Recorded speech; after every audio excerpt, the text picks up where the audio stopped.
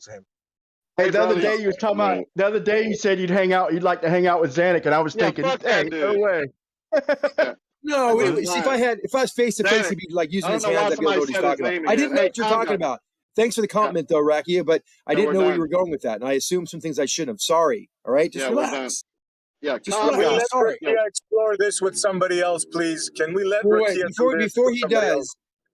Can I ask what, Rakia, what was your point? Screw you, man! Shut up! Go on mute. Oh, fucking Rakia! What was your point? I just want to know what your point was. Quiet, Zanuck. They don't want to talk to you. You're gonna hear it. Too bad. It's a fucking forum. We all get to talk. Shut your mouth, Zanuck. No one wants to talk to you either. You're ugly, and your mom. Hey, SC. Your mom that's why you're adopted. Hey, SC. Can I ask you a question, SC? That was funny, Hey, but I had to mute him though. watch this. SC, can I ask you a question? Yes, sir. Hey, if you have a 6-foot observer and a headlight on a car that's horizontal with that 6-foot observer, so it's on a horizontal plane with that observer, and that 6-foot headlight starts out at a half a mile or wherever you can see it, and goes away from that. Hold on. Can you hear me? You cut out, yeah. But can we use an arc welder? That 6-foot observer is observing that headlight that's horizontal with it, and it goes away from it. The car moves backwards away from it. Is the headlight going to get dimmer and dimmer and then fade out? Absolutely, 100%, sir. Why do you think that is? Because after a certain distance, you can't see the light. Very simple. You can't see forever. And there's known reasons that we can test that would cause this, right? Everyone knows this happens, right? The attenuation of light. Yeah. Light, And then light attenuation. Under certain conditions, would that headlight, if you could tell, would it appear to disappear bottom up under certain conditions? Absolutely. I've seen it myself. Yes. Thank you, sir. You've been so kind and calm. It's amazing, isn't it? Now, who's the common denominator here that causes trouble? Can we just use it? Can we do it again with an arc welder, though? You can do it with any light you want. The only thing that would make a difference is the conditions of the day and the brightness of the light, size of the light. But distance is the main thing. Thank you. You've been so kind. See how easy that was, you got the attenuation of light that would that would make it get dimmer and dimmer. It would also reduce in size, lots of stuff. They know this happens. Zanuck has already agreed that bottom-up obstruction can be caused by atmospheric conditions. Everyone can think about that logically. And when you look out into the distance, especially over drastic conditions such as the marine layer always is, then you get these distorted views. And at certain angles, looking down parallel lines, it's even going to make it appear curving, like arcing up. As things in the foreground do due to perspective, and then arcing down or going down due to perspective. That gives a perception of a parallel line appearing in that atmosphere at a certain angle in certain conditions to be curved. It's actually not. I'll be here all day. Tip your waitresses. It's all wonky out there. You got refraction, perspective. I mean, it's like a cocktail of who knows what. You start mixing by. Guys. There's an interesting question in the live stream text chat. The baby wants to know, how does half of the sun get far enough to disappear, but the other half doesn't? It doesn't work like that all the time. Sometimes the sun blinks out. I have videos of it myself. So does other people. Show them the one that looks like a UFO with the water wall, with the ice wall. Yeah, the sun does all kind of wonky stuff at the horizon because that's where the most dense, turbulent air is that you're looking through. That proves my point. Thank you very much. The blockage of the sun most of the time is just due to the distance that it's away from you and the angle, and in between you and that bottom of that sun are things that are taller than you and more dense atmosphere. So of course it's going to be obstructed. Yo, fuck that. Rocky, you got a picture of a UFO above an ice wall. Yeah, I'm just off the edge of the ice wall myself. I say we use a torch. Onto his arc welder, and it arc welder. The reason I said arc welder is because that is the same, roughly the same temperature and brightness as the sun. So if you had an arc welder, you could see it from. We can see headlights from space. Actually, that's 100 and something miles away. You can see all sorts of lights that are 1 foot diameter, hundreds of miles away. Especially if you can't see it, because can I finish? Especially if you have it, if you're seeing it at eye level and you're 6 feet off the ground, and there is atmospheric conditions precluding you from seeing that. All you need to do is get a little higher angle above it, providing you can get above it, and that allows you to see it. So it becomes the reason is the atmospheric conditions, not because of the distance. Yeah. That's what I said. No, interesting. I told you this before when you looked at you get in the same atmospheric conditions, and you can hang on. I'm almost done. If you get in the same atmospheric conditions and you can see the light, and you move that, I'm almost done. And if you get in the same atmospheric conditions with the light that you can see, oh my God, This motherfucker. I hope we do meet I one got day you, now. Rocky. Yeah, hold on. I Man. didn't say anything. That's on You started purpose. having Tourette's syndrome. No, that's I didn't on say purpose. anything. Dynamic, you're a real prick today, bro. You're a A piece real of prick. shit, man. Get off the Okay, let's roids, not man. call names. Let's not call. Yeah, let's just interrupt on purpose every time to piss somebody off. No, I got it though.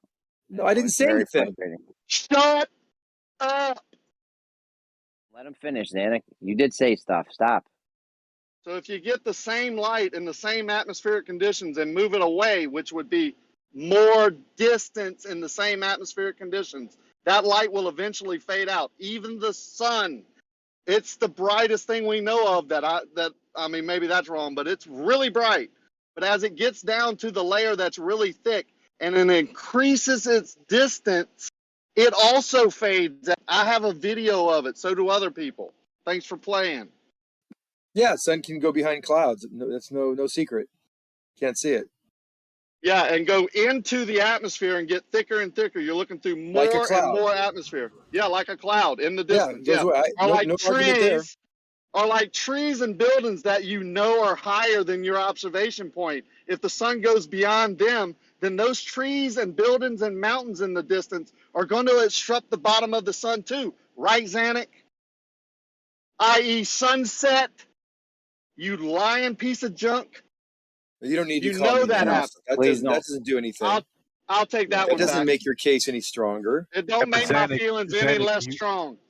Yeah, Zanuck, you told them they was ugly and that their moms adopted them. Like, Look, you were adopted too. Yeah, Just- oh, that's why you're upset. And what about the Tourette's thing? I got a lot of catching up to do. Yeah. Yeah, let's just not. Let's stick to the point. Did y'all hear my point where the sun going away from you would be obstructed by, well, let's use Zanuck's clouds. He's right. Tall buildings, tree lines that are taller than you. As it goes away and gets beyond those tree lines a certain distance, that light is going to be obstructed by those trees. Thank you. Sunset. Okay. Any rebuttal? Yeah, I got it in the chat. You looking in the chat? If you're showing a globe, I'm gonna throw up because, of course, a physical I'm not showing a object. globe. You don't have to like guess what I'm going to say or do next. You just got to But do any it. physical object, including That's a if physical. the Earth, if the Earth Look was a in the sphere, friggin' chat, Mr. I can't look. Mouthman. I'm driving. Do you Mouth want me to boy. wreck and crash? Are you wishing Did your death on mommy me not give now? you enough attention when you were younger? Is that the Don't problem? look in the chat. That's not necessary. He can't look in the chat because he's driving. Okay, that's not necessary. Let's what I'm let's try showing to in be the civil, chat, guys, and not whatever- do the personal Okay, attacks and insults. and Jeremy, you don't need to over-talking, do a dissertation just like you're of what doing, he's doing. just like you're doing to me right now. Like You don't need a dissertation don't of what he overtalk can't. people. Why not just mute him, Jeremy? I don't understand. I You don't need a should. dissertation of what he can. So mute him then. He's literally over talking you, bro. Just mute Zanuck, him. can you control yourself? Of course. He obviously And he's doing it on purpose. He doesn't even care, Jeremy. You're Mute instigating. him. Concessions, you're instigating. He What am can't I shut up. instigating, bro? You might have an You're issue. trying to trigger me. Stop it. Please try to keep what? it cool, Zanuck. Come on. That's I'm trying to projection. trigger you. Mute concessions, Jeremy. Oh please, man, this is. I don't so- want to Are you have to mute trolling right anyone, now? but I don't want to Jeremy, have to mute anyone. Can Listen, someone guys. else? Can someone Hold else on, talk Zanuck. about what I just said about how the sun? Okay. Yes. So I put it. Someone else. Anyway, Someone you else. asked me a question. Can No, I, I Jeremy? Can I didn't. respond? No, I Jeremy, can I didn't. I asked respond? someone else. Jeremy, can I respond? Yes or no? Question. Can I do Jeremy, that? can I respond? No, hold on. I No, would no, like I to was ask asked by Jeremy a Rakia question. and Jeremy. Can I respond? I think I'm in I line. didn't ask you anything. Can I I asked ask someone Jeremy a else. Yeah, It's someone else. Can I ask Jeremy a question? Stop, crypto. Can I ask you a question? Is this an open forum? What's up? Cool, Rocky's okay. right in the middle of this thing now. Yeah, but that's fine. But the problem is, bro, is that it's to do with this, right? If you don't mute Zanuck at some point, he's going to keep acting like this. So you need to take control. Otherwise, this is all going to go to shit. All right, So no, what you're are right. you going to do? Yeah, how You're did you right. become a mod, Jeremy? Jesus. Zanuck, fuck up. Zanuck, if you keep this shit up, I'm gonna have to give you an official warning. Every official warning you get, it like doubles the time on it and shit. So eventually, you get enough warnings, you're gonna be muted and muted for the whole fucking day. So just relax, man, please, Zanuck.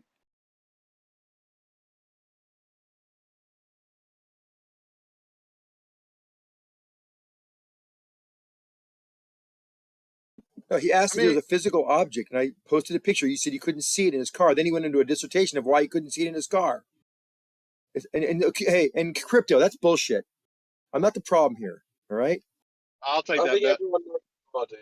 That's fine. I'm on one side, you guys are on the other, and it's easy for you guys to gangbang on me. So don't do that. No one wants to gangbang you.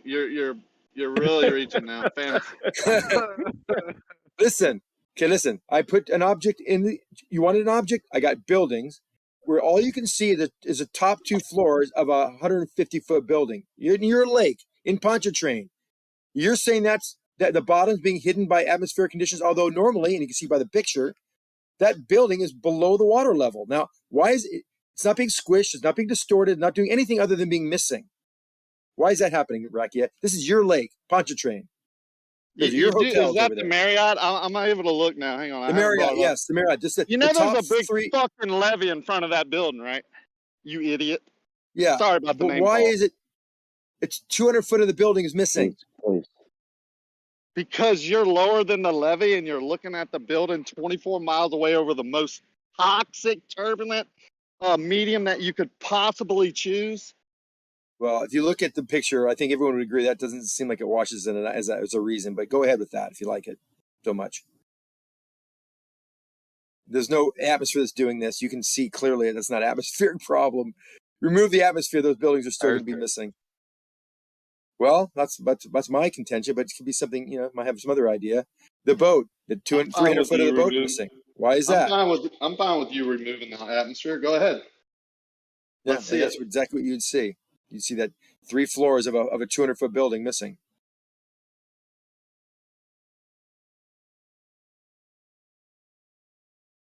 And half of the 400-foot building is missing, or 300-foot building, whatever that is. I don't remember which one is the Marriott, but there's 3 of them. And one of them is completely gone, by the way. I'm cool. Yeah, because it's at a different angle. It's not reflecting light, which you failed to. It's not reflecting light. It has floors with the lights are illuminating these floors. There's light bulbs on inside those lights, shining out windows, and every other think about that. I can see the side of that Marriott building, which is at a 45-degree angle, and I can still see lights coming off of it. So that whole idea is illogical and silly. You know, the other building is at a different angle, so that's why you see the blunt building, because you're getting more information. The other one is. I just got done telling you that the furthest left building, I think, is that the Marriott, the tallest one, or the right is it the Marriott? I think the right's the Marriott, isn't it? I can't remember. Anyway, the left building has a side. The left building has a side that is at about a 45-degree angle. You can clearly see the lights on that floor, on those floors. It's not facing you. It can totally see it. So that's a lousy answer. You know better than that. And you also know with your boats that you can see someone's starboard or port lights by looking at them across the lake. You can see a little. If you had a binocular, you can see someone's little red light, and you can even see them at this distance if you're high enough. Know what I think it is, Sanic? What do you think it is? I think you might do that 90-foot high sagitta of water between you and the hotel. 90 foot. Is it being lifted up by some kind of magnetic universal galactic force pulling the water? Yeah. Maybe it's a moon. Maybe it's a tide. Maybe it's some kind of shoaling. Nah, I don't think so. I think it's just following the curvature of the Earth. That's all. That makes too much sense. That can't happen. Pretty easy, isn't it? It's too confusing. It's easier to say that it's lost in the atmosphere or it's squishing, like Lemon says. It's squished at the eye line, at your eye line. Things do squish. We've seen it, and I think of Red these Pill buildings are just philosophies squished. with the Yet Sanic plate. This is you not controlling yourself. So Red Pill Philosophy's video where he has the hotel rooms and they're getting smushed the more they get near the horizon. They do shorter get distorted. vertically. Yeah, they get shorter vertically, specifically squished. Yes. Hey Zadok, on So the we picture know that's that being happened. the picture Yeah, that's being overlaid over that image, right? Mm-hmm. It's flashing in and out. Right. How far away was the photographer when he took the picture of those buildings that you're It's on the overlaying? shore. It's on the shore. Across How the lake. far away is the photographer when he took that picture? 24 miles. Oh, from the picture that's being overlaid? No, that's looking at the proportions of the building. Yeah, he knows which one you're talking about. The clear like. Oh my The God, clear Riker, picture are you that's being Xanic? overlaid. The clear So picture that's being overlaid. Where was the photographer when that picture is taken? up close, and they've just scaled it to match the proportions of those buildings. Wah, wah, wah. Scaled it to match the proportions of the buildings. Yes, we can do What's it. wrong with that? From up close In with no atmosphere. photography and in aerodynamics and other types of fields, scaling does work and is very accurate. So, were they accurately scaling it? Like, did they do Yeah. a mathematical equation to take into account No, how far away the lens Mathematical and scaling is just It was multiple. what a it would look visual. like from It's a 24 visual miles matching. away? Guys, you stepped all over them. Let's try to let Of the, everyone finish their sentences. Come on, guys. of the building that's visible above that water line, it appears that it's properly scaled because those dimensions do match. Yeah, the distance between them, the widths of them, everything seems to match up pretty well. Enough to make the point that there is a lot of building missing, and Rakia thinks it's due to atmospheric conditions. And What about Blue Marble the and black I swans, think it's Danny? due. And Blue Marble and I think it's Earth Curve or Sajida. So, who do you think's What more about if you get a likely? blink test on the black swan? I thought you was done. Does All right. What if you... Go ahead. I was Yeah, just going let's to let this say, new guy. can atmospheric conditions magnify images ever? Not universally. It'll be either one way or the other. Usually, it's laterally that it magnifies. If you want to consider magnification making something larger, but it only does it in one dimension. Why are the people saying that it is a 90-foot sagitta of water, not mentioning anything to do with how the atmosphere works over 24 miles of turbulent air? Yeah, Ask Blue Marble about that. The atmosphere is not going to cause that much obstruction. So you don't know that. So how much is it causing left lane on that particular day? Let's hear it. I don't know. Look at the water line, and you can see. 40 you can see by the water line. How far is that water line away? You can't tell. I don't know. It's just you're just saying. Yeah, I that, don't that know what's a good atmosphere- answer. Yeah, you can tell. Look at the lights. What's nice about the bridge You lights are cannot illuminated. tell. You see like 1, 2, 3, 8 lights on the just past those markers on the left hand side of the bridge, and then you see the lights that are attached to them, and then they're gone after 8 Yeah, more how light compressed bulbs. are those? How So much that's closer are probably those 3 or 4 together? miles away. Probably. So, Good answer. so the point or the problem we have here is atmospheric conditions, right? Unlike the black swan, people can say, oh, well, the atmospheric conditions are causing us to see a horizon line that's 10 times further away than it should be. But then when you get an image like this, there's no way that atmospheric conditions could cause any type of blockage Sinking? or magnification or Sinking. sinking or anything like that, right? Because we know how refraction works. And when light bends downward, things get loomed up. Light can only bend downward toward or move toward a denser medium. So it Okay, can't move so up. when those It doesn't pictures move were up. taken, what measurement was taken to determine where the denser part of Well, the atmosphere was? universally, everyone knows the atmosphere goes denser as you go up. You can go in any house, in your house right now, go upstairs on your roof or whatever, and you'll always see that the air gets denser. So if that denser was to the the bottom case, floor. We don't Because argue if that. that was the case, the so atmospheric light will not conditions we would bend see upward to a would less dense always medium. Light will not bend upward to a less dense medium. It just won't do that. So One sinking- question, real quick. On either model, can we prove, without a shadow of a doubt, that atmospheric conditions cause different amounts of blockage, no blockage? I mean, we can, without any model or on both models, we all agree we can prove that we get different amounts of blockage and sometimes no blockage. And would we agree with that? If you're saying that the atmosphere effects, if you're saying atmospheric effects can hide things or can bend light so that it either looms it or sinks it, yes, of course. Yeah, When so we can all Pebbles prove. in the Pond did his thing. Hold on. When Pebbles in the Pond did his thing on his flat warehouse floor, and we saw the light, shit start disappearing from the bottom up. All he did was open the door to his garage and cause a temperature Yes, differential. that's a great example. Good one. Yes. So it was still more dense. No, it made a temperature inversion. That's exactly right. It did that. The air is still more dense on the bottom because he let cold air in. Correct, and that's why it loomed it up. Why That's are why you talking over me? Is my mic cutting out? I'm talking with Are you. you I'm talking with you like a conversation. No, not with me. After me. With him. What the fuck? No, talk after me. Yeah. So all he did was let the the cold air come in. Cold air is more dense, so that was definitely the lower layer. So earlier when you said it can only bend towards the more dense medium, yes. Yet we have things disappearing from the bottom up when that's happening. No, it became there's- visible when you got it backward. It became visible when the door opened, not became disappeared. No, it disappeared when he No, it opened the door. didn't. Why would you even say that? Because Yeah, that's what I it remember. disappeared. I could be wrong, but I thought when he opened it up, You're wrong. the cold air came in and it allowed you to see more on the floor. No. No. You think that would be the way it would work, but that ain't the way it show works. me the video again. I'll analyze it and tell you what I think. So if it we is went the over that opposite shit effect, inside and out. You didn't. If So, okay, if you well, missed why don't you it, you explain missed to me, it. Mr. Jeremy? He opens the door, he lets the cold air in, and what do you see? He's got a camera on the floor, and what happens? Things are hidden when the door opens. Lights, yes, lights are starting to become hidden. Yes, in his living room, there was whatever this is. there was no physical obstruction. Yet we couldn't see the light anymore because he introduced the cold air. So what you said was wrong earlier about light can only bend towards the more dense medium. That's incorrect. 'Cause it was Okay. I definitely don't. more dense. Well, what he did is Hold he on, introduced Janet, more of hold a. on. Guys, all right.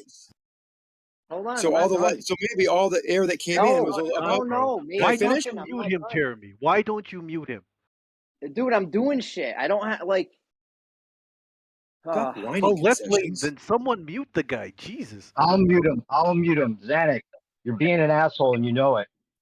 What happened? Okay, is that the air is all the same temperature in the warehouse. When he opens the door, he creates a gradient. Okay, where instead of just all the same temperature air in the warehouse, he creates a gradient, and that gradient hides the shit, and that's what we see in real life. A gradient. When the sun's out, it's creating a gradient, and most of the time hides shit. That's my Let me know when opinion. you're done. You'll know when he's done when he stops fucking Zanuck, man. Come on. So when you open the door, all the cold rushes in through the door, and I would say that the air near the floor is the warmest because it hasn't quite touched the floor yet, and so the light bends upward, and that would make things hide. The upward bending of the light would make it hide the floor. So that's what happened. That's my assessment. Floor's still warm, remember, because it's a house. Open the door, very cold air, freezing cold. It was 10 degrees or something, -10. Comes in, the air near the floor is the warmest. The air above it is colder now, so it's denser, so the light bends upward. Right, that's what happens when this. Yeah, I'll agree with you, Zanuck. And when the sun's beaming, it's the same effect, but it's just using hot. So the floor is warmer, it's hotter, and the cold air creates the gradient. Same thing with the sun, except the sun heats up the water and the land, and makes the gradient for the colder air above it. So it's the same thing we witness on a day-to-day basis. It's just accelerated. I love how these guys keep bringing Soundly pictures in, and nothing that Soundly ever takes a picture of matches what we see in reality, ever. That was a picture of reality. Yeah, like you always see buildings 3/4 of the way hidden at 3 miles away. No, it's like 28 miles or something, isn't it? Then you My say point. 3. Oops, sorry. 24. Either way, you never see that. That's the 24 miles? Of course you see it. 24 miles? Come on. Soundly should be like, I can't believe you guys keep reposting his shit after his curved bridge. Like that was called out all long time ago.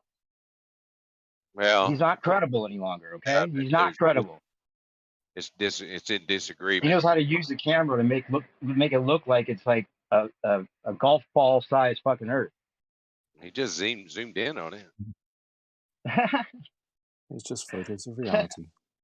Soundly, really? Oh, we can all agree. Gotta get a better photographer. We can all agree that that atmospheric, conditions cause blockage and cause less blockage, more blockage. No one's we can all disagreeing agree. with that. We can all agree with that. Yep. No one's disagreeing with that.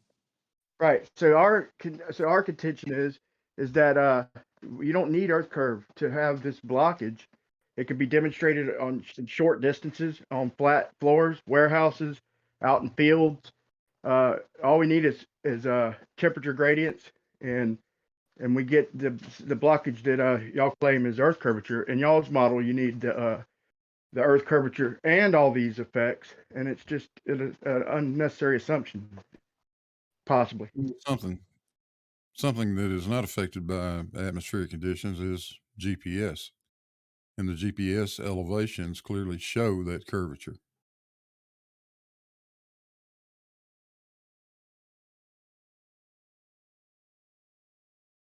Yeah, that's a whole nother argument, but yeah, GPS claim to show Earth curve, but are the GPS satellites if you assume they're level with each other? I mean, there's so much stuff inputted in. The more I look into it, the more I see that there's so much input in that system. It's hard for any of us to prove anything for certain, one way or another. And there's also a center where the signal is pretty much intercepted. They beam the coordinates to the satellite, to each individual satellite. They tell it where it is. They base that on knowing where it is in its orbit. So yeah, I mean, that does come with some assumptions, Blue, that make it arguable, at least, if nothing else.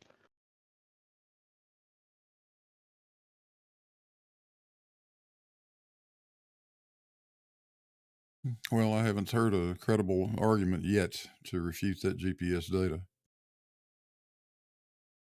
Well, like I said, if they're beaming the signal, because they know where it is, then yeah, that's one of the keys to the system, Brian. You got to know you got to know where the satellites are with respect to the origin of the ECF coordinate system. If you don't know that, then you don't know anything. Right? So if the satellites are in a circuit and not an orbit, not an orbit, then we get the same thing. Well, my question would be, are the GPS elevations, when they've been finally resolved, in other words, once you've applied the ellipsoid and the geoid to them, are those elevations across that bridge accurate or not? Sure. Yeah, I agree. I would say yeah, they're accurate and getting better and better with time. They are, and you can back out the corrections that were made for the geoid and the ellipsoid, and you get XYZ coordinate distance from the origin of the ECF system. Now, if the satellite is doing a circuit or something, please show me how that can work. Okay. If the satellites, when we send them their signal to where they're at, if we eliminate the curvature of their path, when we send them that signal, then we have a flat line, a flat path for the satellites, a circle, or either straight lines. Okay. Now, if it's a straight line underneath it, it's going to be the same math. If you have a straight line above, if you have a straight line and then above and a straight line underneath it, it's going to be the same coordinates as if you tell that satellite it's curving and coordinates with each other. They're all curving with at the same rate as the ground's curving, roughly at the same rate. It's going to be the same math, so there'd be no way to distinguish. Okay, I agree. I will agree with this with something, Brian. I will agree that you could fidget the data around to make this work at one point. Now, make it work 24 miles away at the same time. More than that, make it work 250 miles away or 1,000 miles away, because it always works. It would work. Maybe not over 1,000, but within 1,000 miles, it'd be. Is there a way of sending a signal up to a satellite to gauge its altitude? Yeah, they do that. Well, they do different. They track the satellites with lasers for one thing. They also track them with radar. And there's a way of definitively assessing their altitude using methods like lasers. their altitude and position. Yeah. Has that kind of level of data ever been refuted definitively? Ever been what? Refuted or No, proven to be false? Not that I know of. That's what I would thought too.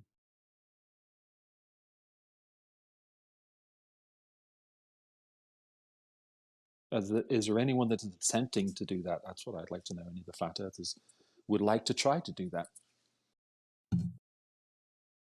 If so, if you want to see if you can disprove the altitude of satellites, please go ahead and impress us. But right now, I mean, the altitude of satellites, as far as I'm aware, is known.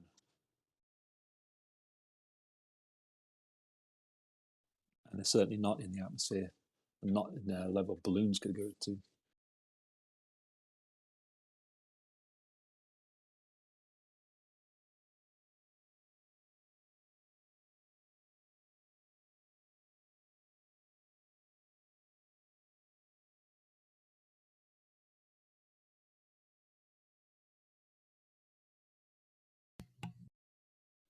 I'm just curious why anyone is still talking about measuring things and looking at things and photographing things at the worst possible place, which is right at the ground level.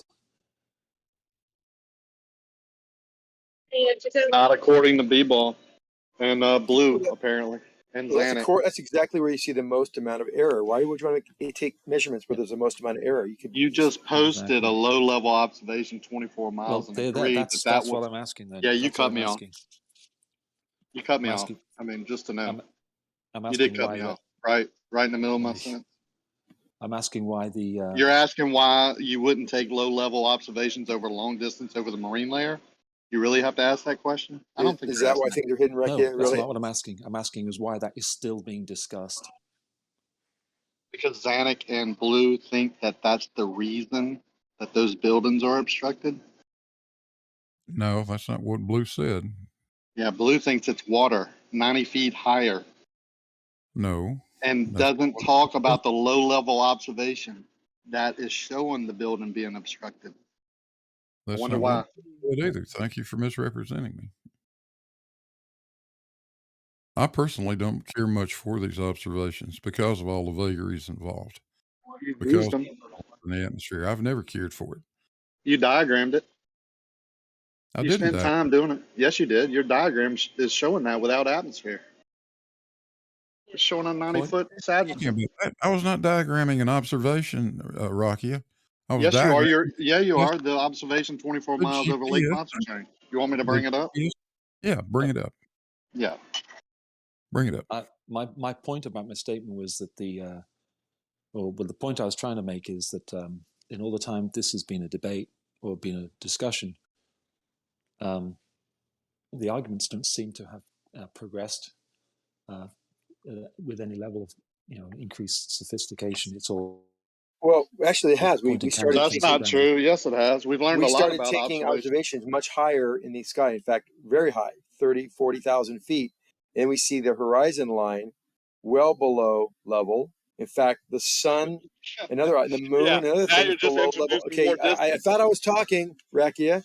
Yeah, Who's you're being the deceiving jerk? again. You're deceiving again. You're right. You're So, talking. no, I'm not deceiving. Don't interrupt me. I'm That's the making. guy that So we interrupted want to me. get rid of the atmosphere. So let's take a picture at 40,000 That's feet, not getting way rid up of there the with this very atmosphere. little. You're still talking. I can still hear you yapping in the background. Just try to stop. Control yourself for a second. I know you have your little Diana ball milkshake You're this morning. But deceiving just again. relax. You're not getting rid of the atmosphere. That's a deception.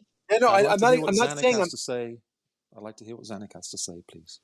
So now I've raised up to a 40,000 foot observation point and looked out in the distance level. And now we're looking level, which means theoretically we'd be looking at the same altitude in the distance, correct? So if we are at 40,000 feet, there is less than 3 or 4% of the atmosphere that you would have on the ground. So quite a bit of the atmosphere is now missing. Yeah, and you introduce more distance. Why are you talking in the background the whole time I'm How talking? many points do you want to make, dude? So if we see something, give me a number. If we see the horizon drop precipitously 3 to 4 degrees below level, Something has to make that happen. You could say, well, we just can't see that far because of the atmosphere. But then why are we still seeing the sun below You're level not as seeing well? the true horizon.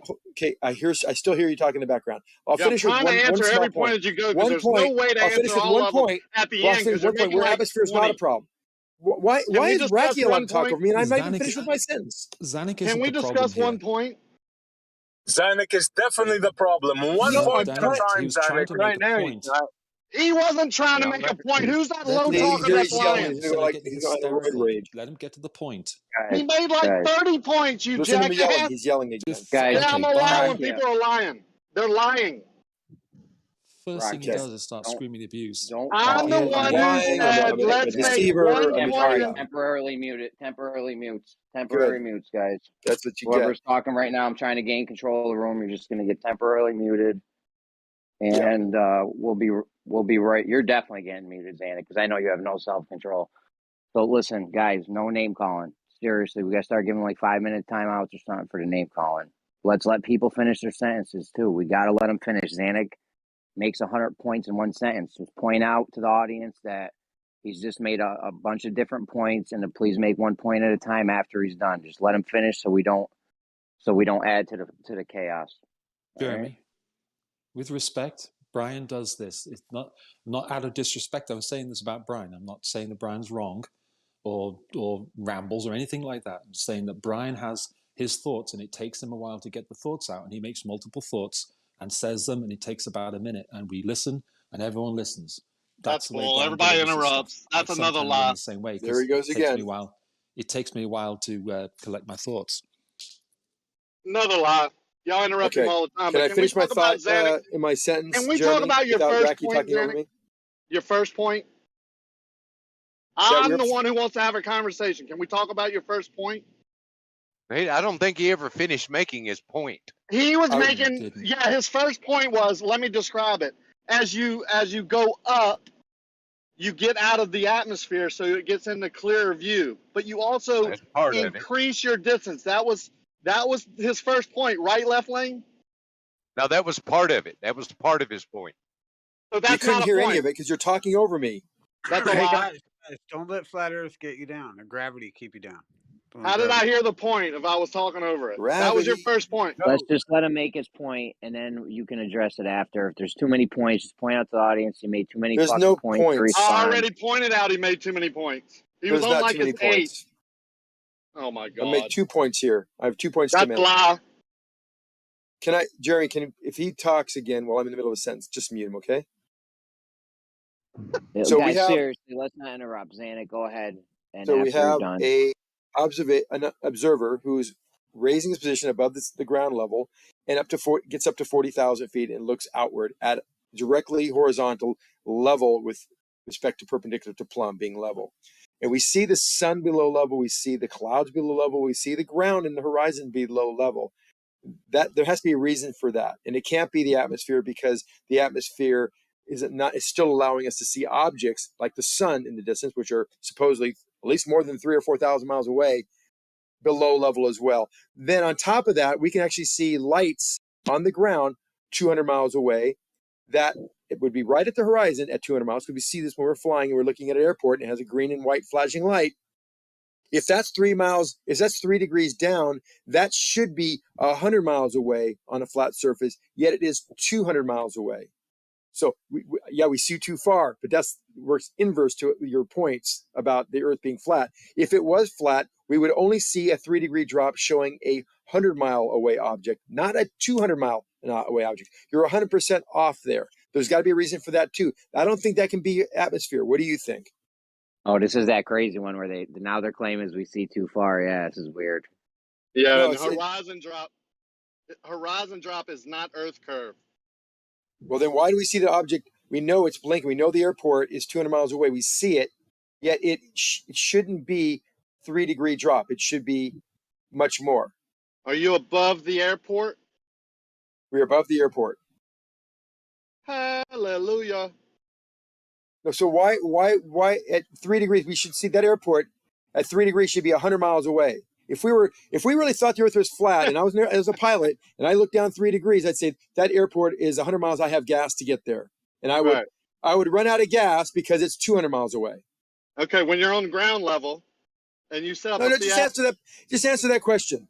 If I'm flying and I look down and I see a 3-degree drop to an airport, and I say, you know what? Here's the triangulation. If I'm 30,000 feet and I get 3-degree drop, that airport should be 100 miles away. Basic trigonometry, simple. Why? And I'd run out of gas getting there. What would be the error in my measurement there? Atmosphere? You're saying atmosphere causes 100% variation? 100%. Usually we see fractions of a percent. We're seeing 100% variation change. How is that?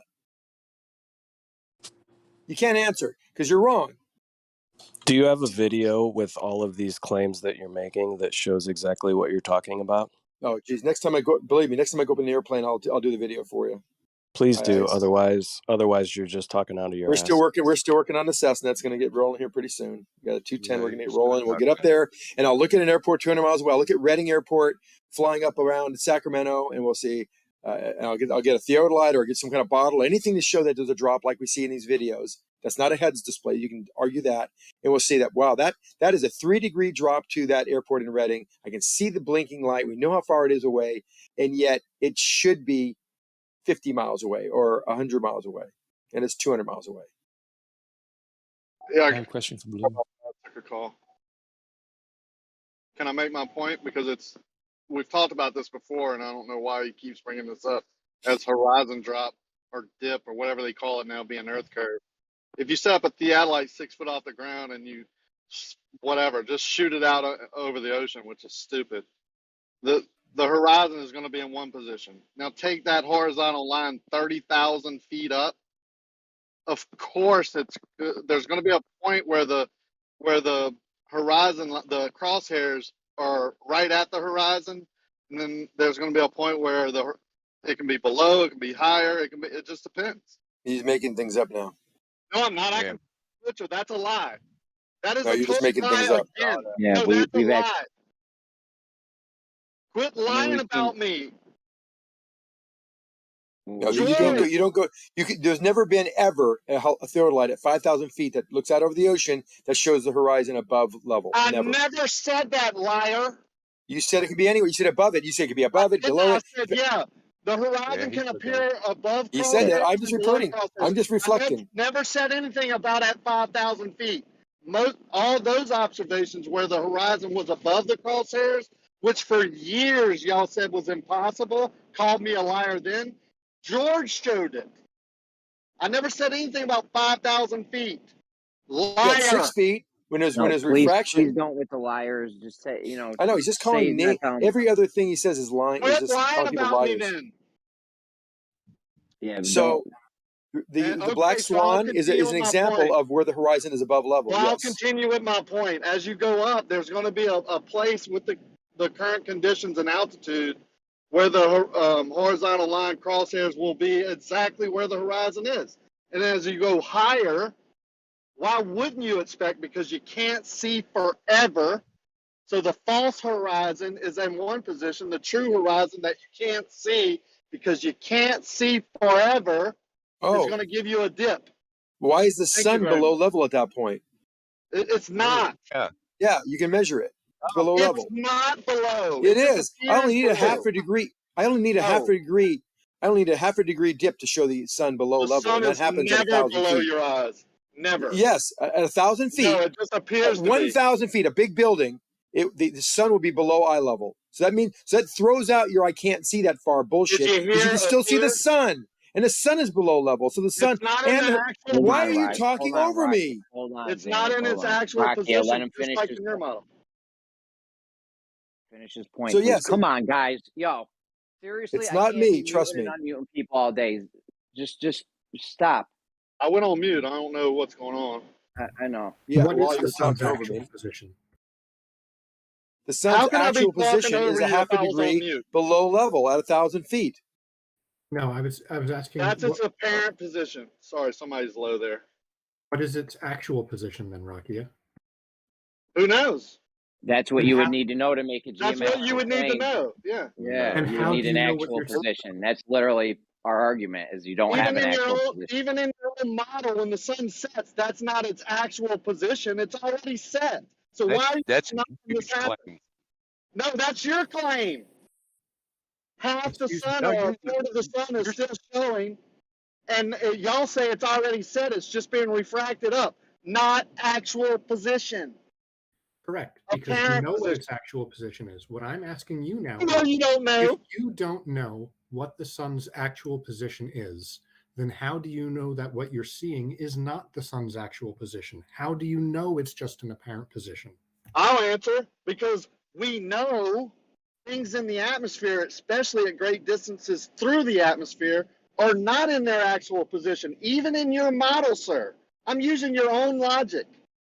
From 90 degrees zenith above your head, the sun, as it gets any degree off in any direction, is not in its actual position, sir, in your model.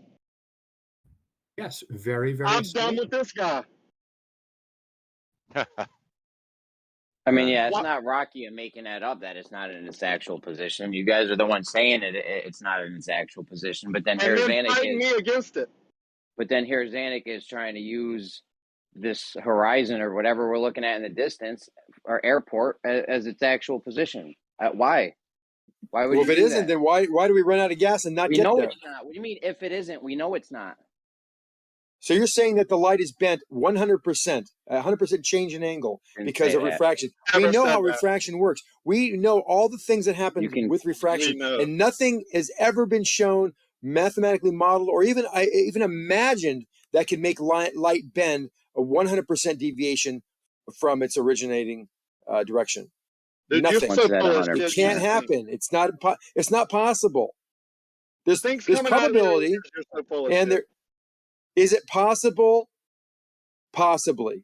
What's the probability? 0.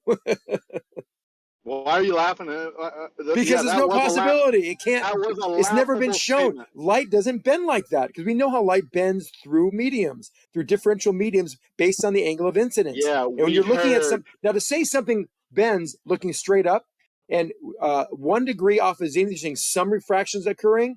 That's a little bit of a stretch there. Because we know that the sun can be plotted almost perfectly in its path, time-wise, every minute until it gets near the horizon, where refraction then becomes a problem, that becomes a factor. It doesn't become a factor at 20 degrees above the horizon or at zenith. Everywhere in between, is there technically some refraction? Yes, there's some dithering, a little bit. But it only happens at about 20 degrees where you see something that can be measurable. And it's very this is all based on what we see. bad. Based on what we measure. Okay, so this is all based on you knowing how the refraction works in the medium in between you and the object you're looking at, which you would need to know certain things to know Like how what? the refraction is working. So when you're looking at the airport, what would you need to know, Zanuck? Let's see that information. Do you have it? And is Well, that because you're flying. You need. You ask me a question, I'm going to respond. You ask me a question, and then start talking over me. So when people ask me a question, I usually respond, and you started basically.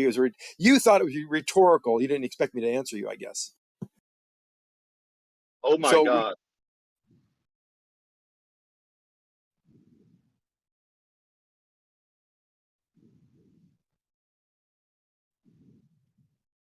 TikTok, Zanuck, you there? He might have got run over or something. Oh, somebody server muted him. Oh yeah, don't. I said, as a pilot, we understand the air's qualities as we're flying. Its density, altitude is very important. We understand the pressure, we understand the temperature, we understand the elevation. So we understand the altitude. So we know that the air is getting denser as we go down. There's no inversion, when you're 30,000 feet, ever. Okay, down to the surface you can have some inversion, and at the surface you have temperature inversion, which can cause light to bend downward. But what we're talking about is something well above that, many orders of magnitude different than looking at air at the surface. So we know looking down, the qualities of that air are going to be denser going down. So we know light, the worst case, will be bending downward, not going upward. So it makes the problem worse. You're dodging the question. The question is, somebody's got an echo. The question is, what would we need to know when we're looking at an object in the distance to know which way the light was bending? I told you, temperature and pressure along the path. And do you have? Let's see that information. What do you got? This airport Yeah. thing, Oh God, 250 yeah. miles When I'm away. flying, Let's see. I'll have Let's 4 see or the 5 data. cities. Okay, I can do that. I can do a simulation real quick, or not simulation, but I can get acquisition Not of a that. simulation. Hold on, Measurement. I know. I misused the word acquisition of that data at any. If I can plug it in with my service, and I can say if I took San Jose and I'm up in the air at 30,000 feet, what is the air quality and characteristics along my path for 100 miles? I will get every point along there what the temperature is at those airports or at those facilities or at those temperature data centers and at different altitudes in the atmosphere and pressures as well. And I can then deduce what that gradient will look like, within pretty decent accuracy along the way, knowing that the light along the way from the ground to my airplane at 30,000 feet or 10,000 feet will always be bending downward in those conditions. Now, how? Absolutely not. Hold on, guys. Listen, what you're going to need to know is the temperature, pressure, and humidity above and below the optical corridor. That's the information you're going to need. Otherwise, if you just have a general temperature, pressure, humidity readings in the vicinity, like from a weather balloon or an airport, that don't tell you shit about your optical corridor.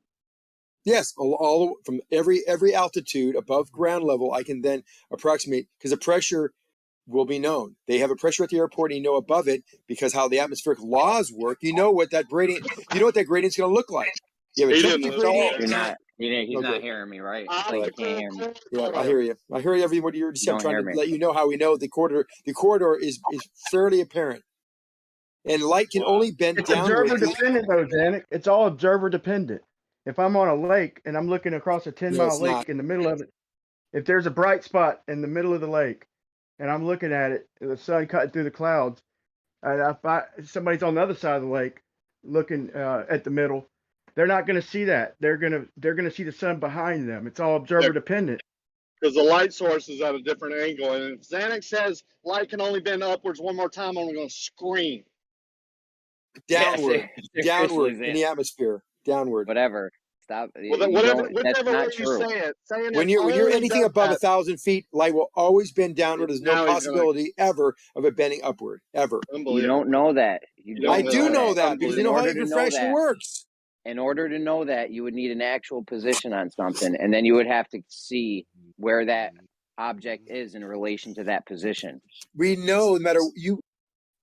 No way. Keep saying we know. Listen, would you agree that no matter how warm it gets in Tahoe at 6,000 feet, would you agree no matter how cold it got, it will always be less dense than sea level? Always. Would you agree yes or no? Hold on. I'm talking to Jeremy. No, I don't agree, because if that was the case, then has there ever been a recording where the air is more dense? Zanuck, I'm still answering. If that was the case, then when my man slid the warehouse door open and let the cold air in, those lights wouldn't disappear, according to your model of how light's bending. That's at the same altitude. That's at the same altitude. That was cold air. Yes, you get the same effect if you heat the floor up. At the same altitude. We're talking about the atmosphere. Atmospheric law is a law. And this strictly says that as you go up, there will be an exponential change in density, in pressure, and only a linear change in temperature, generally. Now, even in the wildest swings you can imagine, like I said, 20 below zero, 30 below zero at Tahoe at 6,000 feet, it never will be denser than sea level air, no matter what the temperature is. Even if it's 140 degrees, it'll still be denser at 140 degrees than it will be 30 degrees below zero at 6,000 feet. So we know that. Hold on, Lakey. Well, we got updrafts, crosswinds. Doesn't matter. Different temperature winds blowing all over the places. In order to know your actual position, first of all, you're not going to. I don't know how you're going to tell it. That's not my problem. That's yours, because you're the one making an actual position claim here. But you need to know the actual position. Then you take all your stuff, all your measurements of the optical corridor, and then underneath the optical corridor, and then above the optical corridor, and then you can see where the object appears in relation to your straight line. You have no baseline to say. You have no baseline to say that it's above or below anything, because you don't know the actual position. I don't care what you say. Lake Tahoe is a terrible example anyway. It's got a very huge lake That's why they call it Lake Tahoe. That's very cold, freezes over in the winter. You have all types of weather systems that come down, drafting over the mountain and down the sides of the cliffs onto that flat plain lake area. Notice how I use flat plain lake area, because the lake is actually not curving, and it produces all types of effects even there. Now, when you do get constant weather there, you can see a long freaking way across that lake. Ask me how I know. I can see 3 children on near that lake. Shout out to Lake Tahoe. Okay, it doesn't matter if it's a lake or the top of Mammoth Mountain. We're talking about the air quality, the air characteristics, which are going to be always less dense, regardless if it's 30 degrees below zero versus sea level. And that's how atmospheric law works. I said very clearly that the pressure gradient goes down with it's an exponential factor, not a linear factor like temperature generally. Temperature can vary a little bit, but it's linear versus exponential. Exponential means a lot worse, right? Lot bigger change for every change in altitude. So it doesn't matter what we do, no matter how the temperature changes, all your downdrafts and all your assumptions. And by the way, I've spent a lot more time than you have at Lake Tahoe and done observations across the lake. You see the casinos across from Tahoe City that are half gone.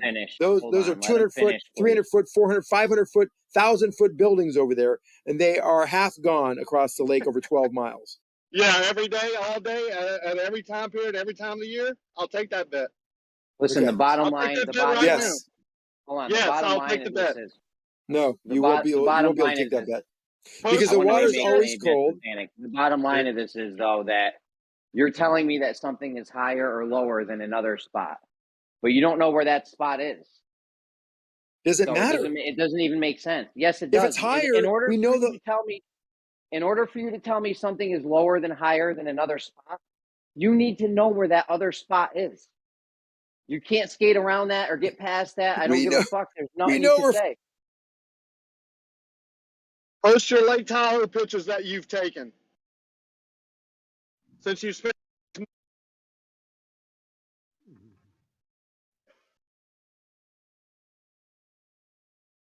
Want to see the hotel's half gone?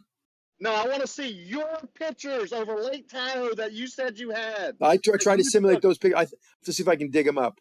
Because I was taking the pictures that I've seen of people, because I wanted to take my own. Every time I go there, I bring my telescope, I bring a camera, and I don't have a good equipment, but I've taken those pictures. I have to go see if I can dig them up. Can you address what I said, though, about it when you're telling somebody something's higher or lower than another position? Yeah, you would when you're in actually an need to airplane. know. Yeah, Hold on, you're in an Danny. airplane. Everything's below you. Yes. Yeah. So, and if you're telling me something's higher or lower than another position, you would need to know where that other position is. Jeremy, otherwise, if you're in the plane, I guarantee you right now, if you're in the plane with me, if you're in the plane with me and I say, why are you keeping on talking?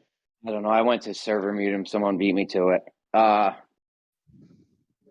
Yeah. Oh, okay. So if you're going to tell me something's higher or lower than a position and another position, you would absolutely need to know where that other position is. Otherwise, how would you know if this other thing is higher or lower than that position if you don't know where it is? Saying you don't need to know where it is makes no sense. Yeah, and saying everything's below you when you're in an airplane is pretty ludicrous itself. I fly in a Learjet that does 51,000 feet. 747s don't even go up that high. Sorry, Zanny. You're wrong again. All right, Zanny, I'm going to take you off mute. I'm sick of babysitting you, mate. I know. Please.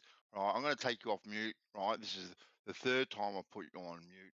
Right, I'm going to take you off. Yeah, we got to start giving out those official warnings, man. For Well, real. you've already given him official warnings in the whole room. Everyone, just come on. It's absolute chaos to listen to. It really is. Come on. Talking over me or Zanuck is one thing, but talking over a mod like Jeremy is another thing, man. Well, I muted him. he was asking me a question. I was trying to answer him. No, Zanuck, you are disruptive, right? And you are combative, right? I get your combativeness, all right? But you got to breathe, right? Breathe, motherfucker. How you know? It's not a matter of. I thought you were asking me the question. I was going to answer the question that I'm unmuted. I'm not being crazy. I'm not breathing. He asked me. You asked me how Dude, you know. address the thing with the positions. Forget all that. I'm Behave trying yourself to. and address the thing with the positions. I'm trying to. Everything I've referred to has been on the ground. Would you not agree that everything on the ground when I'm flying is below you? The ground's below you, yes. There we go. That's my answer. That's I know. That's the answer you're looking for. I'm not talking about things the in the answer air. I'm looking for. See, that's why I wanted to rephrase it, because maybe shit got lost in chaos. Just be quiet for 10 seconds, maybe 20, and let me rephrase it. In order to tell someone something is higher or lower than another position, you need to know that other position. Otherwise, how do you know if it's higher or lower than that position? Can you address that point specifically? You saying we don't know where positions of objects are? I don't know that city. That city is 500 feet above sea level. I don't know where that city is. When you're looking at something, you're up in your airplane, you're looking at something. While you're looking at it, you don't know its actual position. Okay. I'll give you that. Okay. What's your So you point? don't know its actual position. So, good. Very We good. can approximate it. So, hold on. So you don't know its actual position. So now you're going to tell me that something is higher or lower than its actual position. Well, if you're looking at something, we can't judge by looking at it where it is exactly, because due to refraction, other qualities of the air. But I can get data from it and know where it is based on the maps. And I know things that are right below me, 90 degrees directly plumb line down, and it's already been admitted that there's no refraction then. So if I know that point, and I know the other point based on the measurements that have been taken at that point, where it is and where exactly it is, then I can then triangulate and figure out where it should be. And if it matches what I see, then I know, okay, there's no refraction going on. And that's generally what we see. Wow. Based on the curve, based on a curved surface, because based on a flat surface, it wouldn't be there. All right. Are you done? Yeah, I'm done. I just want to make sure. All right. So you're justifying saying that something's higher or lower than a position when you don't know what the actual position is, and you're justifying it by saying we see it there and we triangulate it. So it's like circular reasoning, I think. No. Yeah. Well, No, he indicated that if he were to go out and get additional information about where that thing is, then he would be able to know where that thing is, which, I mean, yeah, that's what we do. That's what that would be doing. But the thing is, you aren't doing that. We are doing You're that. getting other information about other things and then trying to basically calculate where that thing is, but you're never actually finding out where that thing is. I just told you we did exactly the opposite of what you just said. We know the elevation of that airport. It's it's critical that we have the correct data on that elevation of that airport and the length of the runways, and then the temperature and the pressure of that airport at that particular day. And I look at it and I triangulate and from known objects that are like right below me where there can't be any refraction. And then I know, and I pass over it even with radar. I know where that's immune to these refractive effects right below me. Then I know exactly where that item should be, and there it is, based on the curved surface, not a flat surface. Yeah, but we're talking about when you're looking at it from 200 miles away.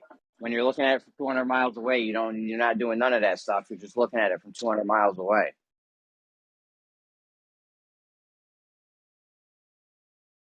I'm telling you that we see something 200 miles away, and we see the angle to it, and if our observation was not correct, we would know that it's only 50 miles away. But it's not. It's 200 miles. It's 100 miles away or 200 miles away. It's twice as far away. So we wouldn't have the gas to get there if we were in a situation where we were trying to, plot our course and provide enough fuel to get to a certain destination. We would be crashing, because what we'd be expecting by those observations, if they weren't correct, we validate it with the fact that we only know the gas can take us so far, yet we need to go twice as far because the angles don't match up with what would work on a flat Earth. It has to work on a curved Earth. It's twice as far away. The amount of gas you have in your plane has nothing to do with the distance. It does. If it's only 50 miles away and it's an optical illusion that's 200, then we would be able to get there no problem. But we know it's 200 miles an hour, 2 hours away, because we know it took that much gas to get there. Listen, we know the distance thereabouts to these things. Nothing's Nothing's going to have a factor in gas, whether you see it higher or lower than its actual position. This is a total red herring. That's not, because when we look at that object, we know that object, how far is it?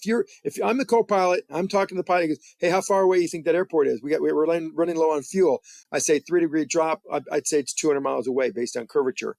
No, and he's a flat earther. He says, no, 3-degree drop, it should only be 50 miles. We can make it. I say, no, sir, with respectfully, that object, because of the curved surface, is 200 miles away. No, I'm looking at it, and it's 50 miles away because that's how it works on a flat surface. We would argue, and then he'd be right because he's the captain, and then we would end up running out of gas in 50 miles. I'm right. Janik, He's wrong. the curved line distance between 200 miles is only fucking a few feet. So you're talking about gas? That's insane, dude.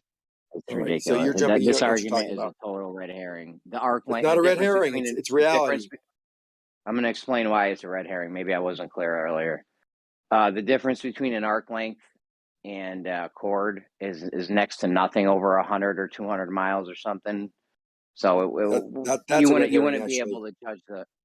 You wouldn't be able to. The distance of the difference in those is not going to make you fucking crash the plane. It's not the arc length. That's a red herring. That's truly a red herring. That's truly a red herring. You know what the difference? You know what the difference between an arc length and a chord is over 200 miles? How much? Hardly anything. You're right. Okay, I know. But that's what I'm saying. Your argument of if it's curved or flat, running out of gas is a red herring because it's Do you want to know why you're missing the point? Barely be a factor. Do you want to know why? You're missing my original. You're missing the point. You're missing my point. You're missing my point. You're trying to tell me. I'm not missing your point. I get your point clear. No, you're saying I'm arguing about. You're saying I'm arguing. Go ahead. You're saying I'm arguing about the arc length difference between a flat line and a curved line, which is very slight. I would agree with you 100%. That's not what we're talking about. We're talking about the angle to that point, and that angle to that point would dictate how far it is away. Flat surface, use triangulation, would be 50 miles or 100 miles for 3 degrees. On a curved surface, that'd be 100 miles for 3 degrees. See, you're mixing up geometry with trigonometry. Okay, so this has nothing to do with the fact that you're trying to tell me that an object. Right, I'm putting you on fucking mute, man. That's it. I'm sorry, Zanuck. You can't. That's what we're you trying need to to have do. nice, calm conversations here. I'm calm. I'm calm with you. I know, but you never let no one finish. I'm sorry about that. Go ahead. Go ahead. I realize it gets tense and shit. So this is all a big red herring because the point is you're trying to tell me, you know, if something's higher or lower than an actual position and you don't know the actual position. You already agreed you don't know the actual position. So I don't know where you're trying to go with this. You lost. No, I basically gave you the conditions where you could know the positions of these objects based on information that you would acquire. And by the way, if you think you're in error, my red herring that you said is not a red herring at all because we would know that 3 degree drop to that Wow. That 3 degree. Wow. Really? Really? Jeremy, you listening to this? I'm the disruptor. The 3 degree drop would represent a 200-mile distance on a curved surface. Yet in a flat surface, it represents a 100-mile distance. And I'm telling you, you'd run out of gas trying to get to the 200-mile spot if you really relied on the ground being flat. It's not a red herring. It has nothing to do with a curve length versus an arc length or a straight length. It has nothing. That's the red herring. And I was trying to explain to you, and I don't know if you understand why it is. It's not a red herring. Okay, the difference so you're going to drop respect to distance. One's 50 miles, one's 100 miles. That's the reality. Okay, so you're telling me you can tell if something's higher or lower than its actual position without knowing its actual position by looking at the thing and then making a geometric claim on it based on its apparent position, not actual position. That's what you're telling me now. Can you hear me? Jeremy, can you hear me? You're coming in, Bebo. Can you hear me? Yeah. I hear you. Yeah, man, we hear you. You're coming in, but hold on, next Earth Light, because you're coming in, but you're interrupting the conversation. So please, can you wait? No, I just want to jump in really quick. No, can you wait until they finish? Yeah, but he had stopped talking. Just want to make sure he heard me. No. Yeah, let him finish. Yeah, let him speak, man. I mean, I was done, so this ain't gonna go nowhere. We don't know we don't know the actual position, but can you determine exactly how far off from that position that whatever you're looking at will be? Your mic's pretty rough, but Zanuck already admitted you guys don't know the actual position, so I don't know what the argument is here. Yeah, but how far off will that object be from that? Since we don't know the actual position, how far off from the actual position will make a difference? Did he just ask that question? Yeah, how would we know how much we're off by if we don't know what the actual position is to begin with? It's worse than that, Jeremy. It's So way if worse it's than that. half He a just degree, so if it's half a degree off, would that make a difference? Oh my God, Bebo. He just said that the geometry is different from the trigonometry. But what he's it's a failing half to a degree. understand is that when Jeremy made a point, and he had a good point, he said that the arc length is almost the same as the freaking or the chord length. Okay, and Zanuck said that the angle he started bringing geometry into it, saying, yeah, the trigonometry would say that, but the geometry with the angle, no, that's the same thing as saying that the angle would barely be any different on a curved earth or a flat earth. He's trying to say geometry is different from trigonometry. That's crazy. That's not what I said. Don't put words in my mouth. I said if we're looking at an object and you're saying we don't know the actual position of that object, how far off from the actual position do you think the object is? 100% off. Whatever calculation you come up with, you're going to be off by 100%. No, I'm talking to Jeremy. Sorry, what was the question? If you're claiming that we're looking at an object, right? And you're saying we don't know the exact position of that object. How Me far and off? Zanuck are saying that. Yeah, but how far off the actual position do you think the object is?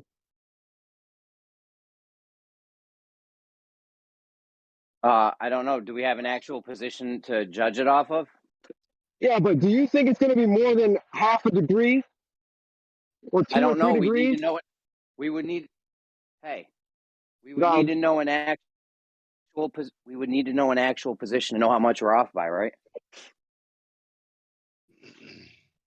Yeah, but we know it's not going to be 5 to 10 degrees, right? Yeah, but so we don't know how much we're off by because in order to know how much you're off by, you're going to need an actual position, right? Say yeah, but again. So we know refraction, you're only going to get maybe a half a degree difference. Maybe less than that. So you're claiming you do know the actual positions, and me and Zanuck are wrong when we say we don't know the actual positions. No, I'm saying that you're claiming that something is not going to be in the right position, but I'm saying with refraction, we know it's not going to be more than half a degree.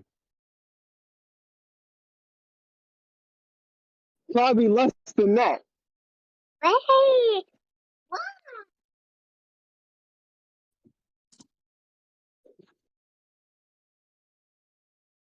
Okay, so you know how much you're off by its actual That's all. position, Go ahead, even man. though I'm you sorry. don't know. So you're saying you know how much it's off by its actual position, even though you don't know its actual position. Is that what you're saying? I'm saying that you can't claim that we don't know the actual position because the actual position is not much different than the refractive position. So do you know There's the not actual much of a position? difference. Because me and Zanuck Yes. think you don't know the Yes. actual position. Yes. It's not more than half a degree off when you're looking So at you an do know. object. So you're claiming you do know the actual Yes. position. Yes, Jeremy. Yes. Okay, Zanuck, we were wrong, I guess. B-ball here somehow knows its actual position. And another point. Go ahead, Zanuck. I was going to say that terrestrial. Maybe ask him how he got the actual position, Zanuck, since me and you don't think that we know the actual position. Maybe I think I heard him say through all those words that no matter how much refraction and things are going on, it's going to be very close to the actual position. Which we don't the know, terrestrial right? measurements are, and they like measure from the center of the Hold earth. on a second, guys. Hey, yo. The actual position that we don't know, right, Zanuck? The actual position that we're estimating where it is based on what we see, where its apparent position is in our field of view. We assume that to be somewhat. we assume based on how we know what we know about refraction and where we are, what the atmosphere is, etc. We can guess, and I'm using that very loosely, guess where that object is and how accurate it is in our field of view to where it actually is. And we can validate that. We can validate that. Hold on. We can hold on. We can validate that by I was really in the middle of a sentence. We can validate it by actually going there and measuring what it took to get there and see was that measurement originally correct or not. And you would say, yes, it is correct. What's the angle difference? Let me ask Zanik a question. Zanik, what something 100 miles away, what's the angle difference from a flat Earth? Not distance, okay? Because you're saying no trigonometry. What's the angle distance on a flat Earth or a globe Earth? What's the angle difference? Something 100 miles away. About twice. All right, dude, are you serious? Yes. It's barely anything at all, bro. Why don't you tell me? Why don't you tell me what the difference would be? I can tell you at 3 degrees. Hardly even measurable. Hold on. In 3 degrees, it's 200 miles away or 100 miles away. Flat versus curve. That's the difference. 100 miles, 100% error in that calculation. Now we can back it off to degrees. It'll be a little less than degrees because trigonometry is it made up of ratios, and tangent is inverse over adjacent. Opposite over adjacent. Zanik, what's up, bud? What's the so you say that the angle difference from a globe Earth and a flat Earth would be way different, not barely measurable. Well, it's supposed to be 100 miles at 3 degrees, but we see it's 200 miles. So now we got to go back it into the equation and do it to trig on 100 miles versus 200 miles versus 30,000 feet, and then I'll get a degree. I'll get a degree change. Can I finish? Can I finish the answer? Then I'll get a degree. Yeah, go ahead, man. Then I'll get a degree. Go ahead, but that's the worst it'll be over a degree. 1 full degree off. You're a degree off. It's not like a half a degree or dude, you took a long 0.02 degrees. It's a whole full degree of its actual position, though, right? It's actual position that you don't know. By the way, an actual position you don't know. No doubt. Flat smacked all day.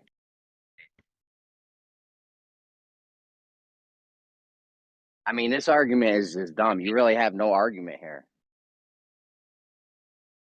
Yeah, it's 1.43 degrees, where we were measuring 3 degrees. So it's a degree and a half off. It's 1 degree and a half off. And we use that angle to determine whether we're going to be able to land there or not with the amount of fuel we have. And we're off by a degree and a half or 100 miles. I mean, it's not even close. It's so outrageously, different. If it was less, we could actually have an argument, but this is not even arguable. Of his actual position. Yes. Well, if you think that we are seeing an optical effect, why do we run out of gas? Why are you talking over me when I'm in the middle of a sentence? Hold on, I was on mute, Janet. Let me give the answer. The answer is 0.04 degrees over 100 miles. What's 0.04 degrees? The difference, the angle difference, something 100 miles away between a flat versus curve. The angle difference is 0.04 degrees. So 4/100 of 1 degree. Okay, so that's not what we're talking about. But how did you get that value? I'm just curious. Do the math, Danik. You just said no, you do the math. You show your work. You I'll show my math. You just gave us the formula. Now let's see you use it. I just did it. Ryan's a mathematician. Don't worry. Okay, hold on. 5 miles high divided by 100. Inverse tangent is, inverse tangent is 2.86 degrees. All right, so it doesn't. All of this is just fluff for the point where you're trying to tell us, the actual position, or how something's no, he's off. 0.02 degrees off. He's smoking crack.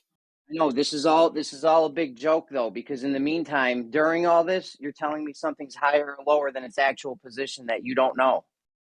Yeah, but the thing is, we know it's not going to be off by that much. Yeah, but we know how trigonometry works. We know how far we can go on a tank of gas. We know we can't go 100. We know we can't 200 miles. We know we can go 100 miles, and yet we run out of gas going to the place that should be 100 miles away. What was your answer to the question? What was your answer? What degrees you said 3 degrees earlier. What is it now? For what? Dude, How don't far, say for what. I just told you 100 miles. 200 miles. 5 miles high divided by 200 miles. I don't care how high. We Inverse just said the tangent, arc length. 1.4 degrees.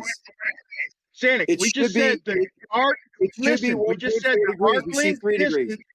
I'm telling you. Oh my God, listen, dude. listen. It You're should be avoiding the fucking question, bro. It We should just be said the 1.4. arc length distance and the flat earth distance. What's the difference in angle? You're changing it. listen, Brian, Zanuck, guys, don't interrupt each other, please. One at a time. That was you that time, I think, Brian. I don't know. I was kind of zoned out. Just please, guys, you're making my life difficult. Yeah, sorry. Ryan, I'll back off. let me speak. Don't talk over me. Real quickly. If we're looking at an object that's 200 miles away, that would be 1.5 degrees drop from horizontal. If it's 100 miles away, it should be 3 degrees. It's okay, not. ask you a direct question. Let me ask you one more time one more time. What is the arc length difference between the tangent? What's the tangent and arc length? What's the angle difference? Oh, only a mile for or an two. object or any size. Listen, any size object, Zanuck. Any size object. That's a few miles. Let me finish the question, please. I am. Please finish. Give me the answer. A few miles. No, let me finish the question. For an object that's 100 miles away, what is the angle difference? Okay, for any size object that's 100 miles away, the difference angle over a flat or a curved surface. I don't know what you even asked right there. Say it again. You're being really confusing. What's the angle difference? What's the angle difference? What do you mean the angle difference? What was the angle? What do you mean the angle difference? How many degrees? Zanuck, how many degrees difference would an object 100 miles away be? 1.5 degrees. Okay, let me get. Now I'll show my work because this is what I do. So we have something 100 miles away. If we have 5, we're 5 miles high. We're looking at this object. 5 divided by 100, it equals 0.05 inverse tangent. That would be 2.86 degrees. So about 3 degrees. So if you're 5 miles high, wait, you gotta let me finish, Brian. You got to control yourself. 3 degrees would be the answer for something that is on a flat surface, and you're 100 miles away. Now, if you are 200 miles away, that's 5 divided by 200, and inverse tangent. That would be 3 degrees. Oh, excuse me, 1.4 degrees. So the 200 miles should be 1.4 degrees. The 100 miles should be 3 degrees. Make sense? That's 1.5 degrees off. So what's the distance difference? What's the distance difference?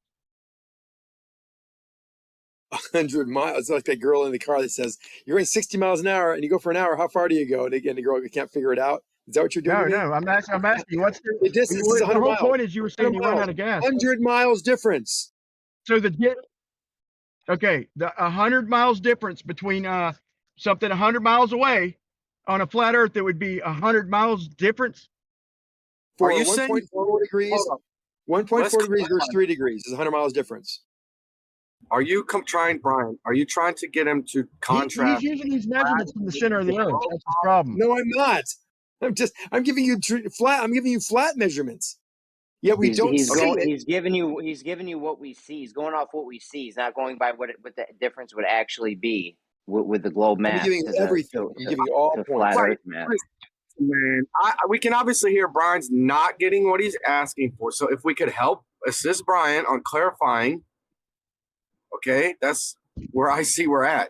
Brian, what do you want him to compare? Are you saying, like, let's take a 1.5 degree from the observer down to the object and then talk about the distance difference it would be on or a globe model? Is that what you want? That's what I think I'm hearing. No, nothing.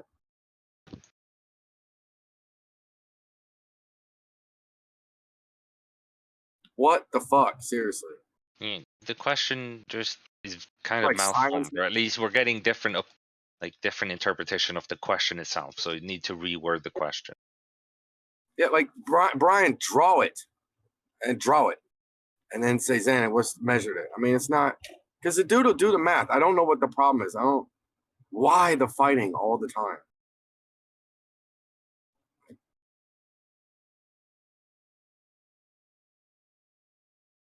I thought Xanax was going to say you can see forever on the globe too. Look, so I got the actual equation for Brian. If he's interested, I don't think he's really interested. I think he just wants to argue. But if I put I put the arc length formula on the chat, so he can actually do this himself. There's the equation. It's 2 pi r divided by theta divided by 360. So you want to know what the arc length is, and you have an angle, you can do this. Right.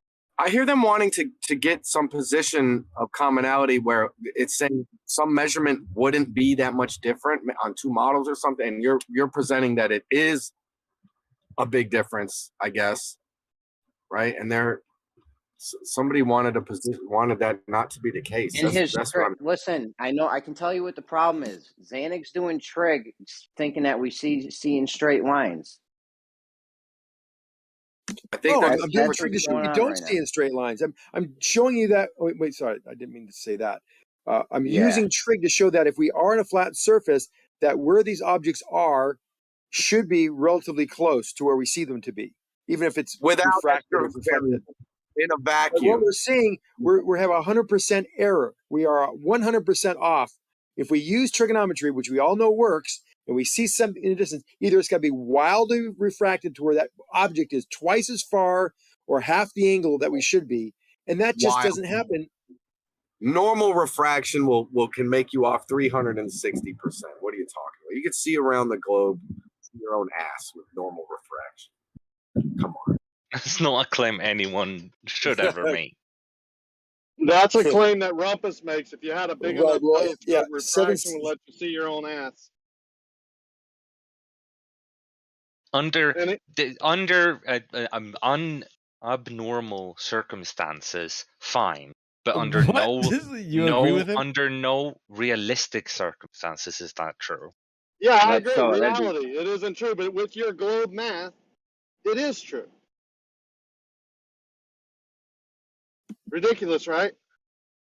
Even when Rumpus says it, the optic specialist. No, light bends down, and if we had all these things, we assume like we could see that far because of the atmosphere and this and that, and if light bent at the same rate that the Earth curved for whatever reason, we could see in your own ass. Yes, that's what they make that in fun. They just joke around. Does light bend up ever? Does light bend up on Earth ever? Very rarely, but it does. Yes. Thank you very much. So it's kind of it only does it when the differential medium is such and the angle attached is such that the light is bending down to a denser medium. That's when one of the very common. You're saying only since this is my point, you don't mind if I answer that. So you're saying when the conditions are right, light bends up. Yeah, very rarely because we know because of atmospheric, because of the law of atmospheres, we know that density gradients are up and it goes up exponentially. Sometimes locally in a very narrow band, we can have a pressure or a density inversion, which is very rare. Well, I would just like the door opening in that room. Like the door opening in that room. Hang on, very rare in your area or mine? Because you keep adding the very rare part. In reality. No, from measurements. No, sir. Yeah. Not in reality. In reality, that room. In reality, it happens. Light bends down most of the time, but bends up regularly in some areas. Yes. I would just like to show add one observation where light has bent upward. I was just about to ask you for the same thing, because in order to know which way the light's bending, you would need to make a straight line and to have something to reference it to, right? So show me where the straight line has been made to where you can say, oh, look, the light's bending up. We see this thing higher or we see it lower. Okay. I can confirm that one time that we often see light bending up, and we know bending up, I will explain why, is on very hot roads, because we can see the sky in the ground. We know that there is a sky. Okay, are we not gonna let people finish today, Rakia? Is that your MO? Yeah, you made your point. Light does bend up over hot roads. We heard it. You don't have to diatribe over it. We heard it. Isn't the light sky If you think that's the colder? only point I'm making, then No, sure, but but that it was the wasn't. point. And now you interrupt right away. Can we get So you want to like, go into come on? another point, right? Then we're talking Gummy, about that point. No, I haven't Light bending finished up. my point. Rakia, Holy let fuck. him finish. Rakia, let him finish. Rakia. Gummy, come on, man. Sorry.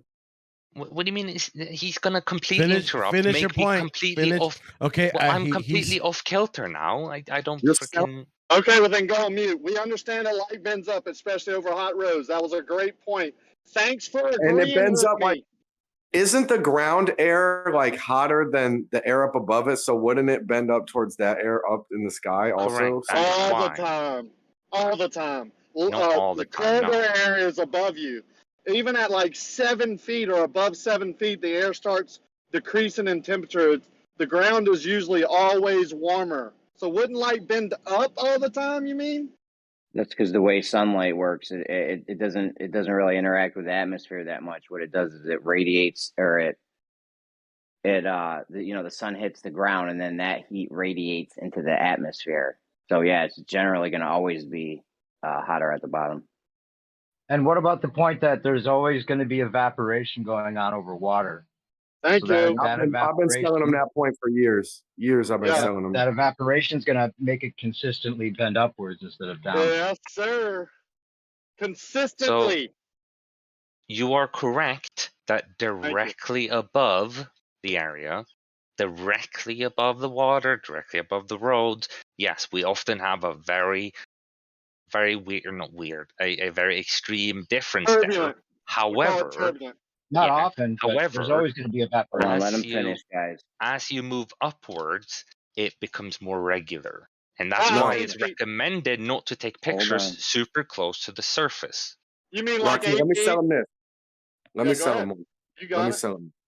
So, Gummy, we know that the colder stuff is like generally more dense, but then we have the atmospheric pressure and the gradient that they sell us. So we'll be like, oh, well, even though, it's hot at the ground and it's colder up above, y'all want to tell us it's less dense up above, and that's why the light still bends down. Am I kind of correct so far, generally?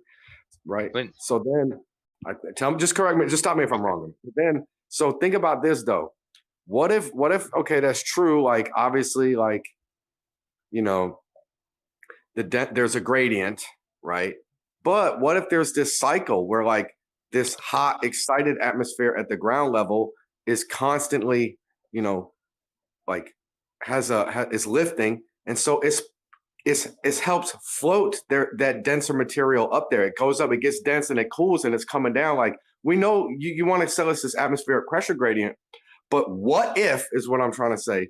There is a situation where the denser material actually isn't settled at the bottom because of the dynamic system, right? Wouldn't that give us a system where the light is consistently bending the other way? Yeah, but what you're saying is, if there's any situation where this happens, then it happens, is essentially what you're saying. And what we're saying is, this only happens in extreme circumstances. Like, for example, when you have an asphalt road that's been shining in the sunlight for most of the time. Like, it's not this place of in this place it will always happen. It is in this place you have the scenario where it often happens, like at an asphalt road in a place with lots of sun. It will often happen, but then you go to the nighttime and it doesn't last because the sun is now gone. So it never happens all the time. You classify it as low level, like 8 feet. What are you talking about? 8 feet, 2 feet, 10 feet, 20 feet? What? Because you're saying it's happening all the time at low level. And I'm agreeing with you. That's why I'm so pissed when someone like Xanax says it rarely happens. Bullshit. So another deception. I wouldn't say it always happens. I would say it often happens. Yeah, thank you. At very low levels. Thanks for agreeing with me, man. I'm done with this guy. We can agree on many other things, I'm sure. Low level observations. Light is bending which way most of the time? Up, especially in the foreground. I'm not sure I would agree on that statement. No, light often and most often bends downward. That's why the standard refraction value is based on downward downward bending light. Yeah, illuminating standard something's up. refraction built in a That's the vacuum. 7.6R. That's why they call it 7.6R, right? Yeah, computed in a vacuum. Thanks for playing. Not No, over not a in a lake. vacuum because of atmosphere. That's not, Yeah, vacuum would not have 7.6R. It's basically based, literally based on the atmosphere. So, by the way, the mirage you get where you see the sky on the ground, that can happen on a very cold surface too. That's a little more complicated to talk about over a chat here, but there's a phenomena. It's kind of related to foreshortening. As you see a road as asphalt, you can respect this because you were a contractor guy. If you looked at your cement, let's say you did a really big cement fill. You said it was a couple 100,000 feet or something, and you got really low and looked across it. You can see reflection off the sky because as you get closer, the angle becomes more and more acute, and then the surface becomes actually smoother with respect to your. And if you get low enough, a street will show reflection of the sky, and that's not because of the temperature. Hold on, let me God, go, can I finish the sentence? Can I finish the sentence, really? Yep. So if you get lower, as you get lower to an asphalt road that was actually very nearly flat, as you get closer to the surface, that angle becomes more acute. The surface actually appears to be flatter and smoother than it actually is. Just like water. And when you're on the ocean, hang on, it made sense. Thanks. Great point. And when you're on an ocean, you're in rough seas, let's say 4 to 5, 6 foot seas. You can look out into the distance, and guess what? It looks flat over there. Not wavy. You know why? Similar. Because of Yeah, what similar. you just described. Similar. It's hard. Hang on, I'm almost done. And you get that reflection, miraging, at that whatever point it is due to the conditions of the day and the angle of the viewer and the source light, and it creates that optical illusion of the water being flat and the sky mirroring down or the ground mirroring up. And that's what we have when we look over great distances, low level, over the marine layer. Thanks for playing. Can I just read a citation off real quick? If steady temperature gradient exists, however, light will follow a curved path toward the cooler air. Refreshing physics explanation for this is phenomena is that cold air has a higher index of refraction than warm air does. So we have light bending towards the cooler air. That's the way light's going to bend. Which way would that be on Earth? So where's the cooler air? Question. Where, got it. Oh, that's from scientificamerican.com, by the way. So Disagrees we with know. them. I honestly wouldn't blame you, but.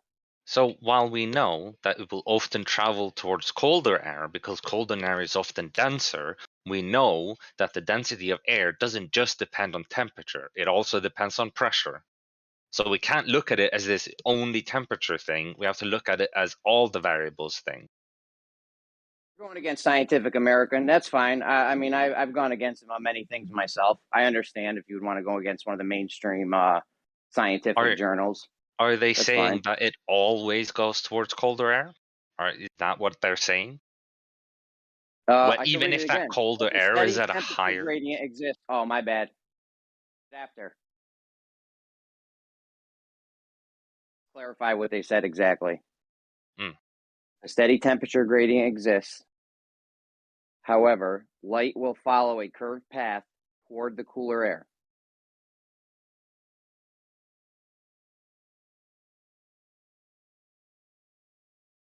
That's it. Yeah. It's because colder air has a higher refraction, index refraction. Yeah, and that is true if they both are under the same pressure. But if you were to increase the pressure on either, you could change the outcome. Because we know it doesn't just depend on temperature. There are other factors like like pressure, sorry.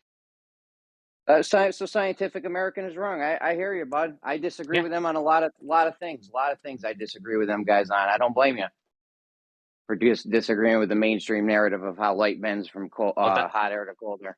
That's not the same as disagreeing with the mainstream narrative. That's disagreeing with their way of explaining it. But yeah, that's fine. Yeah, no doubt.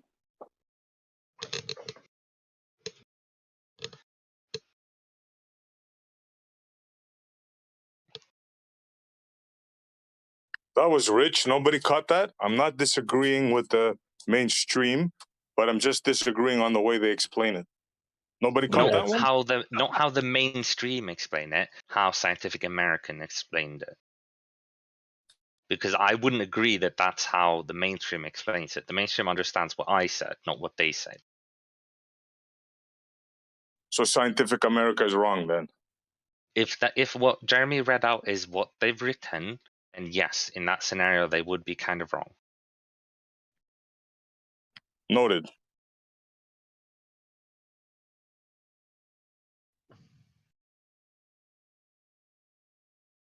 The experts are always wrong. It's weird. Who can I Would turn be to? saying that Scientific American are experts on everything is not quite true. Scientific American, Neil deGrasse Tyson. I'd say the media often gets things wrong, whether they're supposed experts or not. It's still media. Well, it seems like the destination is always flat Earth. I can't. You mean astrophysicists? Yeah. That's only because I can't Flat trust Earth makes them. very few claims. Okay, let's get this straight. Is Neil deGrasse an astrophysicist or not?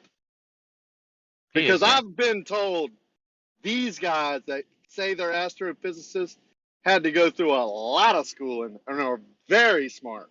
Do you disagree? Because y'all seem to think he gets a lot wrong.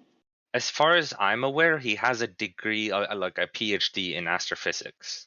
So if that's true, then yeah. Question. Do you have a PhD in anything, maybe even astrophysics, or no? No, I do not.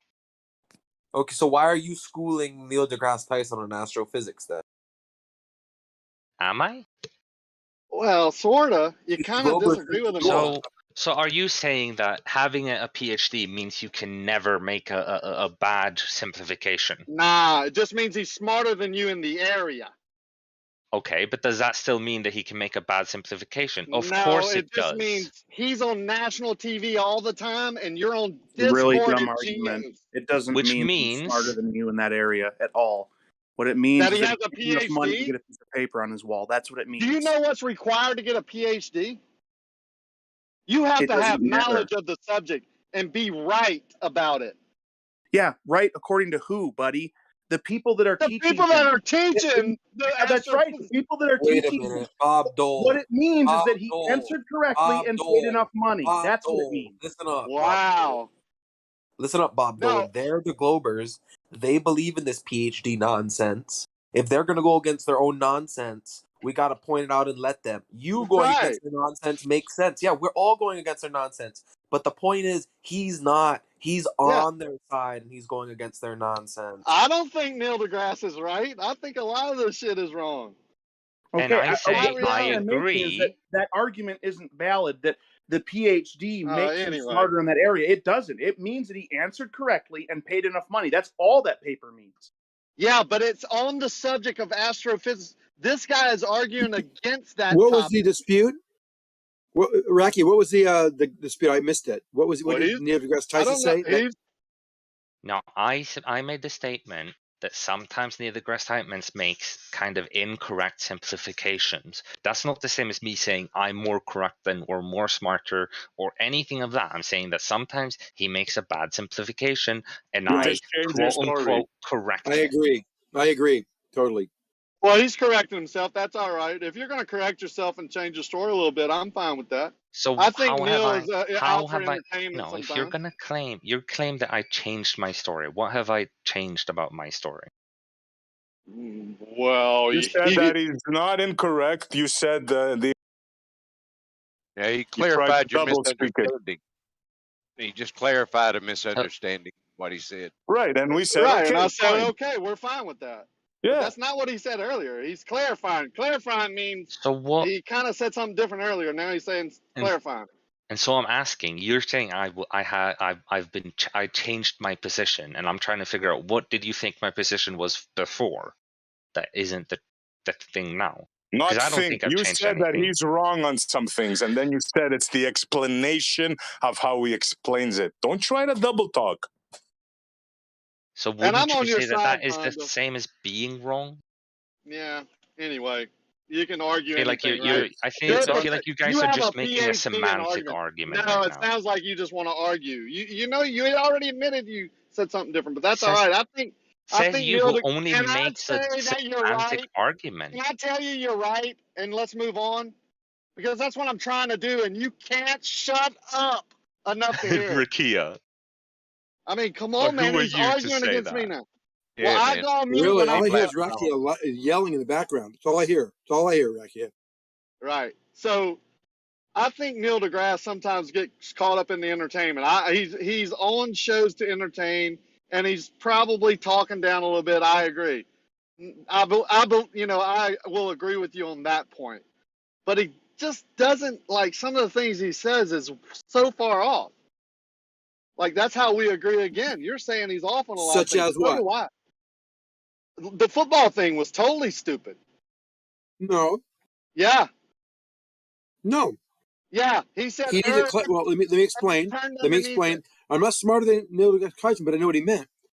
If Oh my if God! you Don't tell shoot, me what you think he can I meant. finish? Rack, you've been No, yelling the whole time. So tell you're us what he you're said. clairvoyant now. You're Tell us what he clairvoyant. Guys, said, let not what he Zanuck meant. finish. Guys, Can I That's the finish? whole no, point. let Really, this Zanuck is what you guys are finish, talking about. please. So yeah, he said if you shoot a football, if you kick a football for a field goal, Coriolis will allow you would cause you to miss it by a quarter of an inch or something. Now I would clarify that if you did that, you would want to be shooting the football north, and that would allow the Earth or the football to accelerate ahead of the goalpost and maybe miss it to the right if you're shooting it north. So I'd want to be clear. I'd be clear, but he was only trying to make a funny, that there's a Coriolis effect and How it's do you very know that? slight, only a few millimeters.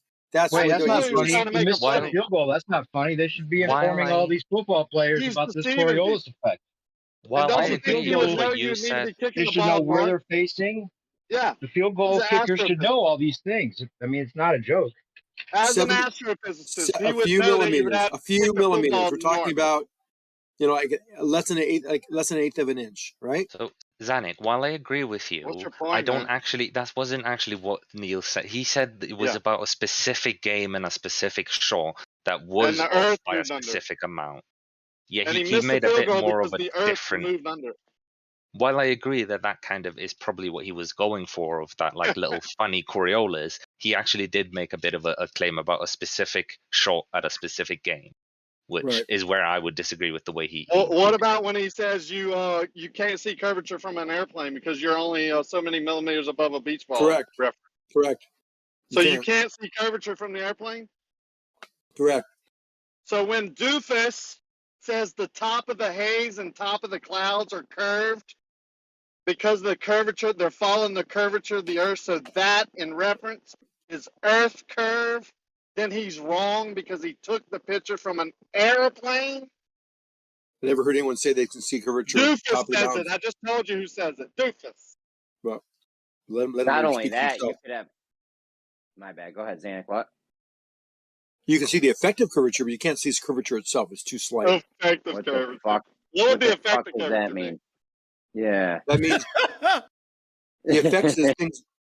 The horizon drop is an effect that can you see very, very distinctly. Left to right curvature is almost impossible to see for a human being. I'd like to respond to that. Horizon drop is I'd the like effect wait, of wait, how wait, we Before I see even on finish the sentence, you can respond. Can I finish the sentence? You finish your So sentence. left It to ended right. with Let me fucking respond to that. Let him make a Can sentence. I Let even me finish fucking my respond to sentence? that. Yeah, go ahead. My sentence was this: left to right curvature, even at 30,000 feet, would be 0.0 arc radians. That's impossible for a human to detect left to right curvature, but you can see the effects of it going away from you by in any form of horizon drop. That's what I was Okay, saying. can I respond to that? All right. So I would like to as well. Yeah, say you're on a building. Yeah, say the whole building's translucent. There's a bunch of stories. All the stories are made of glass. You can see through fucking everything. I'm on the bottom. I look towards the horizon. The horizon's flat.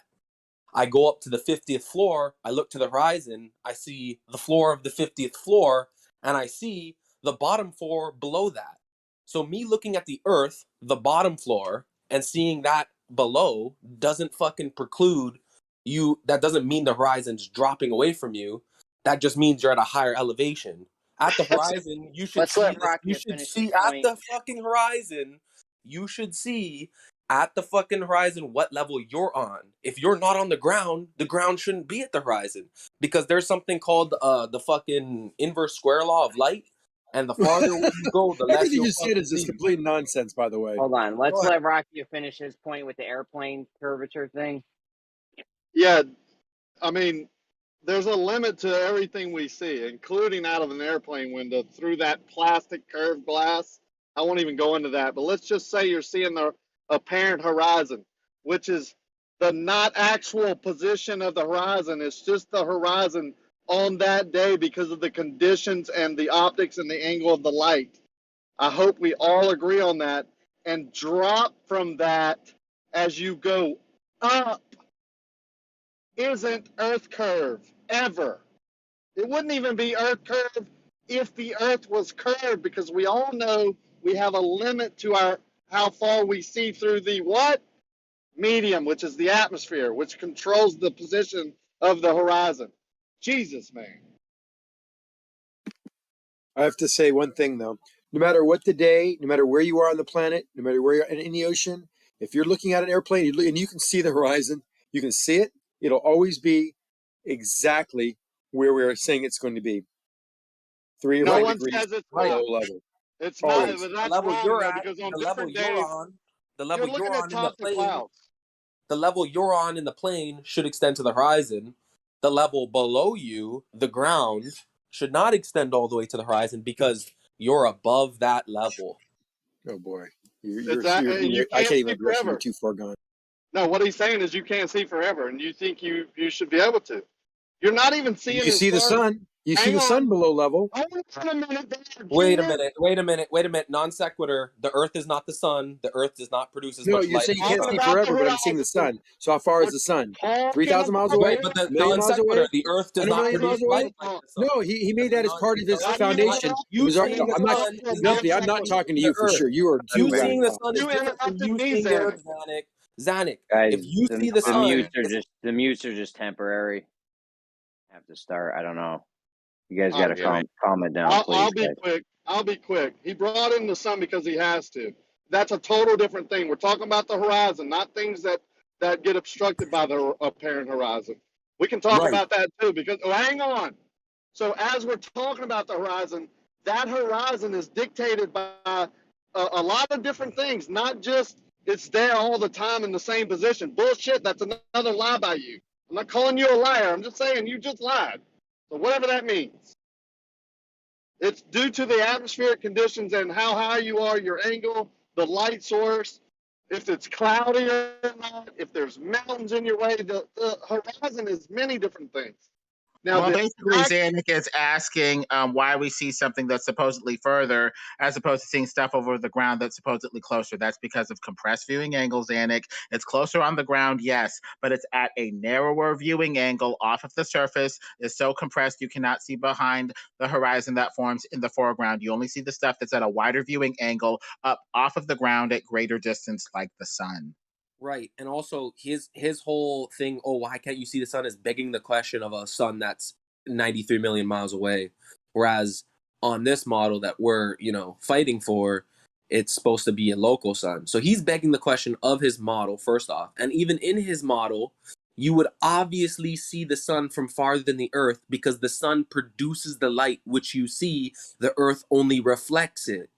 Obviously, we you would that see with something that Olbermann's Okay, how about the moon then? Why do we see the moon below level too? The moon below level. The moon? problem is, then you How have far a is the bad moon away? level. You don't know How what far is the level moon is. away? You don't know what level How is, far is then the without a moon? laser. So you're assuming you're level with the moon, but you may not be. How far is the moon, Lemon? It appears to be triangulating to roughly 3,000 miles away as well. Okay, so at least we can see 3,000 in your model. We see 3,000 miles, so that's not the problem. As long as it's at a high enough visual angle, yes. We're not seeing things there is a problem. disappear because There of the is a distance, problem. because we know we can see 3,000 He just miles made a because the claim moon's for there. us. And it's not a what's source wrong of with light, seeing it's just the 3,000 moon. miles? He just made What's a claim wrong with for seeing us. 3,000 miles up in the sky? Please, one at a time. Please, one at a time. Yeah, I'm gonna have to just mute Zanuck, I think, for the rest. I don't know, son. No, I'm I only didn't think responding that to was people that that say bad. things to me. I'm not talking over Listen, it. Well, I don't mind Zanuck responding, but Zanuck, to respond to what you're talking about, as we know, lit objects break angular size rules. We can see a candle way longer when it's lit than we would if it was unlit. So that's not even an issue. In fact, in astronomy, they break a lot of these angular size things by saying it's just so bright. It's essentially breaking angular size rules anyway. So we can do the same thing with the sun or the moon as long as they're bright enough. I just want to ask Rocky a question real quick. Did Doofus say he was seeing left to right? Sure. Yep, left to right. All right, so here we go, Zanuck. Well, the effects of it. What does that mean? Tops of the clouds and the haze that's creating the horizon is curving because the Earth curves underneath it, and it's Left to equal right. potential V shit. Left or right? Yeah, he's looking out of a window. I'll post the picture. Yeah, so basically, in summary, a candle light goes much longer. A candle that's not lit up, the light goes not long. The Earth is not lit up. It doesn't produce its own light. It's analogous to the candle without the fire. The candle with the fire is analogous to the sun, which you can see from farther away. Thank you. Don't beg the question of your sun being 93 million miles away also. So Zanuck, Doofus says we can see left to right curvature apparently from an airplane. I guess. What's AE? It is beyond human perception to see left to right curvature because I can give you a value for it at any height above the surface of a curved surface that we declare to be on a sphere of 25,000 miles in circumference. I can give you that value, and that value is so slight, that's a wide angle lens, by the way, Rakia. That's not the window you're looking at the airplane. That is actually a wide angle lens. You can tell because you can see the field of view is greater than. That's Earth curve. That's Doofus. Don't tell me what it is. Doofus took that picture and said Doofus used that as an example. Hold on. And it's not Earth curve. That as an example. Yes, I know it's not Earth curve. Yeah. Doofus is that wrong. as an example? Doofus is wrong. Hold on a second, man. I'm trying to figure out what happened. Did Doofus use that picture as an example to say, look, here's left to right Earth curve from an airplane? Yes. He says we see in a hula hoop. He also says on a flat plane, we would see curve like that. It just wouldn't be as much. Well, I mean, if you have a, I agree with. Yeah, me and Brandon did those little little tests one time to see, like, as you come up off a flat plane, you know, your circle of vision, so to speak, you know, left to right, you're seeing, you know, if you can see equidistant in every direction from left to right, that would form part of a circle. Yeah. And it would appear to be curved as you came up off a flat surface. Absolutely. It's because you can't see forever. There's a limit to your sight, your vision. That's why it creates those effects. It's also why you're so easily fooled. They call them optical illusions because your brain interprets things at a close-up, you know, more, you're getting all the information. When that information gets distorted in any way by the atmosphere or distance or whatever, then your brain can't interpret it and it creates optical illusions. Thank you very much. Tip your waitresses.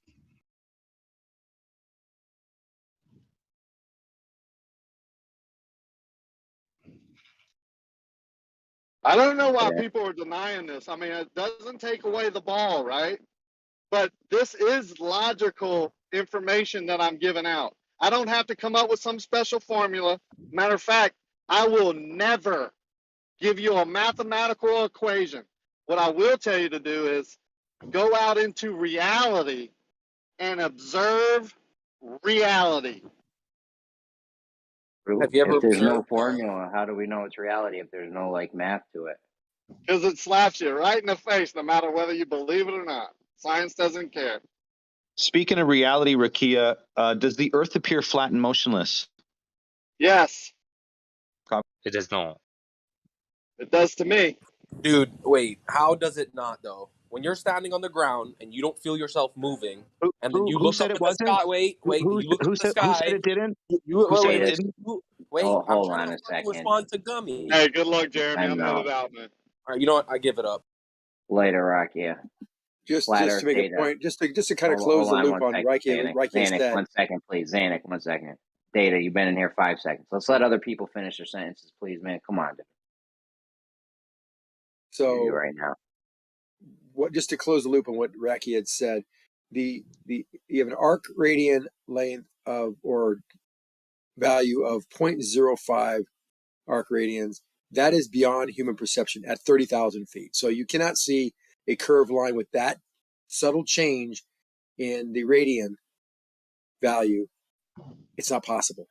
So sorry, even at I think 1,000 or 2,000 miles up, it'd be difficult to see a 1 arc radian value. Yes.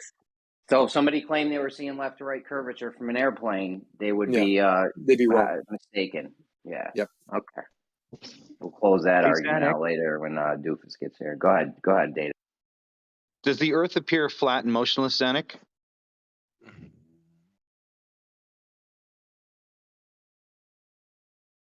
It's a tough one. That's a tough one, huh, Zanuck? Yes, to humans, yes, absolutely. There's something Personally, I would called say no.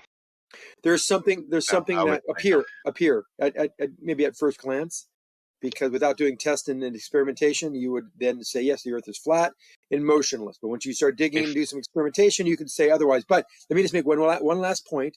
There is something called a limit of human perception, and the values that the Earth spins at and appears to be or is beyond the limits of human perception to determine whether it either flat or is round or is spinning or is stationary. Beyond human perception. Remember that term. Thank you. Hey, Zanuck, Don't forget to tip your weight. Zanuck, I would just like to say thank you for actually being honest. That was a very honest answer, and I really didn't expect the Glober to be that honest, but thank you. You could tell it hurt, though, from the long pause he took at the beginning. I would say that if you're allowed to look at the horizon, then it does no longer appear flat. Somebody's an idiot. Yo, don't do that. Oh, are we allowed to No, install now? we're definitely not allowed to. I'm fixing it right now. Don't do that, bro. We can't call names. We're trying to keep it clean. You're doing good, Jeremy. Yeah, thank you very much, Jeremy. Thank you. Yeah, Jeremy is awesome. I was gonna Jeremy, say the You're higher you making go- us Jeremy's proud. Jeremy, does the Earth appear? Mic check. Does the Earth appear motionless and flat, Jeremy? Mic check. Mic check. Whoever did a mic check, we heard you. Yes, Data. It appears motionless and flat. Yes, of course. Is Lemon Bird kicking?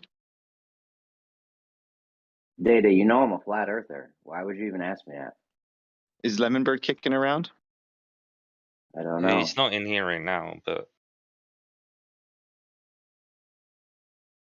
well, would you get Lemon? It was Lemon. I can't do Lemon. Jeremy, would you agree that light often bends in the atmosphere?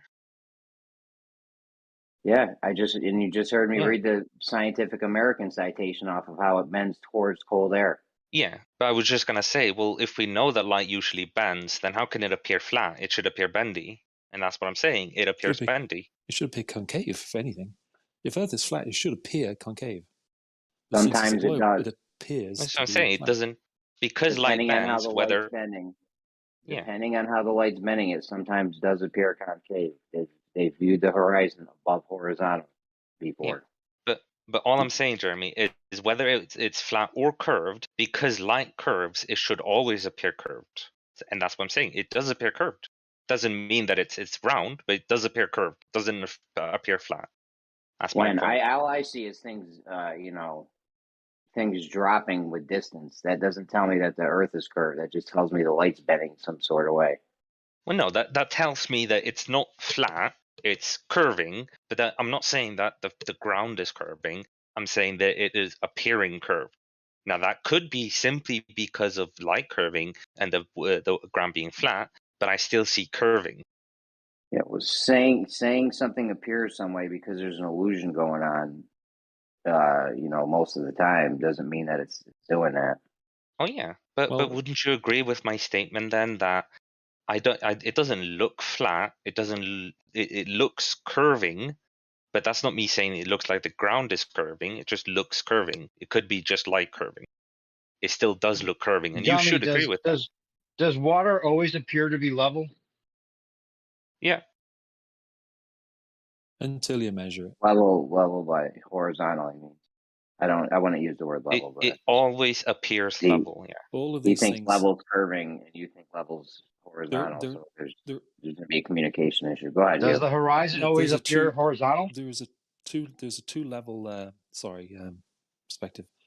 There are two levels of understanding. One is just a cursory looking out and going, oh, like, that's what it seems to be, and then there's investigation into what it actually is, and you can go higher and higher, for example, or you can telescope or microscope. The whole world is like that. It's you just look at something, you can't tell there are germs, you can't tell there are microbes, you can't tell there are tiny insects until you use instruments or whatever. Same thing with the Earth.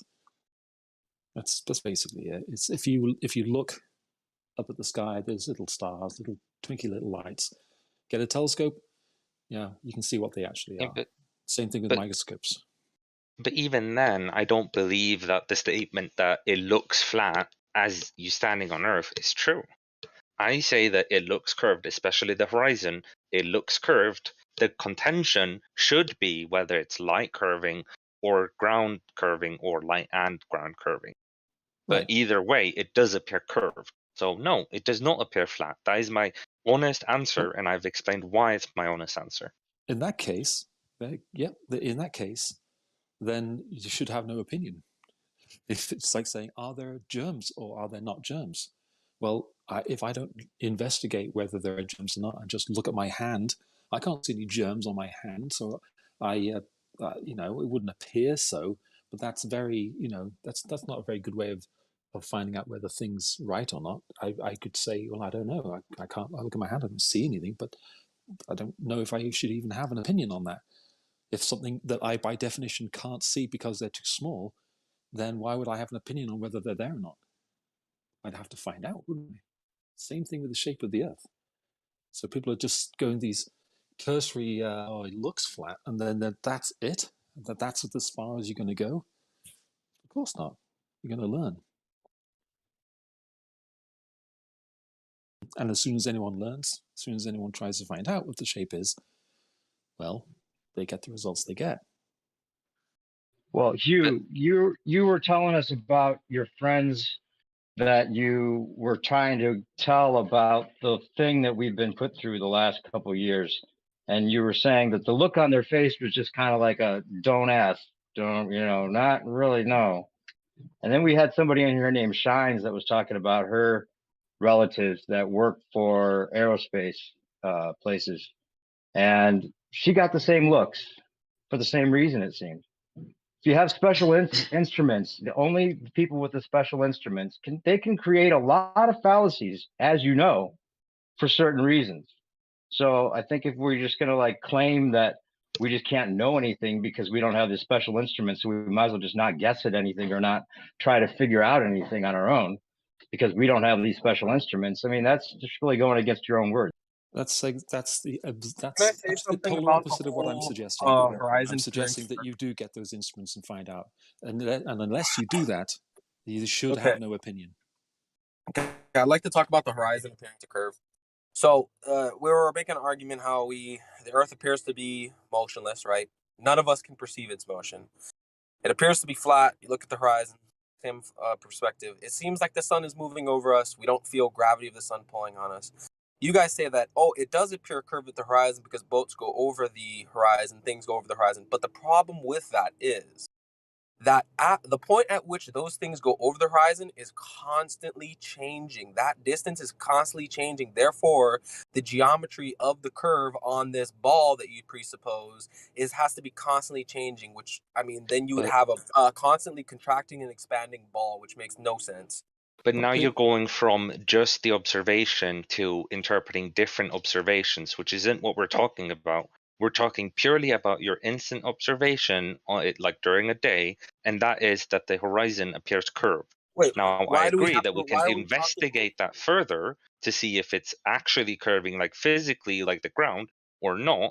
But our instant observation is that it appears curving. So wait, why are we limited to the instant observation when every single day I walk outside, I don't feel it moving. Every single day I see the sun going above me.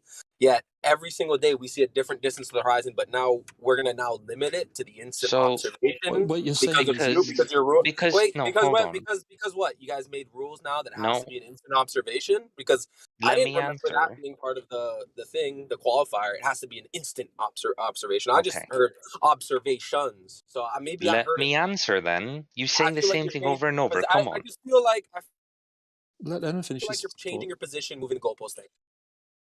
Yeah, but you keep saying the same thing over. Okay, so the reason why is because wouldn't you agree that every day you see it curving, whether you're saying it's curving more or less, it's still curving every day. Now, if you want to do experiments on it and figure out why it's curving or make logical assumptions of why it's curving different amounts, now we're talking about investigating it, not what you're experiencing. And we should agree that we experience a curving horizon, and that's what you're saying with your words. May I get to what your perspectives were saying? Can I reply to him a little bit, please?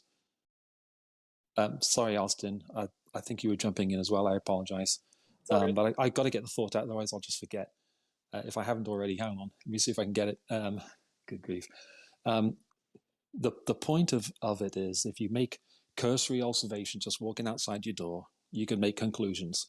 But everybody that does more than that finds that the Earth is a globe. Everybody that's so what you'd have to then do is you have to then claim that those people, literally everyone who's ever found it's a globe, those people are somehow hiding facts or using presuppositions or doing or deliberately deceiving. You have to invent this entire sort of creative structure of deception in order to account for the fact that people, when they look, find that the Earth is a globe. No, I think that's a pretty big generalization to say everybody. Sorry, they only look in you're one saying direction, everybody? bro. Really? Hold on. New perspective. Say again, please. You're saying everybody? You're really just making that sweeping generalization that everybody that looks into it finds out it's a globe? Everybody that looks into it finds a way to find a simile with the globe. They don't mean that they falsified. How can anybody say everybody? It doesn't mean that you accept it to be a globe, but it is what the evidence shows. Every flat earther thought they were just going to go verify the globe, dude. That was the whole point. Every person in here that doesn't believe in the globe thought that they were for sure going to go verify the globe when they looked into it. So yeah, that's just not true. Austin, yeah, I'm sorry. We all know that isn't true. You go out to find the Earth is flat, and you do whatever it takes to find the Earth is flat. Not true. That's not true at all. I'm sorry. Do you think anybody wants to be a flat earther? That's Why would you think anybody would Absolutely, want I to be a do. flat earther? That's an insult. Really? Who would want to do There's that? a lot of reasons for Who would want that? You're just Yeah, I that really just do. shows complete One big reason why someone would want to be a flat earther is because it gives them a cause to not believe the government. Dude, that is ridiculous. I lost six-figure That is so job. ridiculous. I lost a six-figure job to be a flat earther, bro. You're so detached from what really happens, man. Like, why would I give up a six-figure job so I could convince myself to believe the government lies when we already know they've come out and admitted that they lie about all kinds of stuff? Well, there are two things. First of Yeah, all, I would just First of all, 100% of the people I've noticed that are flat earthers also believe in many, many, many, many other conspiracies. Second of all, when people actually just with an open mind look at the shape of the Earth, they find it's a globe. When they've been convinced that it's flat, they then go out and look at the shape of the Earth and then, oh, wouldn't you know, find it's magically flat all of a sudden. Dude, something that no one that's else not finds just by looking. That's not That's a true, bit man. Like interesting. when I first heard that someone thought the Earth was flat, it was from a rapper, and I'm like, this dude is insane. I was like, this is the dumbest thing I've ever heard in my life. That's what I thought. Okay, then I went to I'm just gonna That's go what look at everyone thinks. Exactly. I'm like, I'm just gonna go look at a picture of the globe, dude. We've been to space. This is so dumb. Then I went to look at a picture of the globe, and I found out that the last real picture was from 1972. I'm like, Okay, oh, so you didn't look because that's wrong. no, it's not. This was 2015. This was All you did was 2015. you looked at conspiracy stuff. You didn't Dude, actually this look was for pictures of the globe. This was 2015. Okay, that's the same year that they supposedly came out with the next real picture. So at this time, That's not.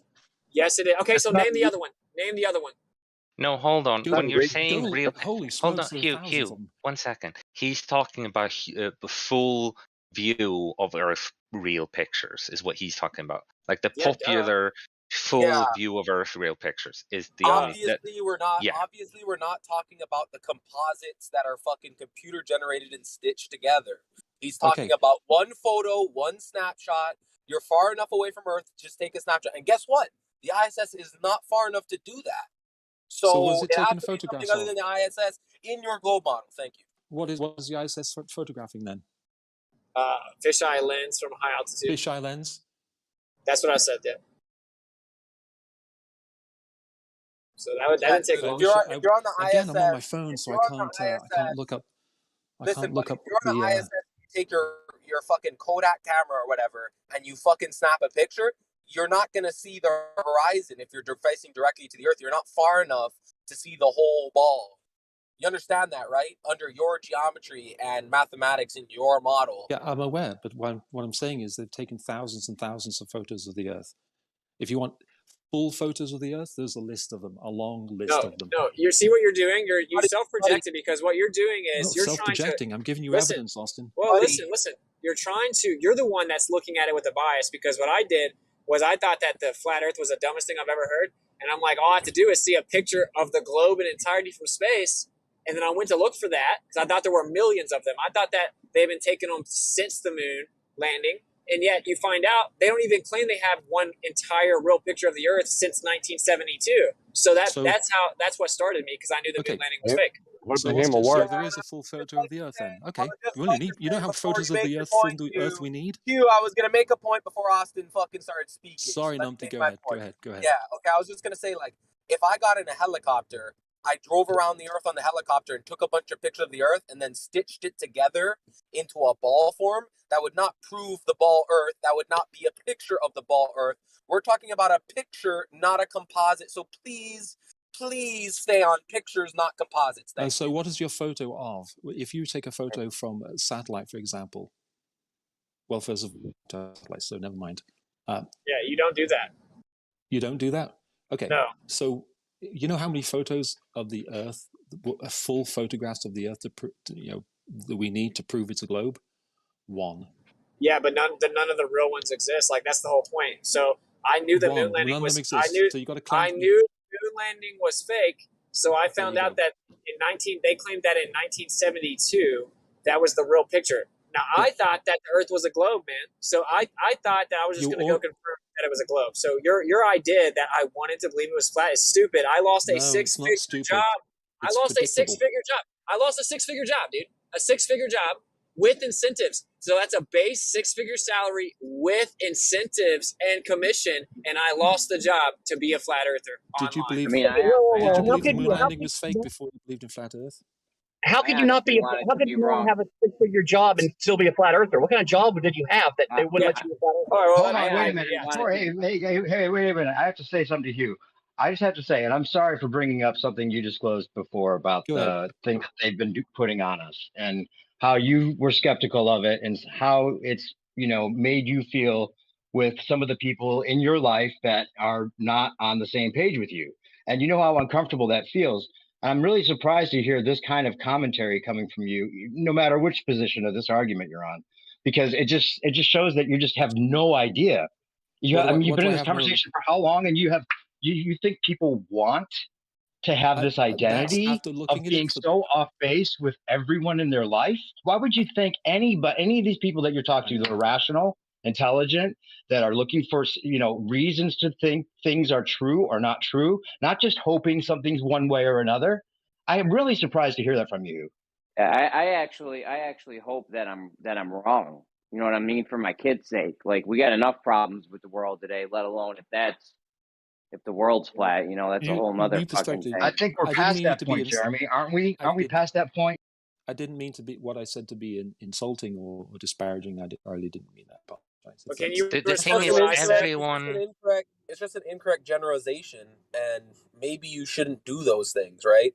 Like, if I come in here and start making comments about people's races and stuff, say, "Oh, this so and so race is stupid," You guys would be like, "Whoa, that's a generalization." You're making a huge. If I went into a Discord and said like all Islamic people are terrorists, oh no, you're general. But then you're going in and you're saying, oh, all flat earthers are losers who want this identity. See that? I didn't say that. I didn't say losers. That wouldn't be appropriate. That wouldn't be appropriate in any other circumstance. I would expect Numpty, would you not agree?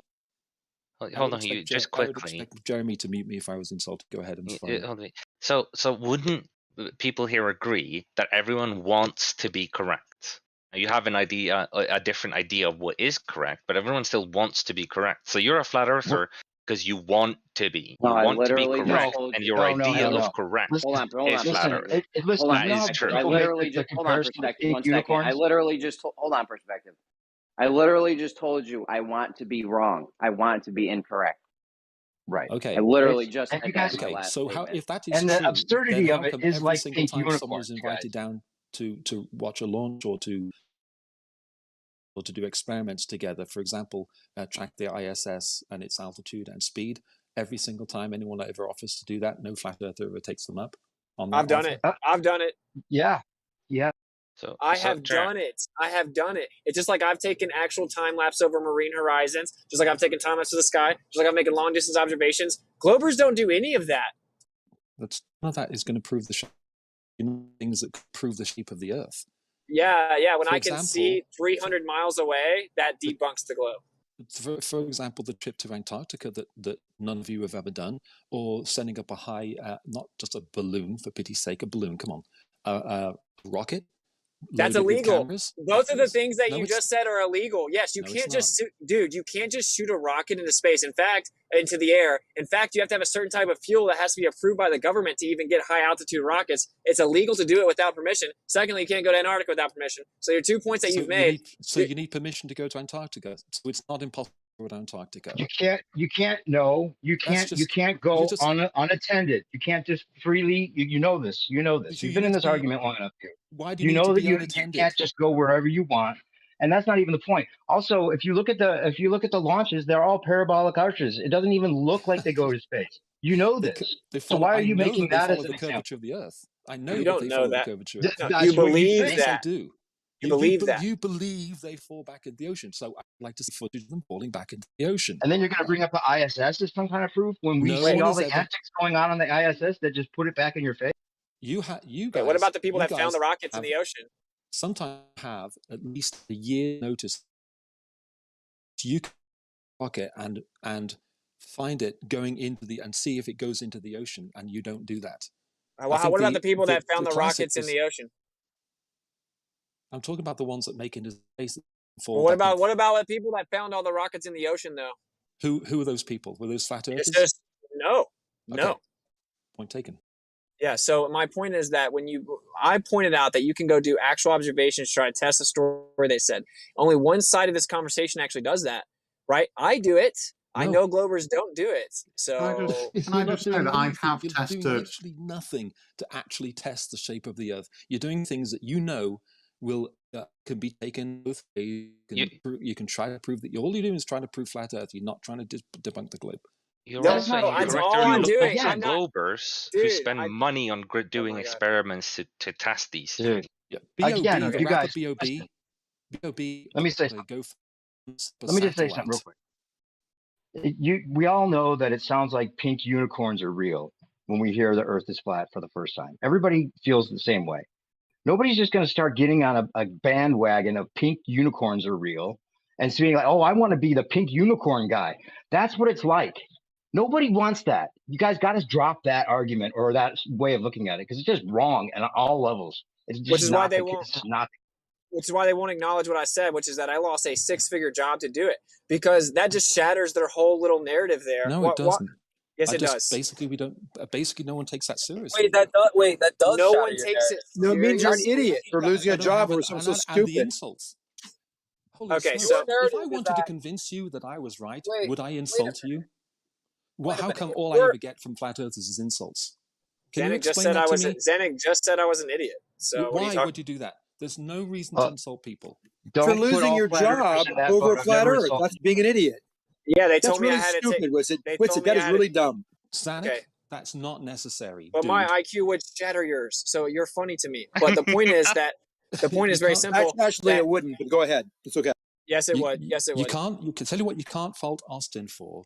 You can't say that Austin is stupid. He's not. You can't say he doesn't have a low IQ. He doesn't. Okay. I respect Austin, even though we totally disagree. No need to insult him, though. Yeah, so my point is, like, they told me I can't publicly talk about the Earth because it was a sales rep job, right? So, like, the public relations is super important, right? It's a reputable profession. So they were telling me I could not be publicly talking about that, and I needed to take it all down. And so I couldn't, with clear conscience, do that because I think that I would never sacrifice morals for money. So my point is, you can call it stupid, but I mean, no, because wanting to be right. No, I'm not going to just let someone coerce me with money into taking down something that I hold to be true. That's ridiculous. Because you want to be right and hold that thing true. That's You think I just want the Earth to be flat so much that I gave up six figures? You wanted to be right about the flat Earth more than you wanted the job. Yes. This is completely off base. Gummy's just fucking assuming things about Austin and ad homing him at this point. I get fucking How muted is that for ad it. hom? I get fucking muted for it. Yet this motherfucker's gonna go here and claim what Austin's fucking motivations are and what he was doing. That he just wanted to be right, so he just threw away his whole life before. Like, what the fuck is wrong with you, bro? Hey, forget about focusing on what Gummy, you didn't even take into account what I said. When you can you just take into account what I said? Why would anyone want this to be the case? Why would we think this is something we want? I mean, just to address that, it just shows that you've been in this conversation long enough to know that's not the case. Nobody wants that. When you pick one thing, when you pick one thing over the other, that is you wanting one thing over the other. I'm making an observation. But the only reason we ever got there is because we couldn't prove the globe. I don't think that's None of true. us. That's the problem. I respect you don't know your what you don't know where you don't know anything. Then. Hugh, I don't know you. I don't know you. I don't know your name or anything, and you don't know me. But it doesn't. When we see constantly, first of all, flat earthers not doing experiments which would definitively prove the globe. It's kind of odd. That's all. Which ones would prove it? How can we falsify the radius claim? What would be a way that you would say we could definitively falsify the radius claim? I've got a suggestion. I was asking Hugh. We've been going over this definitive test for years. Now I'm interested. Let's hear it. Let's hear it. Well, if we wanted something definitive, I think the Foucault pendulum is one of the best scientific experiments you could actually pendulum curvature. No, Really? if you understand, if you have a high IQ and you understand how the mechanisms work, the problem with it, with your high IQ, and I know you're a smart guy, you're very quick-witted, very sharp, and I'll give you these compliments all day long because I know you're probably a good guy. You and I probably like a good time hanging out, having a beer together, going out and do something. I get that. You're all right. I'm not going to insult you, but you have this block. You're so not obsessed, but you're so convinced that you're right, that you're going to go down with that ship no matter what. Even if someone shows you a kink in the armor or a crack in the hull, you're still going to go down with the ship. Now, what I mean by that is when I start talking about Coriolis and things, I'm not going to get into detail of that. We just try to understand, when I explain how Coriolis works, you say, then why doesn't the Earth rotate under a balloon? That shows me you're not listening. You're smart enough to get this, but you just don't listen because things have to move in the rotating reference frame. Just because I say the Earth rotates under something when I'm traveling south in the northern hemisphere, that doesn't mean the Earth rotates under everything when it's stationary. It means it has to move. We fought about that for hours, Whitsitt, and you still didn't get it.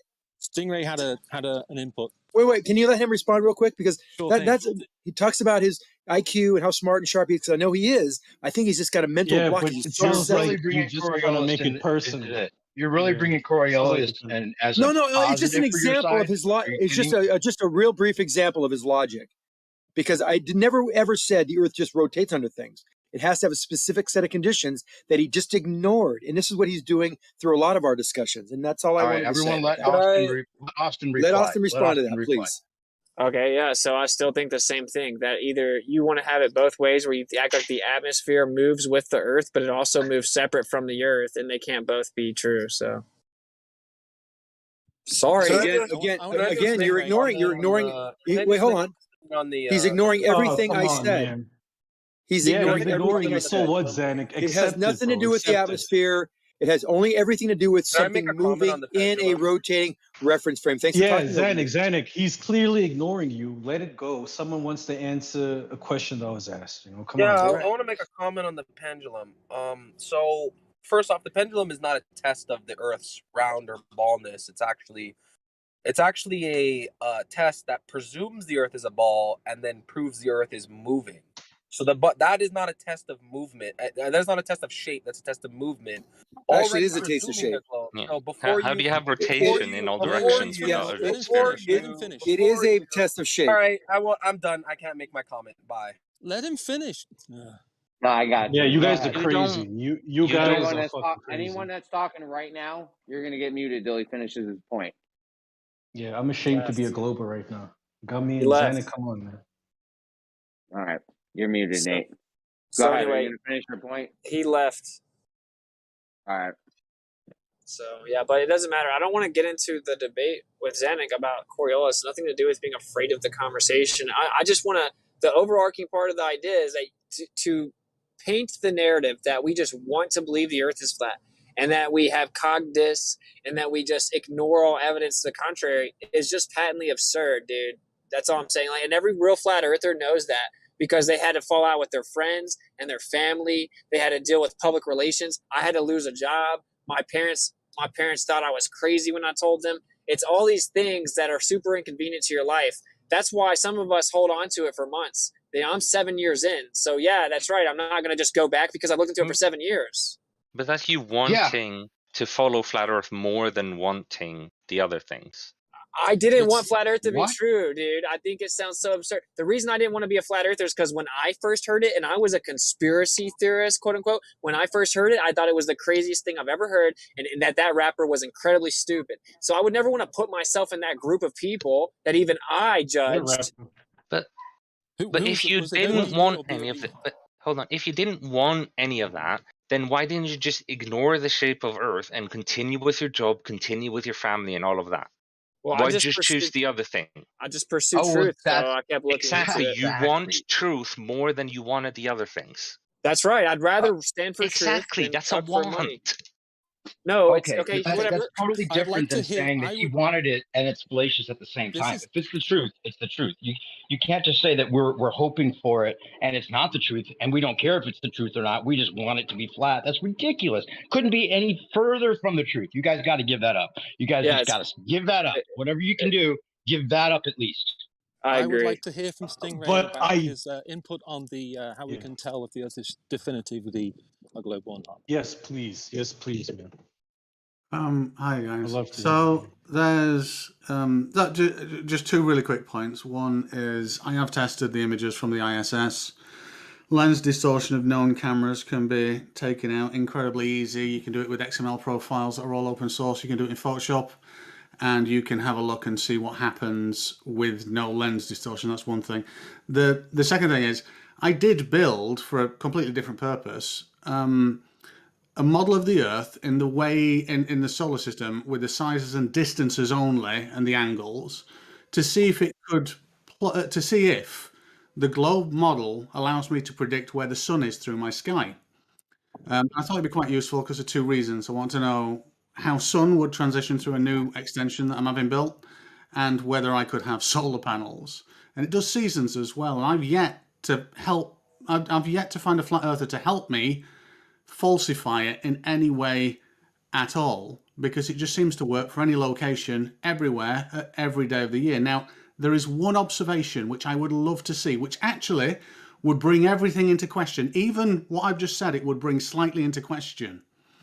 And that's, I'm in the middle of my country, the United Kingdom, but someone that's in the United States on the East Coast in Boston can readily observe something quite funny. And that's a moon set over the ocean that should, based on angular size, accentuate the mountainous regions of Nova Scotia. And just by the by, it would make an awesome photo as well. If someone could show me that, that would be awesome. So from like the New England areas, we got to take a picture of the mountains in Nova Scotia? Yeah, because Nova Scotia is a lot closer than the moon, which would be setting over the ocean. Okay. And if you get this picture, what does that prove? Where is the moon setting over the Just so ocean you know, it doesn't. on the East Coast? Sorry, it doesn't prove, and so I don't believe in absolute proof or truth. It would be evidence that either the globe is a hell of a lot bigger than someone thought it was, or that we're being told, or indeed it could be flat, and that would depend actually on the angular size of the mountains in Nova Scotia. Yeah, you were supposed to be jumping in to tell us this definitive thing that was going to tell us if the Earth was a sphere or not. I thought. Oh, I know that. I know that easily. You just need to do a force the line. You just need a water level. You know that tool, that tube with water that shows the same level no matter how far you stretch it out. And then you need to produce a straight line, i.e. I thought a laser in a vacuum would be good. Other people had different ideas, but you just then need to produce a perfectly straight line over the course of what, 2 miles? And you should be able to like stick your head in between the gap, you know, like dolphin dive through the gap, you know, because the water is supposed to curve away from that straight line. That would be a definitive proof of flat or curve. That's and been no done Glober has over ever done it. 1 No Glober has kilometer. ever done it. Thank you. That's been You know, done whenever over I, you know, 1 whenever kilometer. Livestream is done, I say thank you after them, yet you guys keep interrupting. That's my That's thing. I been say thank you when I'm done, right? that's been Got it. done over 1 kilometer, and it showed that it does in fact curve. What now? Cite your source. To where? Cite your source. Can we have a citation, evidence please? for your claim. Okay, I will in 2 minutes. 1.5 minutes. LIGO. Thank you. No, not LIGO. This is not LIGO. Why I'll is send the LIGO source in being as a sec. derided? Can someone who said LIGO? Why is LIGO being derided as like LIGO? Okay? Can you explain that? Well, What do just you mean? he said that he said that laser in a vacuum would be good for him, and that is what LIGO is, and it shows that the Earth is curving and laser. So what is wrong with LIGO, and why is everyone laughing? Wait, Because it's stupid the problem with pseudoscience. the Okay, problem with Austin, you want the problem truth, with the right? LIGO, the problem But with you the laugh at LIGO anything statement. that shows that your flat Earth assumption is false. No, That's I've the looked into problem. LIGO. You say you want truth, but when you're presented with evidence the Earth is curved, He you doesn't. laugh at it. You How think is LIGO LIGO? No, he proving doesn't. Earth Wait, curve? what He You think doesn't want evidence? truth. What What evidence? the LIGO? heck is I asked for evidence. That's No one not gave someone me who's any. after truth. You're not after truth. I've already looked into I LIGO, asked for buddy. evidence. I Sure, asked yeah. for Gummy his statement. I Yeah. haven't seen he just made a claim. He has to back it up now. Oh, which He is said people did that over a kilometer, so I'm waiting for him to back it up. I'm Yeah, waiting he for it. said give him a You're minute. No, Yeah, he said give give me him a a minute. minute. Yeah, that But will give you someone He else something said else. give mentioned him a give him a LIGO. minute. minute. Bro. That What will the just fuck, give you you something psycho? else to laugh at. Gummy Jesus. Bear, the Gummy Slow Bear is down, guys. catching it There's now, way but too many people trying to get in at once. Just let's slow down a minute, please. I don't get it. You say you're after truth, but then Dude, you've got shut up. LIGO, what's you've got the Gummy's other still things like well, LIGO, we're and the waiting for first thing Gummy you to do is present laugh it. at it. You're not letting Gummy present yeah, it. but while we're waiting Gummy for made a Gummy, we claim. don't have to. Hugh, I can Hugh, Noah. real quick, Noah, Hugh, you got to keep in mind, Noah, I we got a have server obsessed about muted this information. temporarily. It's Who else is stuff getting that we've server seen muted? before. Yo, guys, I just said slow down. The All right, first Jeremy. sentence somebody said after that got interrupted. Come on, guys. If I have interrupted anyone, sorry. Why? So Noah, Well, Gummy said give him 1 minute, bro. He's looking for the evidence. Like you ain't got to shout about No, it. I already posted it. I just did. Oh, there we go. oh, good. Yeah, Yo, they Jeremy, totally merged black holes together, dude. If I don't believe that, I'm crazy. Yo, Jeremy, let's go take these What's pictures the of Nova Scotia, bro. What's up? what's the problem with LIGO? Which is The pseudoscientific assumptions that there are you go. right. Okay, So let so me I'm explain looking. it. Let me explain it. So basically, they presuppose the space-time fabric that they're supposed to be proving. Okay, and then all they do is shoot lasers using mirrors, and then they're like, "Oh, look, what we actually did was we merged black holes and we collided neutron stars, and this little differentiation between the amount of time actually is because of But hold on, gravity, that's not which my is just called That a was a that's not my horrible I'd but like to hold on. respond. That's I'd like to respond to but hold Gummy on. now. I'd like to It's my respond to Gummy's question. I'd like to respond Okay. to Gummy's evidence now because he made a Yeah. claim. Good. So I'm looking at this video, and nowhere in this video do I see a laser or a straight horizontal line, which was the thing that I said was required to compare the water level to. So would you please explain to me why I don't see that straight line because that was the requirement of what I said would be a definitive test. Thank you. They're using a theodolite.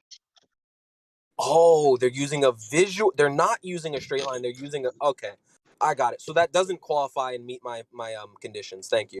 Okay, but your basically they're trying to individual see. conditions, sure, fine, but it still shows what you asked for, which is the No, that water is level no. curving. What I because It does. you're not listening. You're not listening because I asked for a straight horizontal line, like straight, as in doesn't change, and a water level next to it, and the water level curving away from that straight line. You did not show that. You've shown some theodolites and a water level, but there's no straight line. So I don't. You're not showing me what I asked for. It doesn't matter what you're shown. When you look specifically at what I asked for, that's not it. So your claim is false about you specifically showing me what I asked for. Well, the thing Everything I is, show you, you treat in this way. You either mock it, dismiss it after 2 minutes, or look at it and just mock it some more. That's all No, you get. You're not interested in truth. Hugh. Wait, let me respond to that. Hugh, if I ordered a chicken sandwich at a fucking bar and someone bring me a fucking beef sandwich, I would be able to then fucking say you gave me That's not analogous I asked for whatsoever. something, you gave me the wrong thing. I asked for something very specific. You didn't give it to me. I'm not mocking it. I'm not mocking it. I'm just telling you that's not what I asked for, and he's claiming it is, which it is not. Thank you. Numpty, how is a theodolite not a good enough way of seeing a straight standard? because you're trying to see level, you can't see Hold on, level. I'm asking Numpty. You need to double check level with a laser. You can't see level. Lemon, you are a mod. You need to do better. You're a mod, bro. Come on, this is embarrassing. You I am a can't jump mod, in and out you of can't nowhere. see level. Then don't just jump in out of nowhere, bro. Wait your turn. Jesus, set the example, man. Go ahead, Noah.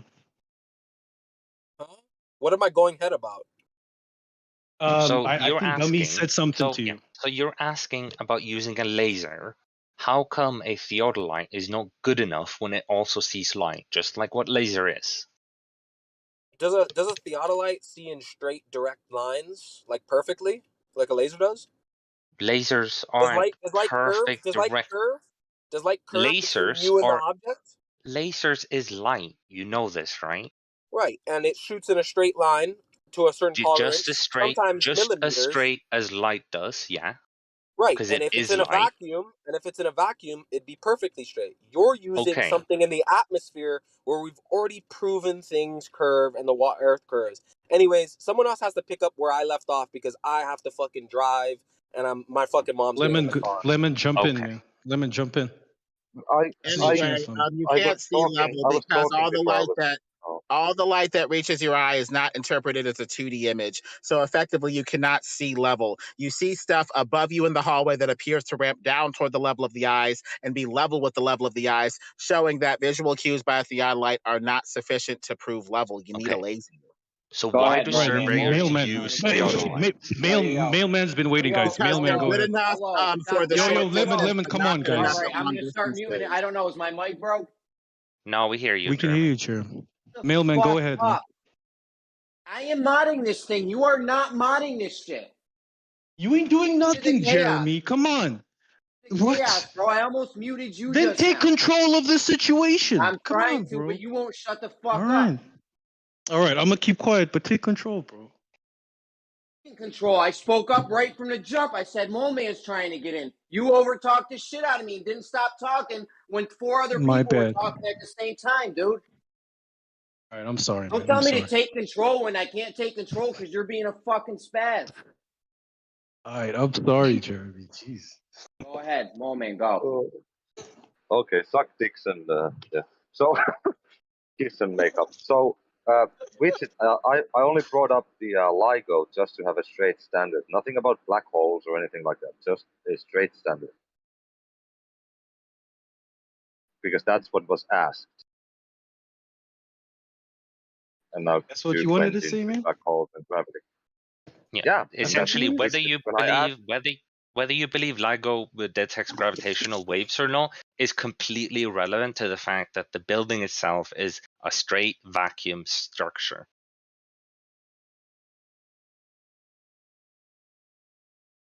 Anywho.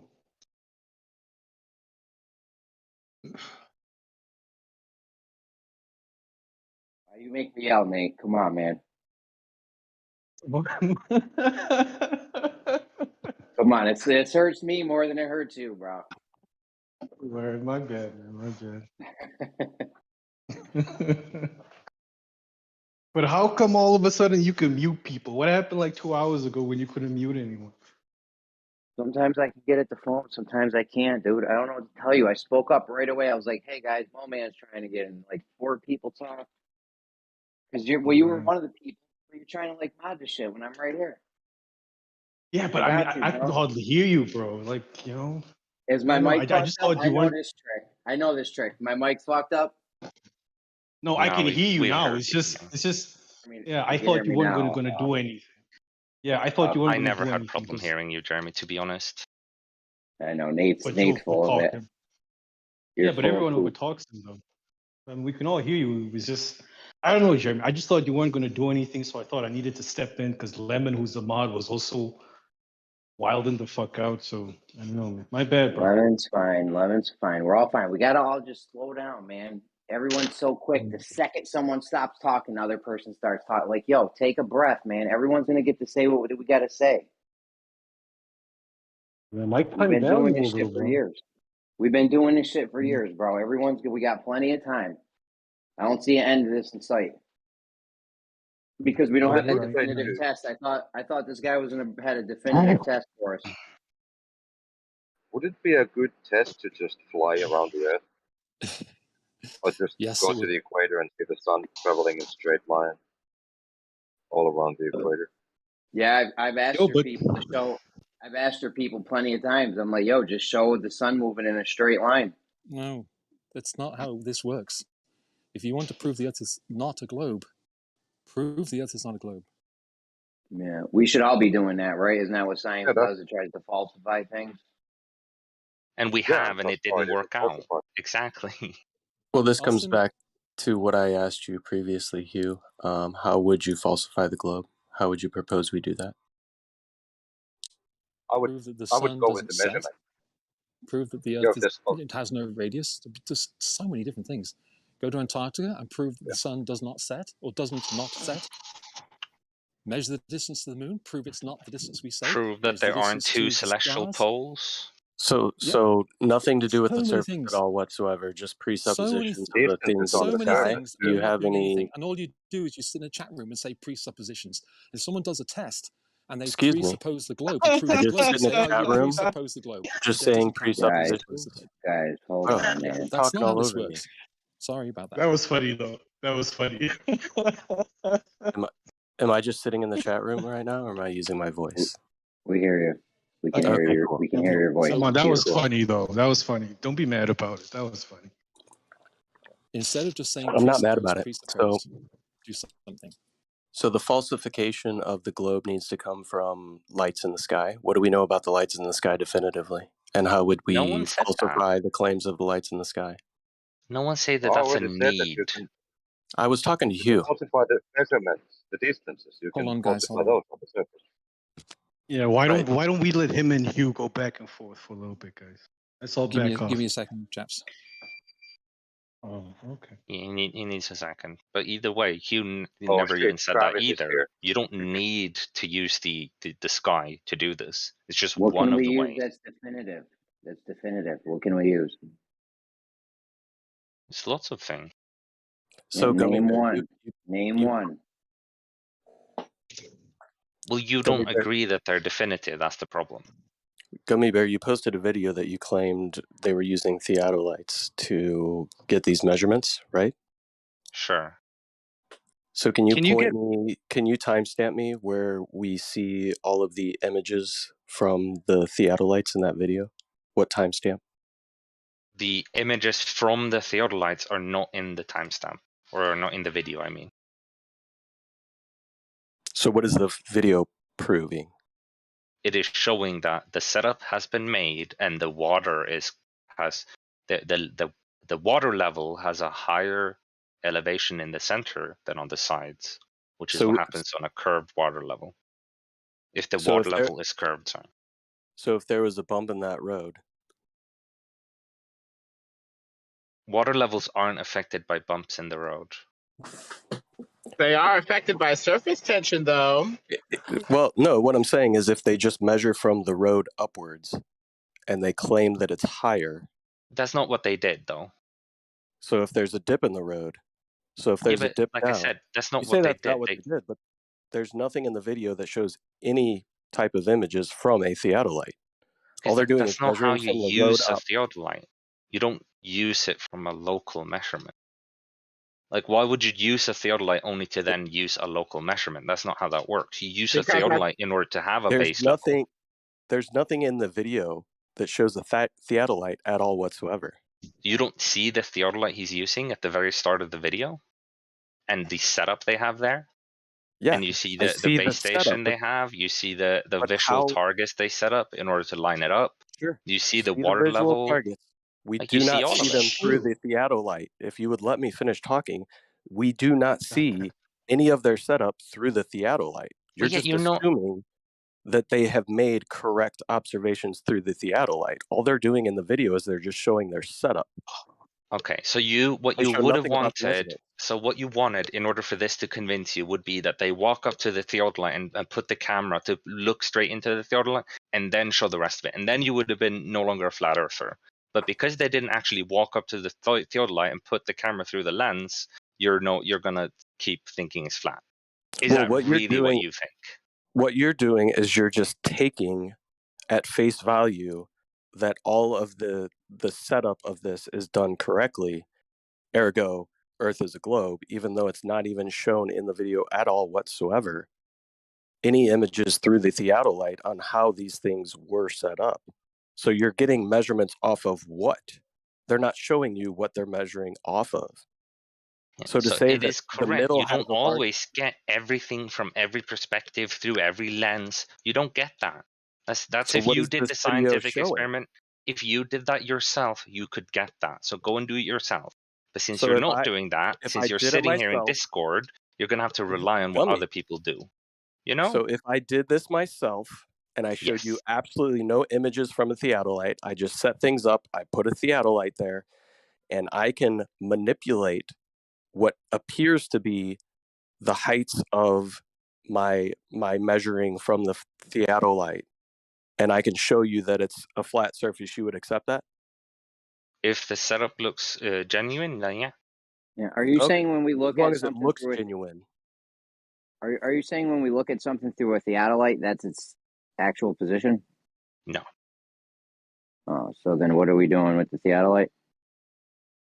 To get an idea of its actual position.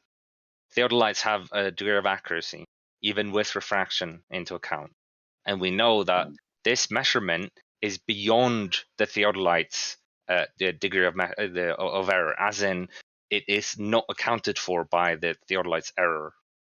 It has to be something different because the theodolite doesn't give that big of an error. If you had its actual position, if that was its actual position, then yes. But you're just the degree of error is where the theodolite sees the thing, not where the thing actually is. It's just measuring where it sees it. So the degree of error of a theodolite, you don't think that is where it actually is. You just think that's where you see it. Like how would that be a degree of like how would that be a degree of accuracy whatsoever? I'm going to take a theodolite to the Black Swan site, and we're going to wait for a Black Swan to happen. Then I'm going to look at the theodolite. Can I make measurements with it like that? That would be under extreme refraction conditions, which clearly this video does not have. Okay, but you still don't know your actual position of the thing that you're looking at, which is what you would need to make any kind of geometric claim off of. We went through this earlier. Were you here? Yeah, but I told you, but we know that it has a degree of accuracy. I might have not been here, but it still has a degree of accuracy, and the measurement is beyond its degree of accuracy. It's larger than its degree of accuracy, therefore it can't be taken down to just be an accuracy problem. Yeah, so you might have missed it earlier. We went over this with Xanax about how we don't know where the actual position is. And in order to say where something is according to its actual position, you're definitely going to need to know the actual position. You can't just say, oh, we're a half a degree or however many feet up. You can't do that. Well, yeah, that's when how you're trying to compare it to an actual position. If you don't know where that actual position is, it's kind of ridiculous. But Jeremy, that's how you calibrate the theodolite with a known position, and then you know that when you look at something, you'll have a position within a degree of error. So the That's theodolite how it knows works. the actual position, you're saying? No, I'm saying Who knows the actual position? No one needs to know the actual position, but because we have calibrated the theodolite, we will get within a degree of error to the accurate position. So I have another question. A degree of error of the actual position. Correct. That you don't know where it is. How can you know you're within a degree of error if you don't know where it is? The same way that I can probably say, oh, that house over there is probably between 20 and 30 meters away from me. I don't know the exact number between there, but I know it's between 20 and 30 because I know kind of 20 and I know 30, and it's definitely between them. I don't need to know the actual exact number to give you an estimate between 20 and 30. The same thing does the theodolite, only the theodolite is more accurate at doing so. It has an error margin that's way greater. No, the theodolite is using optics, and you're going to tell me how far off optically that we're seeing the thing from its actual position when you don't know its actual position. This is not total nonsense. Absolutely silly. The same way that I can tell you the building is between 20 and 30 meters away, I don't need to know the exact number to make that statement. Do you not get this?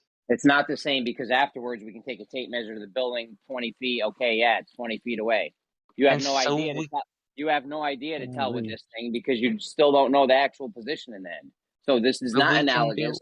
It's still silly.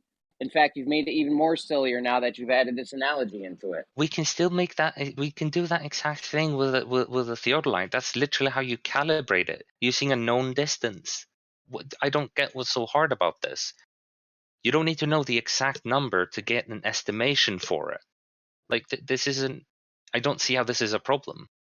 You don't need to know the exact number to make an estimation for it. However, in the end, you can't say that it's higher or lower if you don't know where the position was that it started at, its actual position. Like why your analogy is ridiculous because when you say, oh, the building's 20, 30 feet, at the end of that, we could take a tape measure over the building and say, oh, look, yes, it is 20, 30 feet. At the end of your theodolite thing, you still don't know the actual position. Yeah, but that's why we don't. When I say 20 to 30, that doesn't mean we now have to go and use the tape measure to get the exact distance. We can accept 20 to 30 as our degree of accuracy, and that's where we stay. We know that it's between 20 and 30, and that's the final thing. That's what we do with other measurements is we take this measurement and we say, okay, we know that it is within say 2 arc seconds. We know this. We don't need to get the exact thing because that's not what measurement is about. It's getting within a degree of accuracy, and that's what we do. Can I just point out the irony that you originally responded to someone saying the thing that would prove it is a force the line test? And you said, we already have that, as if it were a force the line test, and this is not at all even close? It's using a water level to show that the water level is curving. So I have a question. And then the line that you know what I mean. You know what I mean. You said we already have that, as if the force the line's already been done. It's not equivalent because now you're saying it's an average, and you don't use a tape measure and all those things because you're taking an average. It's not. That's why the force the line's different. No evidence. Not equivalent. That's not what I'm saying. I'm saying we know that this. Yeah. What I'm saying is we know that this measurement of curving is beyond the error rate of the theodolite, and therefore it cannot just be because of the theodolite. It clearly has to be because of something else, which happens to be the Earth curving. Now you can deny that all you want, but that is the logical extension of this. It's not even about this experiment. It's about the fact that he said a thing that would prove it is a force the line, and you acted like you had that. But you have to admit this isn't that. It's not equivalent. It is. It's not equivalent because you're assuming Earth curvature and you're taking averages. We're not assuming anything. We're taking experimental data. We're using a water level with 3 measuring points. We're using a theodolite, taking measurements. We know the degree of accuracy of the theodolite. We know the degrees of accuracy within this. We see that the deviation in the middle is larger than the error rate of the theodolite. Therefore, some other cause has to be there for this deviation in the middle. And since there is none other, it happens to be Earth curve. Now, if you want it to be something else, you can go do the experiment and figure out what it might be. It's not about wanting it. But this It's is not even showing. about the argument. It's not even about the argument. I'm saying that So you're it's using. just, It was like you're using a tactic, and you were proclaiming you had to force the line test, and that's you what have to this admit is. it's not that. It's not a force the You line might not test. define it as You're such, saying but it's I do. equivalent. It is equivalent. Guys, It is I don't know. Well, equivalent. then that's your definition. But if this was proof of Just got to temporarily mute you both. All right, you're both going to get a chance to speak. All right, one at a time, please, guys. Come on. That's what's up. So yeah, obviously you're saying it's the equivalent, but it seems like a tactic to proclaim that you have it. But you knew what he was talking about. He was talking about specifically a force the line test, and you were saying we have it. And if that's the equivalent to you, that should have been included in your response.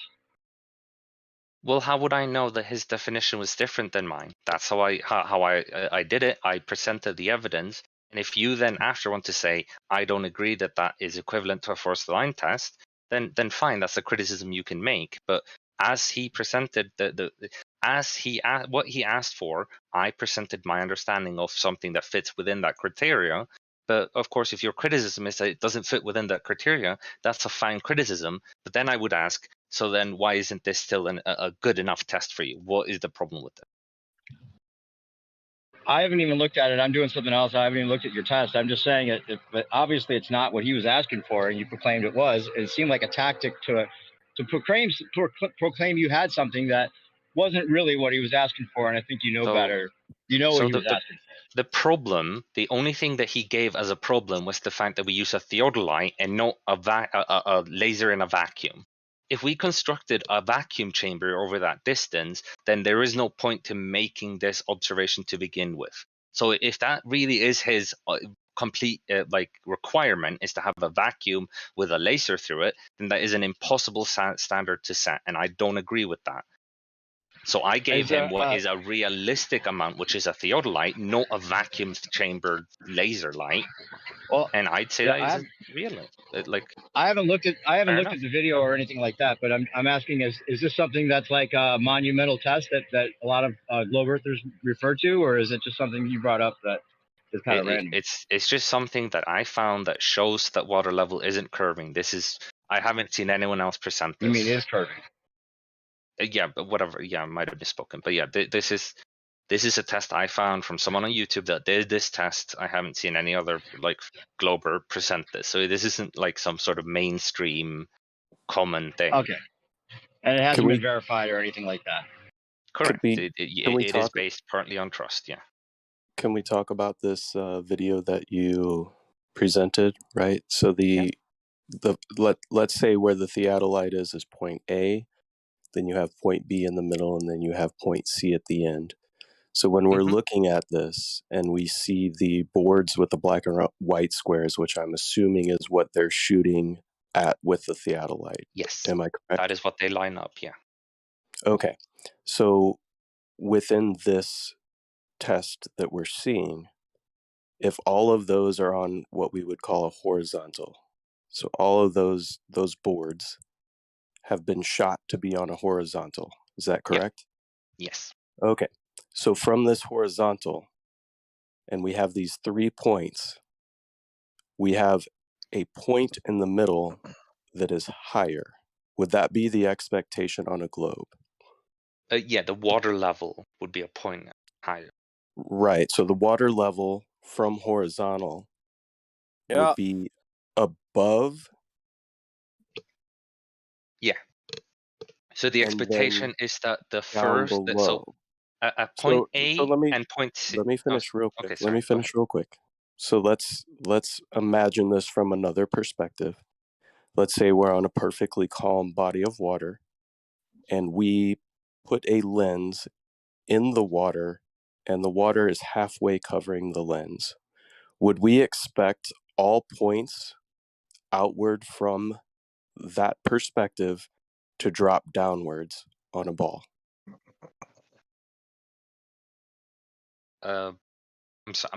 I can't quite. What do you mean? So you Or put let's a say camera. 1 foot. 1 Sorry, foot could you observer height. re-explain? You say you're putting a camera halfway down the water in a calm lake. Right. Or we take a theodolite.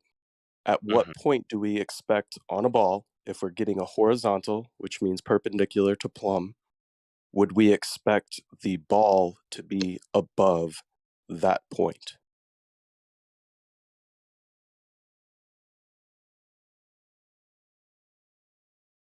We wouldn't. We would see an exponential downward curve, right? So in what they're doing here, they're showing a bulge in the middle of 2 different points.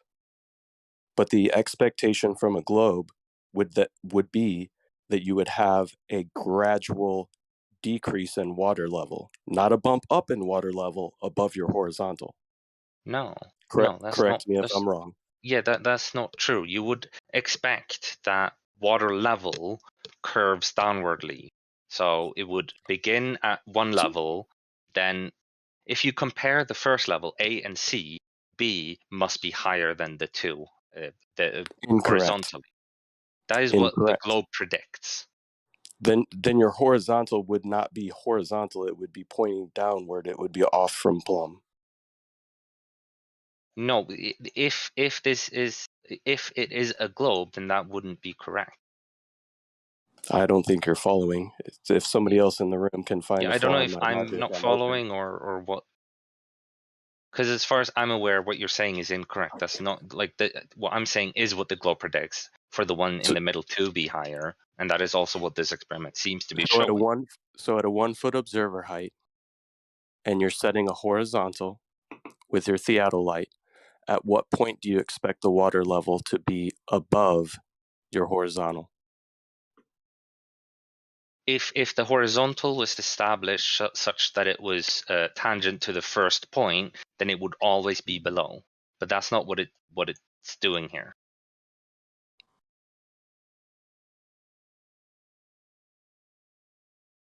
The question still remains.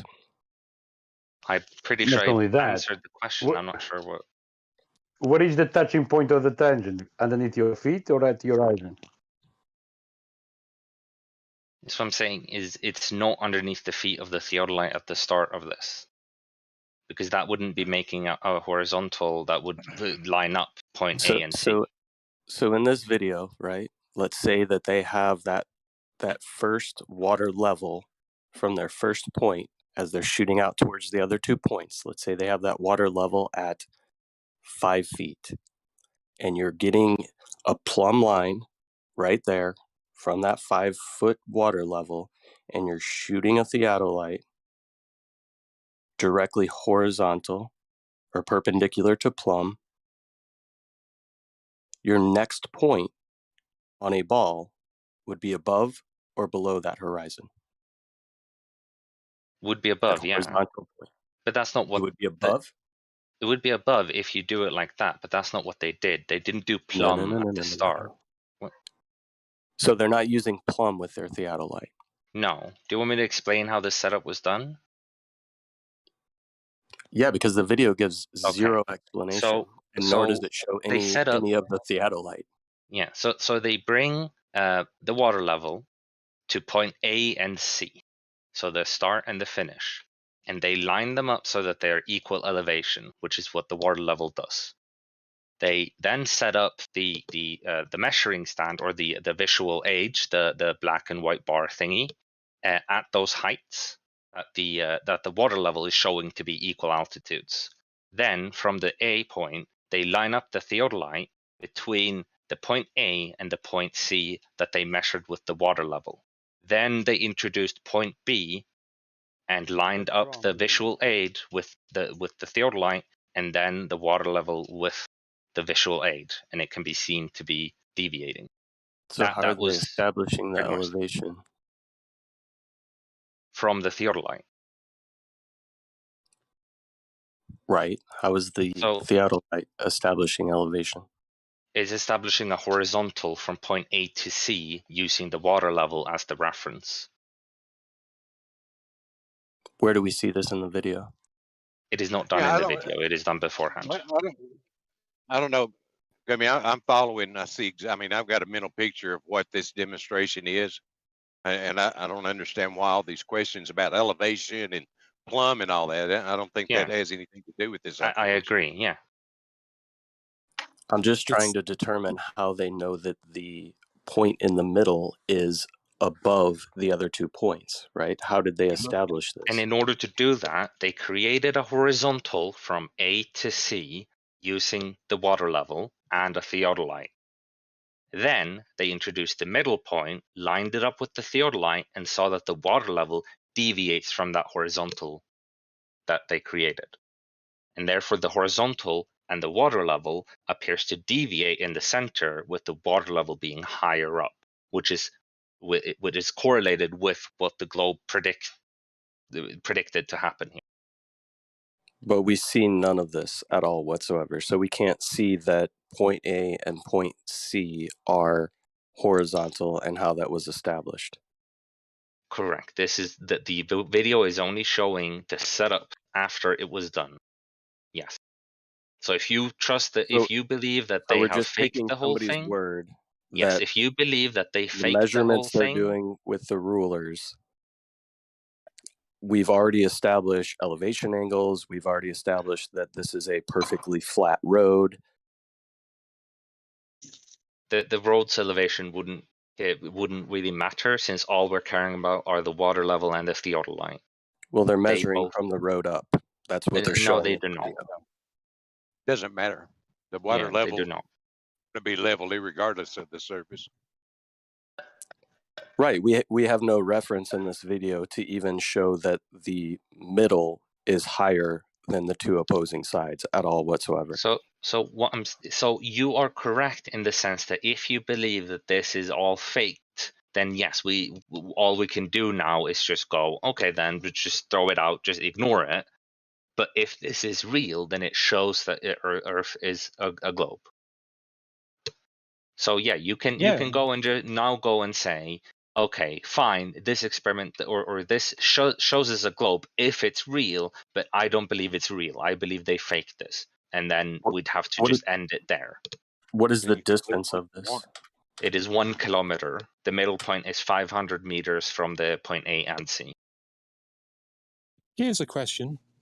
What would be the minimum distance you would think you would need to shoot a laser in a vacuum to get a measurement of curvature? Who are you asking? You. Me? Yeah, or just anyone in the room. What do you think? I would say that is too far. The whole thing is, all of these questions that ask how far, how this, how that, because of the fact that it's always a gradual change, it depends on what your accuracy of measurement is. And that's what my answer is always going to be, is if you have a higher degree of accuracy, you can do it over a shorter distance. But if you don't have a high degree of accuracy, you need a longer distance to do it. There's no like, this is your requirement. No, it all depends on your accuracy. Well, if we say the Earth is dropping away at 8 inches every mile, so a quarter of a mile would be 2 inches, and an eighth of a mile would be an inch. I think you probably if you it doesn't quite apply, but sure.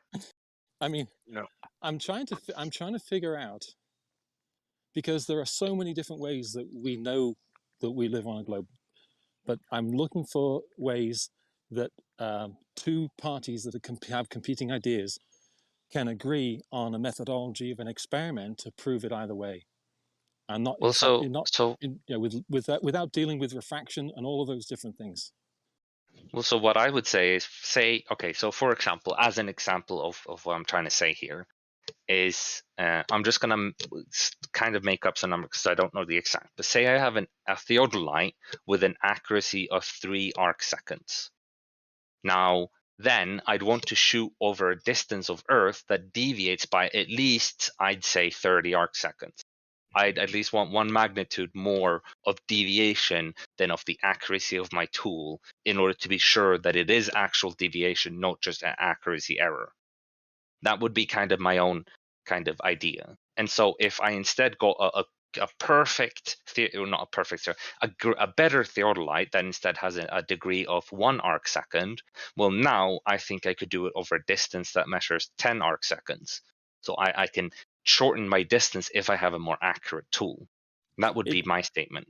Right. It seems, and this is why I think we were bickering earlier and arguing with Toss about why people believe in flat Earth, and I don't. You know, people.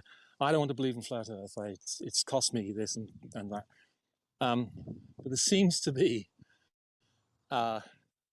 objections raised to every single test that's ever done to prove the shape of the Earth, and I'm looking for a way to get around that, because so far, if we say, well, we have rockets in space, well, NASA's fake, they're all liars. Well, okay, well, we have other space agencies, well, they're all liars as well. Okay, well, then we also have satellites, well, they're all fake. You can't show me a photo. Yeah. It goes on and on and on. Well, yeah. And So what I would say though, do. just quickly, is that this has been around for many years, like 6-7 years. I've been around for like 4 of that, and during those 4 years, I've heard of all the different experiments that have been proposed, and not a single one does Globers and Flat Earthers agree with. There are even ones that they agreed with beforehand, and then the experiment is done, and then someone starts disagreeing right after the experiment has been done. This has happened over the many years, and I don't think there is ever gonna be an experiment that both sides agree with. Okay, that's my thought too, but I was just wondering if anyone had a more optimistic appraisal. No, I think it's up to the individuals themselves, you know. I mean, I think it's a bit silly that they come here, expecting to find the truth, because they come and ask questions and they're given answers, but they reject the answers. So it's up to them to go out and do it for themselves. It's the only way. Yeah, unless they see it or do it with their own eyes and hands, I doubt a lot of people here are going to change their minds on things. I'm enamored with the rocket idea. I think Go Fast Rocket did it. And my thought was, send up get the Go Fast people, get a GoFundMe going, fund a rocket. Send up higher than We all send work. Yeah, like these guys all work. They all got jobs. They could put money together and do these things. But I don't know, man. There's always an objection to it. Like when you say they should put money together and send someone to Antarctica, like the way they scream, hoot, and holler about it, you know, it's crazy. Yeah, haven't you heard about the Kickstarter that's been done recently, where they're gonna where a Glober set this up, but this is for Flat Earthers to join in on? Yes, the pilot is the plane going over Antarctica. Yeah, and then he said we're actually not going to take that path, right? So either way. So the question was, if you're on the plane, you can see out the window. So, Man of Consciousness, Hugh, or Gummy, what have you guys done to go out and prove the globe for yourself? You're already dismissing something that hasn't been done. You're already dismissing something that hasn't been done. Yeah, that's it's crazy, not up to bro. us to disprove flat Earth. No, The globe is not to disprove flat Earth. I said, what have you gone out to definitively prove to yourself? But why do you care? Are you going to do it as well? You guys were, why you sitting there saying nobody goes out and does anything, which is completely incorrect. Flat Earthers go out all the time. I've made a ton of observations myself over water What have from you done? one specific point to another on multiple days. I get varying observations, meaning that the horizon that I see is an apparent horizon. Many times I can see the bottom of the pillars of the bridge that I'm viewing over 17 miles. And then there's sometimes where I can see occlusion. I'm going to be very honest. I'm going to be honest, but I'm going to be polite. Here's the thing. All you're really doing is trying to confirm flat Earth. It's dishonest. And I'm sorry that's rude, but it's dishonest. It's the same thing when people go and try and find out that the moonlight is cold. And yo, you should let you finish talking. Sorry, you read my I'm mind, in the street. Sorry. You read my mind and know that I went out there to prove flat Earth. You read my mind? Yes. Okay. Now, I didn't read your mind, but the way you fight the evidence. When we brought up LIGO, Austin laughed. LIGO has nothing to do with the shape of the Earth, my friend. Okay. Oh yes, it does. When we bring up NASA, you laugh. When we bring up SpaceX, you laugh. When we bring up LIGO, you laugh. When we bring up I've never Antarctica, you discussed NASA or every SpaceX. single thing for people who You're purport to be projecting interested in onto truth. me other conversations you've had with people. Why would you do that? That's Because why I asked when each you're in a flat Earth of you conversation, individually. okay, Because but when you all of you were just having a You guys are conversation talking at saying the same time. flat earthers just need to go out there and do these things, blah, blah, blah.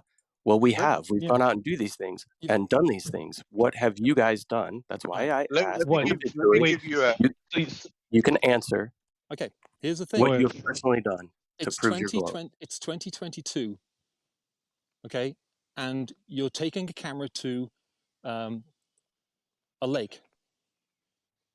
Okay, let's put that in perspective. It's 2022, and you're taking a camera to the lake and expecting to prove the shape of the Earth in the worst possible way. I never said that I went to a lake with a camera. So you're not even listening to me. So the question is, what have you done? You did observations. To go observations. Yeah, to go and look at a bridge, that's not going to prove anything, bro. Like get serious, man. It's 2022, and you're enamored with the P900. That's what you're still doing. So Like a observations 7-year-old don't prove anything. So okay, then observations don't prove anything. So why did somebody just what you did doesn't prove anything. To just go out there and look at a bridge and say I could see the bottom of the bridge today, tomorrow I couldn't see the bottom. What are you proving? What are you doing? What is that proving going to prove? that the horizon is an apparent position, not a physical geometric position. Yeah, what does that mean? Well, what does that do for you now? It proves that the horizon fluctuates depending on atmospheric conditions, and most of the time, everyone knows that. Would you let me what does answer, it bro? do for you? It falsifies Why your ask ball questions if model. you don't want to hear the fucking answer, bro? So It's when I go falsifying out your You're saying ball the model. same thing twice. what I Try not to repeat consistently see is that my observations don't comport to the claim of the Earth having a radius of 3,959 miles. Did you do that before or after you watched the YouTube videos? I've been watching YouTube well before I Simple even started question. looking into flat Earth. So what does that have to do with anything? Because I've never known anyone to do flat Earth or to do experiments about the shape of the Earth, to measure the shape of the Earth, go out there and do scientific experiments, observations, anything, and then become a flat earther. I've never, ever once heard of that. The order What is backwards. scientific experiment would prove a geometric question? Prove what? We have, oh gosh. Okay, that's not up to me to tell you what to do, to prove whatever you want to prove. It's up to you to disprove the Earth is a globe. We're not here to prove the Earth isn't flat. You have to prove the Earth is not a globe. You have to prove to us that the Earth is flat. If you can do that, we'll join you. That's a reverse. You're trying to say I can make whatever claim I want, and the onus is on you to disprove my claim. Yes, the onus is on you. The Earth is a globe. Okay. That's literally that's the view of every person ever to look at the shape of the Earth honestly. Well, I don't experience that through any observations at all or measurements. Okay. So because you haven't done any, you're taking a camera to a shore. You're not doing real observations. What's a real observation? This isn't 1920. What's a real observation? It's 2022. This is why I asked you a long time ago within this conversation, what would be a good way to falsify the globe? That's why I asked you what would falsify the globe. What could we do? I'm not interested in that. What I'm saying to you is, of course you're not, because if it's not falsifiable, then you can just sit upon your claim. Yeah, but hang on. If I can just jump in, that's also a bit unfair because you asked what they could do, and you, Mole Man, Howard, they all gave you examples of things you could do, and all you guys had to say was that's not conclusive. So they that's didn't give a me bit any unfair. examples. We did. They did, and you guys said you and Jeremy both said that's not conclusive. Every single thing that we provide, everything from every agency. You said LIGO is conclusive evidence of the shape of the Earth. How in hell? And you crap on it. Like you're not interested in LIGO wasn't the only example given. These guys said you can. Yeah, they gave so many examples. How do you only remember LIGO? You clearly weren't listening. They started talking about gravitational waves. It doesn't prove they did. Shape. the examples they gave, someone said you can prove that they on two, you know, How does LIGO axes prove shape? of rotate. We're not Yo, going listen to to what I'm LIGO saying. again.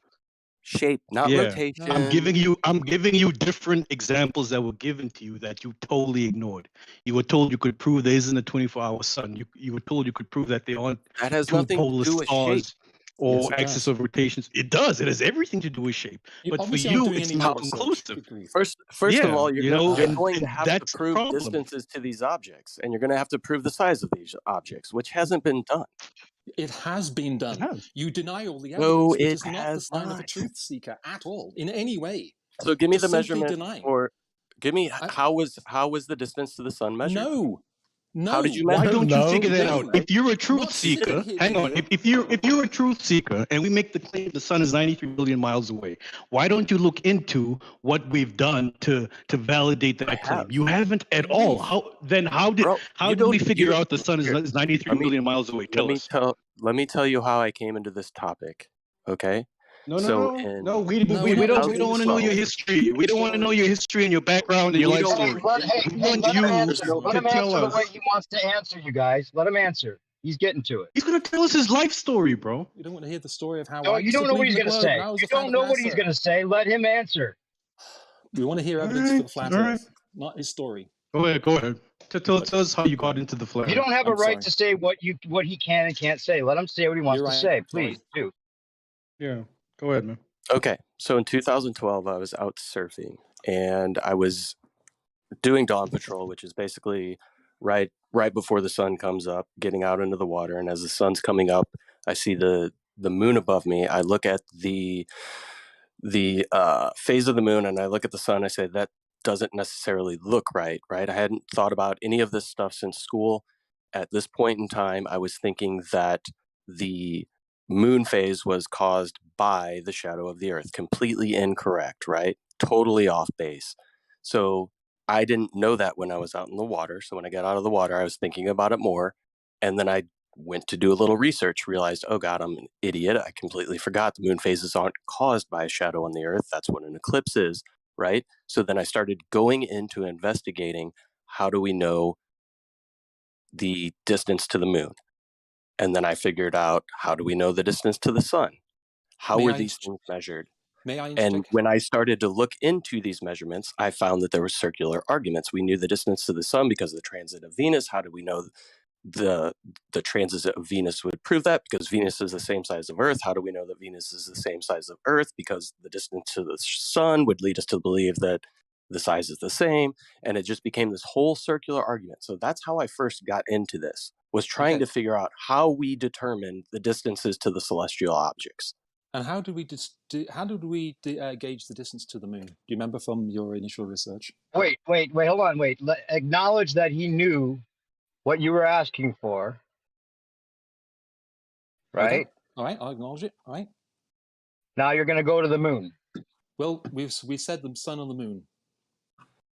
No, you didn't. You said the sun. We were talking about the sun. Okay, so we can go with Why the are sun. you trying to use tactics? Why does it seem like a tactical argument to you? Like you're trying to win the conversation rather than find the truth? It's a bit interrogative, and I apologize for it. You nailed it, buddy. He's very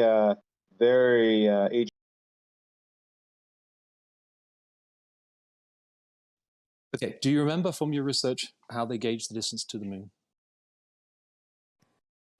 The moon, I don't recall offhand. No. Yeah. What does that prove? Well, it doesn't prove anything, but it proves. Well, first of all, we know the sun's. But your claims were that flat earthers don't know anything; they just want it to be flat. And now you seem like you're using tactics to try to win the argument rather than look for the truth. It seems like it. That's all I'm saying. Okay. All right. Here's the thing. We have two probes that are observing the sun right now. Okay? Neither of them take the distance to the sun from the transit of Venus or the size of Venus or anything to do with Venus. We have two orbiting probes around the sun. So that's an old argument. That's an argument from, literally a decade or more ago. The distance to the moon is well known, and you can find it out yourself. Any ham radio operator can find out the distance to the moon. The reason I think that flat earthers like to talk about the sun and not the moon and the distance to it is because they like to say that it was, circular reasoning, which maybe in the beginning was. But the distance is known now because we've got 2 probes orbiting it, and the distance to the moon is known within a few inches. So why are no flat earthers debunking the known distance to the moon? You know that we don't think that there's probes orbiting the moon.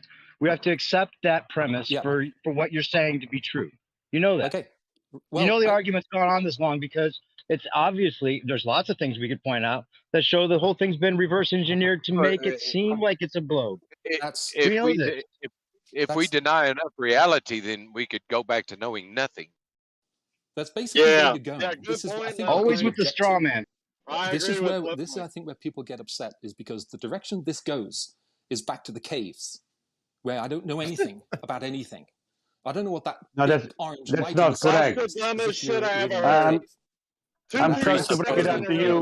That's why people react. That's I'm sorry to break it up. Where that goes. People I'm sorry to break it up to you, but like what y'all just made. That's what people react to. Stupid statements like you and Left Lane just made, that if we don't trust that we have measurements 2 inches to the moon, within 2 inches, then we'll head back to the cave. That's the most dumb shit I've ever heard. Yeah, it's another tactic, you guys. You guys don't do yourselves any favors by always trying to win the argument rather than figure out the truth. You're always doing that. You make yourselves look like you're just trying to convince somebody rather than trying to find out what the actuality is. Really, you don't. And you think we want to be flat earthers? You want it to be a globe. It's so ironic. But just as you said that we have to accept the premise that you don't think that there's any such thing as satellites, you have to accept the premise that we know that there are satellites. I didn't say anything about satellites. He was talking about probes. And yeah, the other thing is, he was talking about probes. He wasn't talking about satellites. Plus, you said the onus is on us because everybody knows it's a globe already. No, we all experience a stationary level Earth. We all agree on that. That's where we start from. We don't start from everybody knows it's a globe. So we measures like that. Yes, it's not a matter of a starting point. It's a matter of making a claim and backing it up, irregardless. And we also don't agree on that point that you said that we see a flat Earth. We also don't agree on that. Don't agree on that. I didn't say that. Again, miswording what I said. I said we all experience a stationary level Earth. A stationary level Earth. Get my words right. Don't reword it. Another tactic. You always try to reword things and make straw man arguments, and that just seems like tactics on your part. Again, who wants it to be a ball? The way you worded it now, stationary level. That's what I said the first time. Much. Yeah, that doesn't say much because we have different opinions on level. It says a lot. It says, Jen, let me finish. Let me finish my word. Can I finish, Jen? You're devaluing. Yeah, but you're interrupting, which is Let him against the finish rules. straw man. Don't devalue. Because he gets paid not Okay, to either way, what I'm about to say Jen, is... we don't need it. He's burying himself. Jen, let him answer. He buries himself with every word he says. Okay.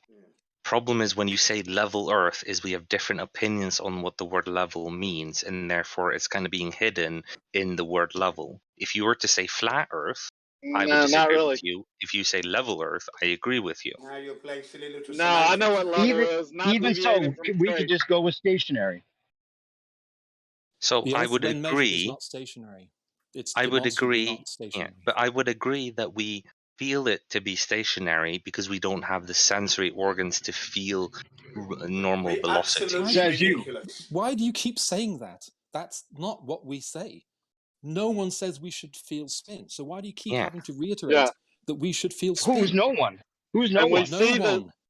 We don't make the claim. No one makes that claim. Yeah, we don't make the claim that we should feel the rotation. Stuck in a loop. Yeah. We do make the claim that it's not. So it flat, doesn't rotate and it doesn't go in an elliptical curve. I it observed the does, sky moving. but we don't feel it. There's no reason for us to feel it. Yeah, yes, we there don't are. feel it because it's not moving. That's right, you're right. We don't feel it because it's not moving. We observe the There's sky moving. no reason for us to feel it, even if it is moving. Here's the thing Yeah, about I straw man know. arguments. But we we feel don't feel it. earthquakes.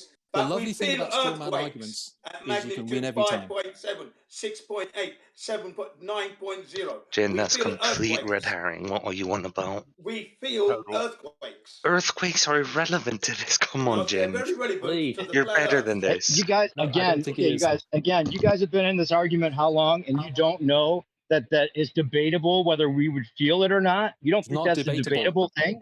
That's No, because it ridiculous. is not. You don't know about You've been elliptical in it. orbits. We have New we have an perspective. ellipsoid that we're on. We have constant acceleration, which is different than a continuous momentum. I mean, we have momentum changes. We have acceleration changes. We have all kinds of those things. It's totally debatable. Magnitude less than we can feel. Orders of magnitude less than we can feel. You Yeah. misrepresent If we get if the you- numbers, we facts can every time. Don't forget, So- we have a huge ball of gas above a solid object Earth with water Just on it. continuously, are you able to stay cutting me on off. topic, You're cutting Rakia? me off. Yeah, No, you're it's just cutting me off. amazing. We're talking about feeling movement, and that's what I'm talking about when you cut me off. So I'll start over. We have a huge ball of gas we call the atmosphere. It has layers, gradient layers, attached to a huge Earth, physical Earth, hauling ass through another portion of atmosphere that has a gradient y'all call space, and you say that friction isn't I was felt? turning it down. Yeah, that friction would be felt. It would also leave a trail in Yeah, my it knowledge. would not be found. Do you feel the friction Well, of why the air not? as you're in a car? Do you Yes, feel we the air do. hitting Yes, your we face do. when you're Yeah, in the it car? causes Yes, we do. vibration. Yes, we And do. it's a non You sequitur. do not. And it causes forces. That's If just we put wings okay. on the car, That's it would press the front end down or the back end down. You have mountains and all that that don't cause anything, no movement. So I don't know what you're talking about. That was kind of a red herring. But anyway, you have a non-frictionless. Hang on a second. You almost let me finish. You have a big ball of gas in Earth, right, that you say is rotating and hauling ass around the sun and going in other vectors also that is not in a frictionless environment. It's attached to other particles. You say that gradient extends False. past the moon, but it's still close to the Earth where the gradient is, would have a lot of particles. And those Even particles though- are moving through, hang on, and Let those him finish, particles are moving through a medium. You would feel that movement. Okay. False. Even though I agree that it's not frictionless, I would not say that this friction would, for any reason whatsoever, be felt by a human on Earth. Why do you think that the friction would, for any is an reason assumption on your whatsoever, part. That no was matter, purely no, assumption. can I, Jen, come on. Yeah, Why come would you on. Don't think interrupt that- me 3 times, and then when he interrupts you, say, come on. Ay, ay, ay. Let So- us God damn it, finish. let's just get on Why with it. do you Y'all think- respect one another. Why you would can you finish, think that but no don't complain matter... about interrupting when you interrupt. Why do you think that no matter how high that friction is, even if it was a huge amount of friction out there between our atmosphere and space, why would you for any reason think us humans on the surface of Earth would feel Purely, it? that Why? is purely speculation. Because You that's what we measure. yourself It's haven't a proven that. straw man. They have to fight the straw man. They can't fight what we actually say and what the Exactly. what we actually measure. They can't fight that. What the man just We said have was to totally imagine. We have to feel speculation. all this movement. I'm not imagining Okay, anything. I'm going by what science tells me. That's what a straw man is. You're tearing No, down it's a not. false Let's not. representation What he of just said the there global was model. purely speculation. There's No one nothing cares he what you're said showing that can be Well, proven. no one cares about you're not caring. It wasn't a straw man at all. He there, explained fella. exactly why there would be friction. Why are you calling that a straw man? Because that's not what our model says. There is no friction. Your If there model is, doesn't it's a exist. Sir. microbic That's what we're amount. saying, sir. Yeah. Your model And what does not I exist said... You in don't our know the model. reality, and you haven't presented Still. this Of course evidence there's for it. friction. What Wait, I can we clearly get to said... They don't have a model. What I get to clearly the- said is whether there is friction or not, let's say for a second that there's huge friction, even then, why would you think a human on Earth would feel that friction between the atmosphere up high?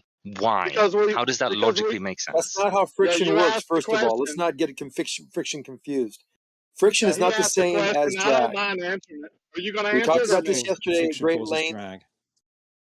Well, no. Let Rakia answer. Friction will not go up with the square velocity. Drag will. Zanuck, It's a Zanuck, type let of friction. Rakia answer. When we talk about aerodynamics, Someone mute when we Zanuck. talk about Please mute Zanuck. aerodynamics, it's clear. It's important to keep the Zanuck, let concepts clear. Rakia Yo, answer. can someone You mute don't know Zanuck, anything about it. please? So first, The first time he Get comes somebody to in, be quiet. I'll be he quiet. Just interrupts start addressing somebody. the The topic question that instead was of just addressed to debating me. about who's interrupting who. Well, Please. he's bringing up friction, Lucky, and just talk. Is that someone advocating that Janet should be able to do what he just did? No. Jin did the I same would hope thing, not. so just move on with it. Yeah. Hang on, I If gotta you pull remember over. where you were. You were How do you explaining feel why about- you believe that friction in the He's outer atmosphere with he's got space a would phone ever call. reach a human. Oh, okay, sorry. Yeah, he's got a phone call. He'll be right back. It just doesn't logically make sense for whatever. Like, even if you believe there's huge friction in space, which we obviously say there isn't, but even if you believe there was So why huge friction, why bring it why up? would a Why human even on the bring it up? surface of why would a Obviously, human isn't. on the surface of Earth feel that friction? Like, it's dumb on so many layers. It's dumb. Your model is dumb. The fact is, your model is so dumb, you can't even present it in reality. That's the Jen, reality of your You don't dumb. our model understand the doesn't model. say any of that. That's Jin, the there is only problem. one model. There is only one model of the shape of There the Earth. is no model. There is You no There have is no no model. model. There is no model. You have no model. Your model does not exist It in works reality. But there's every a problem. time. You don't understand the No, model. it doesn't. And Your I've shown model, that many times. your model is based on the flat Earth. No, Okay, it's thank you not. so Flat much. Earth doesn't Jesus exist. You don't have Christ. a model, It's man. something you found on YouTube about 6 or 7 years No, ago. sorry, Flat Earth that is a doesn't mistake exist. But on your part, there's sir. no. That is a But hold mistake on, on your part, sir. Absolutely. Because I That's knew this Earth hold was on. absolutely flat There's no fact. before I was point in taught about lying. the globe. Listen clearly. Before I was taught about the globe at 6 years old, my world was level. I never for once envisaged I was on a That's board until I cool was story, told Jin. that. Okay? Until I was told that. And Well, then all right then. I was brainwashed for 53 years. 53 years later, in that time, I've been living on a flat earth all that time, gathering experiences, Okay, not go connecting the flat Earth. dots. Jin, when did you first believe in flat Earth? It's not a belief, sir. It's not a belief, sir. It's I don't When you care. stop brought believing to in my the When did globe, you attention. first when, believe in no, It flat when was you Earth? stop brought to believing in the my globe, listen it's when clearly, you you stop believing in the listen globe. clearly. It's a You very simple question, clearly but flat Earth is listen. the You're first not to answer. listening. That's You're very just rabbiting curious on. and You're just dishonest. rabbiting on. You ask me a Yeah. question and you rabbit on. Shut up and listen It's up. very dishonest of you Shut up not and to state listen. when you started first believing Listen, in flat Q, Earth. because you're just rabbiting on. You asked me a question. Now I'm going to answer that question you asked me. It's not a belief, Huey. Okay? I have been living on a flat Earth without That's just, realizing it. I'm not You're interested in still rah-rah flat interrupting Earth, when I have Jin. not finished. George, You are still George, may I interrupting, ask, Huey, because you know what I'm George, saying is damning to what you don't want George, to say. It's a Because simple it's question, you damning won't to answer. No, your it's belief, Jin. sir. It's George, Jin, may not I You will George. not ask let him me a speak, will question, you? I'm here. George? So let Oh me no, finish what I got to sorry, say. it was not Jin. George. Wrong, It's wrong Jin. guy. I was talking to the wrong guy. So I just want to ask the huge anus there guy a question. Yeah, go ahead. Go ahead. Who am I talking to? A question for you, huge anus. Who am I talking to? Have you Data? Have you done any observations to prove Earth curvature? Thank you. Yes, I went to the beach. I have. Copy. Yep, thank you. So you went to the beach. Can you bring evidence Yeah, that's of it. your That's what you curvature, do. please? You take a P900 to the Huge, beach and you go, oh, look huge at that. anus. Huge anus. I have another question for you, if you don't mind. Go, yeah, please. Do you think flat earthers have a reason to think the Earth's flat? No. Okay. Copy. Yeah, just I think remember, it's not a belief. people living in caves 4,500 years ago might have a reason to believe the Earth is flat, but it is 2022. That is an assumption on your BC. part again, Hugh. Hugh, that is an It's definitely assumption 2022. and an insult to those people. Let's Huey. agree. What you've just said, you're agree on that. insulting people you've never met, you don't know. You're coming from ignorance, okay? And you're displaying that, okay? Jin, that's rich. Jin's gonna white knight caveman. Cock-sucking scumbag is what you are, mate. Believe that. Jin's white knighting So caveman. stop He's insulting mad. these people from the past that you never met. Caveman. They're probably more intelligent than you. Jin, But why are you already- mad, Oh, Jin? God. Calm down, man. You're gonna wake people up. Jin, with I'm going to respect. wake everybody up. You With better respect, believe all it. I'm really saying is, for the lack of better You evidence, gave it.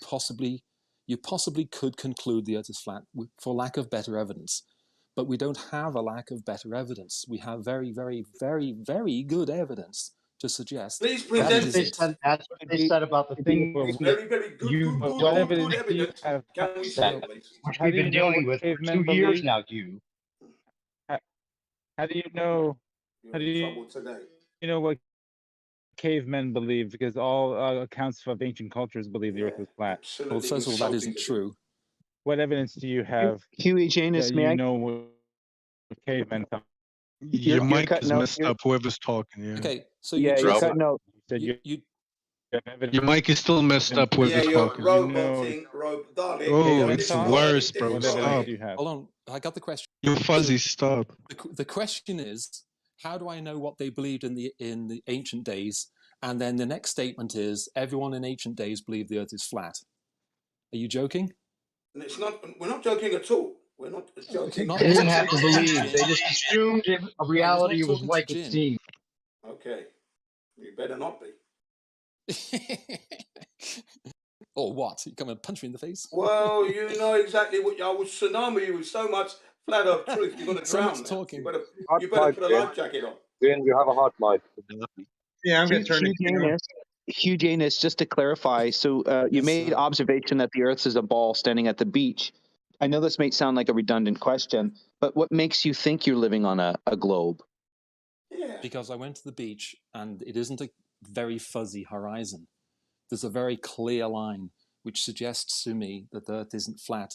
Because if Earth was flat, I think the horizon would look very, very fuzzy indeed, and everything would just fade out gradually. You're talking absolute Yeah, rubbish. Jin's Sir. opinion. Okay. Hold yeah, on, that's, Jin. No, that's no. In Jin, reality, I wasn't talking that's to not you. what we see. Hold on, People think Jin. you're a silly little reflection of whatever it is. Jin. You gonna let him finish, or do On I the have one to hand, mute you? I'm just on going the to run him one over. hand, on the one hand, you want us to say you want to trust your senses, but on the other hand, you don't want to trust your senses. I wish you'd make up No, your that's mind not whether my I should position. trust my senses or shouldn't trust my senses. What? Then you're an unfit individual. Then you're out of shape. If you go to the beach and you think everything's fuzzy, go to the bloody opticians and then go for a bloody medical checkup and start taking some exercise. Here's the problem. People only started believing in flat Earth in large numbers like this in 2015. Okay, this isn't that you talk about the ancients, but no one in here can provide us any evidence that they believed in flat Earth before 2015. I can. Do it. No. You're right. No. I can say this, like I was trying to say earlier. Before I was told about the globe at the age of 6, Jin, you're as far as I repeating was yourself. concerned, the Earth was a level plane. Where You're my repeating life yourself. was level. Sorry. I'm sorry, Jin. You said that already. Yeah, I know. I get that. across to you.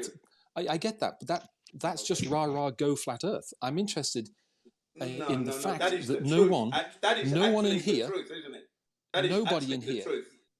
nobody I in here. took on this globe as a belief. Yeah, it was a belief. I didn't verify. I listened clearly because you're not listening. I'm not. I did not listen clearly for 53 years.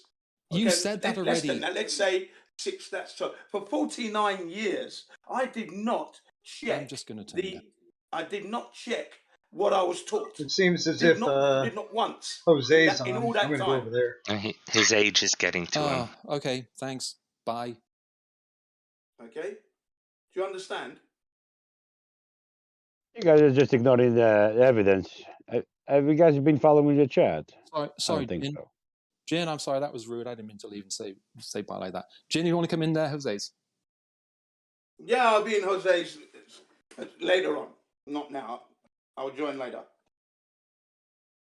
But good luck in Jose's. Thank you. Sorry, I was a bit much. I apologize. That's okay. No need to apologize. It's okay. You go. You come. No worries. Remember this though. Flat Earth is not a theory or a belief. It's knowledge. We know this. And you're sometimes too polite, that's but okay. have a good really? day. No, it's polite. It's okay. That's Yeah, good. but sometimes too polite. Some people don't need to be polite too. But you do you, Hugh. Hey, You're great. wait. Yes, Hold on, well. wait. That isn't true. If you decide there are only certain if you decide there are only certain people that you need to be polite to, then you can be very, very rude you can be as mean as you want to be, and that's not politeness. Is exactly. And I'm fine with that. Okay. That's our difference in world value. Yeah, okay. have a good one. You too. Yeah. Yes. Keep believing your spinning ball anyway, right? Thanks, Jin. Jin's got to get the last word in. Of course. I'll see you in a bit. Yeah. Yeah, you got to remember, Gummy Bear. Should I say Gummy Bear, maybe? You've got to remember that we learned this stuff at school. And we never, hang on a second, because you're interrupting it. You even today, you still haven't gone out and checked. Today, as we speak, Gummy, you haven't. Because if you have, you'd be a flat earther. Period. But that's where you're wrong. I have, and I'm still a globe. You are willfully ignoring the truth to hang on to a spinning ball Jose's server name so I can cannot don't have to prove, listen to and Jin that anymore. is sad. Separation, Hey, anxiety, Gummy, what's Jose's disorder. server called? I don't know. I'd want to find out as well. Yeah, we need Jen. You're just making it I obnoxious. can David. I can send you guys. I can DM you invites. Yeah, Oh, perfect. Thank you. Yep, I'll do it. But yeah, and Jin, what you're saying is incorrect. I have gone out and I have concluded that it is a globe. So Like yeah. I said, if you've gone out and you've gone out to nature, because nature does not lie, you would be a flat earther instantly. But you're a liar. That's what you are. Curiously, you are a I'm liar, not. sir. You've gone out there, you've seen the truth, you don't want to accept it, you're hanging onto a dream that doesn't exist, sir. That's what you are Have you doing ever thought? willfully. Have you ever thought about the possibility that you're projecting, and that's what you've actually done? Is that a possibility? I have been living on a flat earth all my life. I was distracted from the age of 6 until I was 53, where it was brought to my attention. But during my indoctrination years, I had uploaded all the clues to the flat earth and not joined the dots. That's why it only took me literally 5 minutes to realize. 5 minutes, and I knew, because I'd never ever divorced myself from nature. So, and I'm lucky in that respect, okay? So, and I understand how bad my indoctrination was, and my laziness to actually go and verify what I was taught. I should have known this earlier. Had I gone out and done the research earlier, I would have known it much earlier. 53 years is well late to come to that conclusion. I was in an indoctrinated state, and that's my honesty speaking here now with integrity here now. So I know that if you go out to nature and you look properly, you're not going to see any curve. And how you can come back to me and tell me I've been out to nature and I've concluded, you're a liar, sir. Well, that's you thinking. That's you thinking that you got the correct answer. That's you being. Yeah, exactly. That's you being. It's in some way thinking that you can put your experience over everyone else's and your thoughts over everyone else's, and that you are correct, which is wrong. Every single heliocentrist, absolutely every professor in every university on this flat earth, yes, 1000% correct. I will drown him or her. But some of them can rightly say so because they've done more experiments than you could even think they of. Cannot. I'm sorry. You could do a gazillion experiments. You only need one to prove that the Earth isn't a globe, and that is we see too far. And the fact that you think that's proof. Level.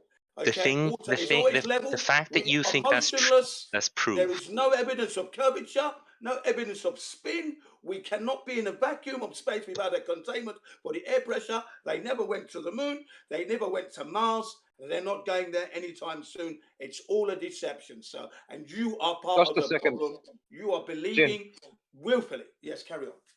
Jin, between your eyes, I sent you the invite, come here. Yeah, thank you very much. Thank you.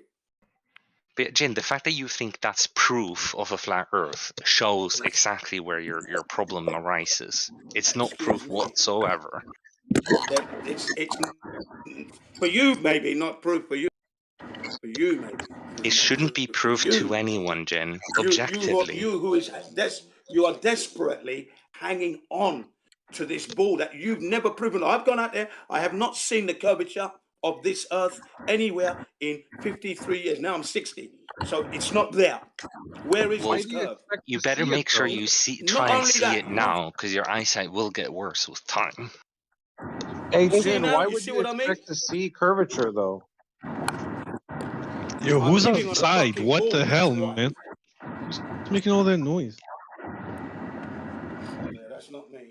What is that? Somebody's on mic. And hey, Jin, why do you think you should see just because you see too far? Why do you think you're seeing is proof of anything. Like, wouldn't you like want to check to see if you being able to see that far, if that's correct or not? Why do you just assume, oh 60 yeah, I see too years, I'll far? give you the answer to that. 60 years of precision engineering, you know, in my life, in my 60 years, I've experienced engineering, electrical engineering, plumbing, mechanical engineering, okay, building, carpentry, metalworking, and we're using my eyes, my senses to measure and get things level.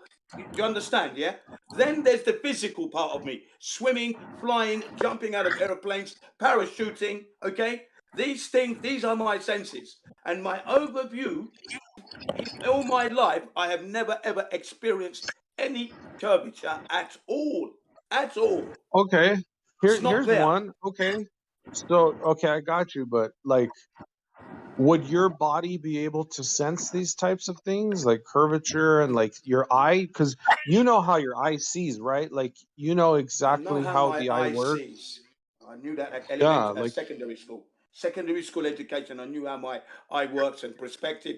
In fact, I that's can not relate, I can secondary remember. Hang education. on a That's very second, please. complex. Let me finish what I'm saying. I can Sorry. actually remember playing with angular resolution in my mother's kitchen table, kitchen counter, looking at crumbs, not seeing crumbs. So, and you know, resolution, I understand fully. Fuck, do I understand it? You're probably like one of the only person that probably understands how the eye works and how it sees. Like, most kids, most adults don't know. Like, but I guess you're special. Because they're not experimenting. They're not actually using their senses. That's the thing. I have been. That's why I said to Huey, he's an unfit man. If he went to the beach and he saw all that and everything looked hazy-wazy, well, you've got a bad eyesight, go to the opticians, go get a checkup and go and start doing exercises. Because the fitter you are, the sharper your senses are going to be.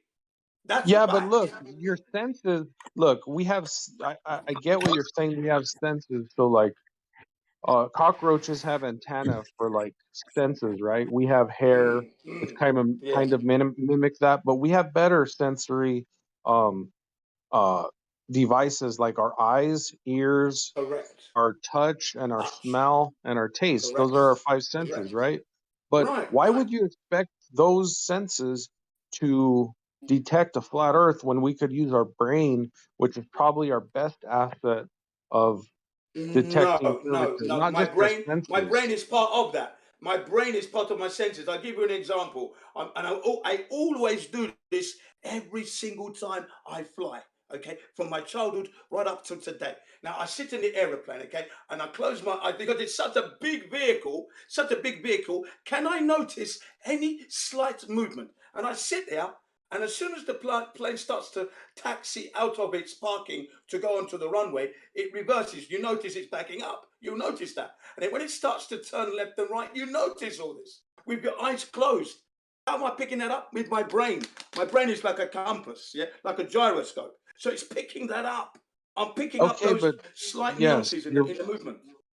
yes, your brain does that, but then you're saying, okay, my eyes, um, you Your know eyes exactly how connect. the eye works, and you know the whole thing about perspective and Yeah. angular resolution and Correct.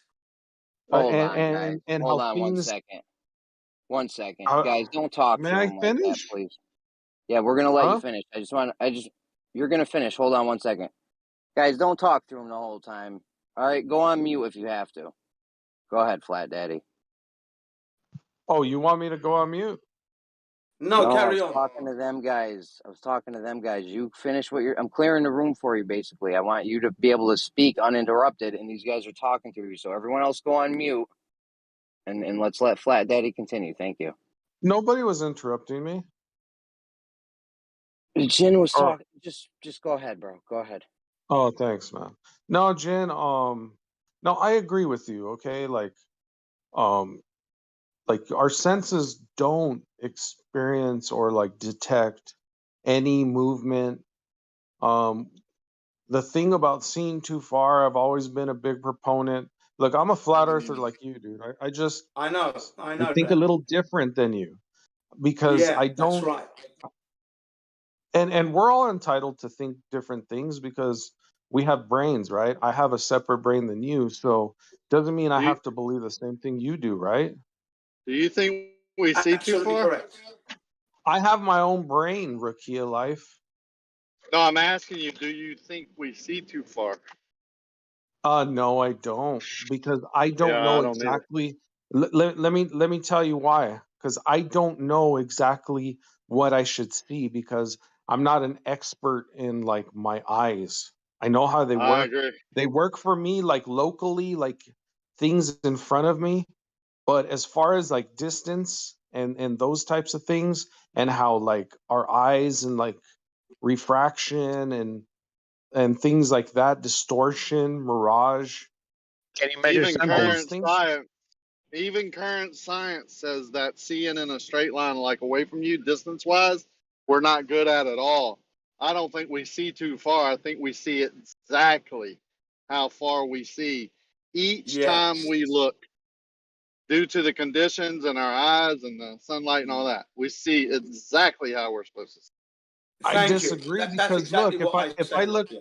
I'll let go ahead, Jen, because I've been monologuing. Sorry, yeah, I Go was ahead, just man. going to say that when I say we see too far, that's just an expression that people use to say that we're seeing at such distances that the curvature of the Earth wouldn't allow. That's what we mean. But as Rakia said, we see what we see, and that's what I've always said. I've always said that we are seeing what we're seeing. And if you're telling me, not you in particular, but Huey, to go back to what Huey said, he went to the beach and it was all fuzzy, wuzzy, huzzy, wuzzy. Well, I'm sorry, mate. You need some glasses then. But carry on. Huh, honestly. Real quick, I wanted to bring up an example of like what we see. Like, if we look down a road, right, and we see the convergence, but we know that these light poles are at exact distances. We know that they don't get smaller, but we see them getting smaller, like they could because they converge. That is Yeah. an example of us not seeing exactly what we see, exactly No, what you both I two understand what I'm seeing though. claim. It's because of, hang on, because of the distance, things are going to be smaller down there than where I am. Where I am, things are going to be the correct size. And as I look yonder, down there, they're going to get smaller because it's a long way from me. That's what that vanishing point means. When we use the word vanishing point, we don't mean nothing's there because obviously something is there. It's just my eyes can't pick it up now because my focal and bifocal capabilities have been, what's the word, exceeded. So I can't see beyond that, beyond the vanishing point. But we know there's stuff Well, there. do you believe Come in like light bending or like miraging? Like, have you ever like drove like and looked on a street and then you see the sun like making like water appear like on the road, but then you get close Yes, to it I've and it's seen not that. water. That mirage thing. What Yeah, is but that? What is that that's phenomenon an called? understandable phenomena.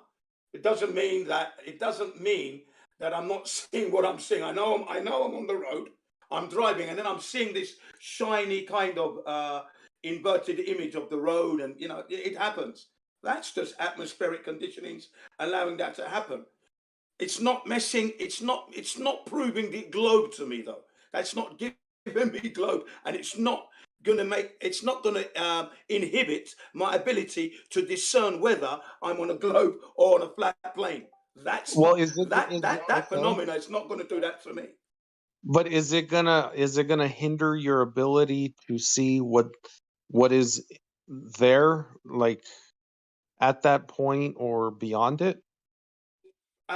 It would depend on what if there's something that I'm trying to hit, like I'm a hunter, or there's a guy on the pickup truck, and he's having to look through all that to try and hit a duck or a dog or whatever, a target. Maybe momentarily, okay, but we're talking about discerning whether we're on a spinning globe or not. That's not that No. phenomena. That phenomena you mentioned plays no part in my understanding of where I live.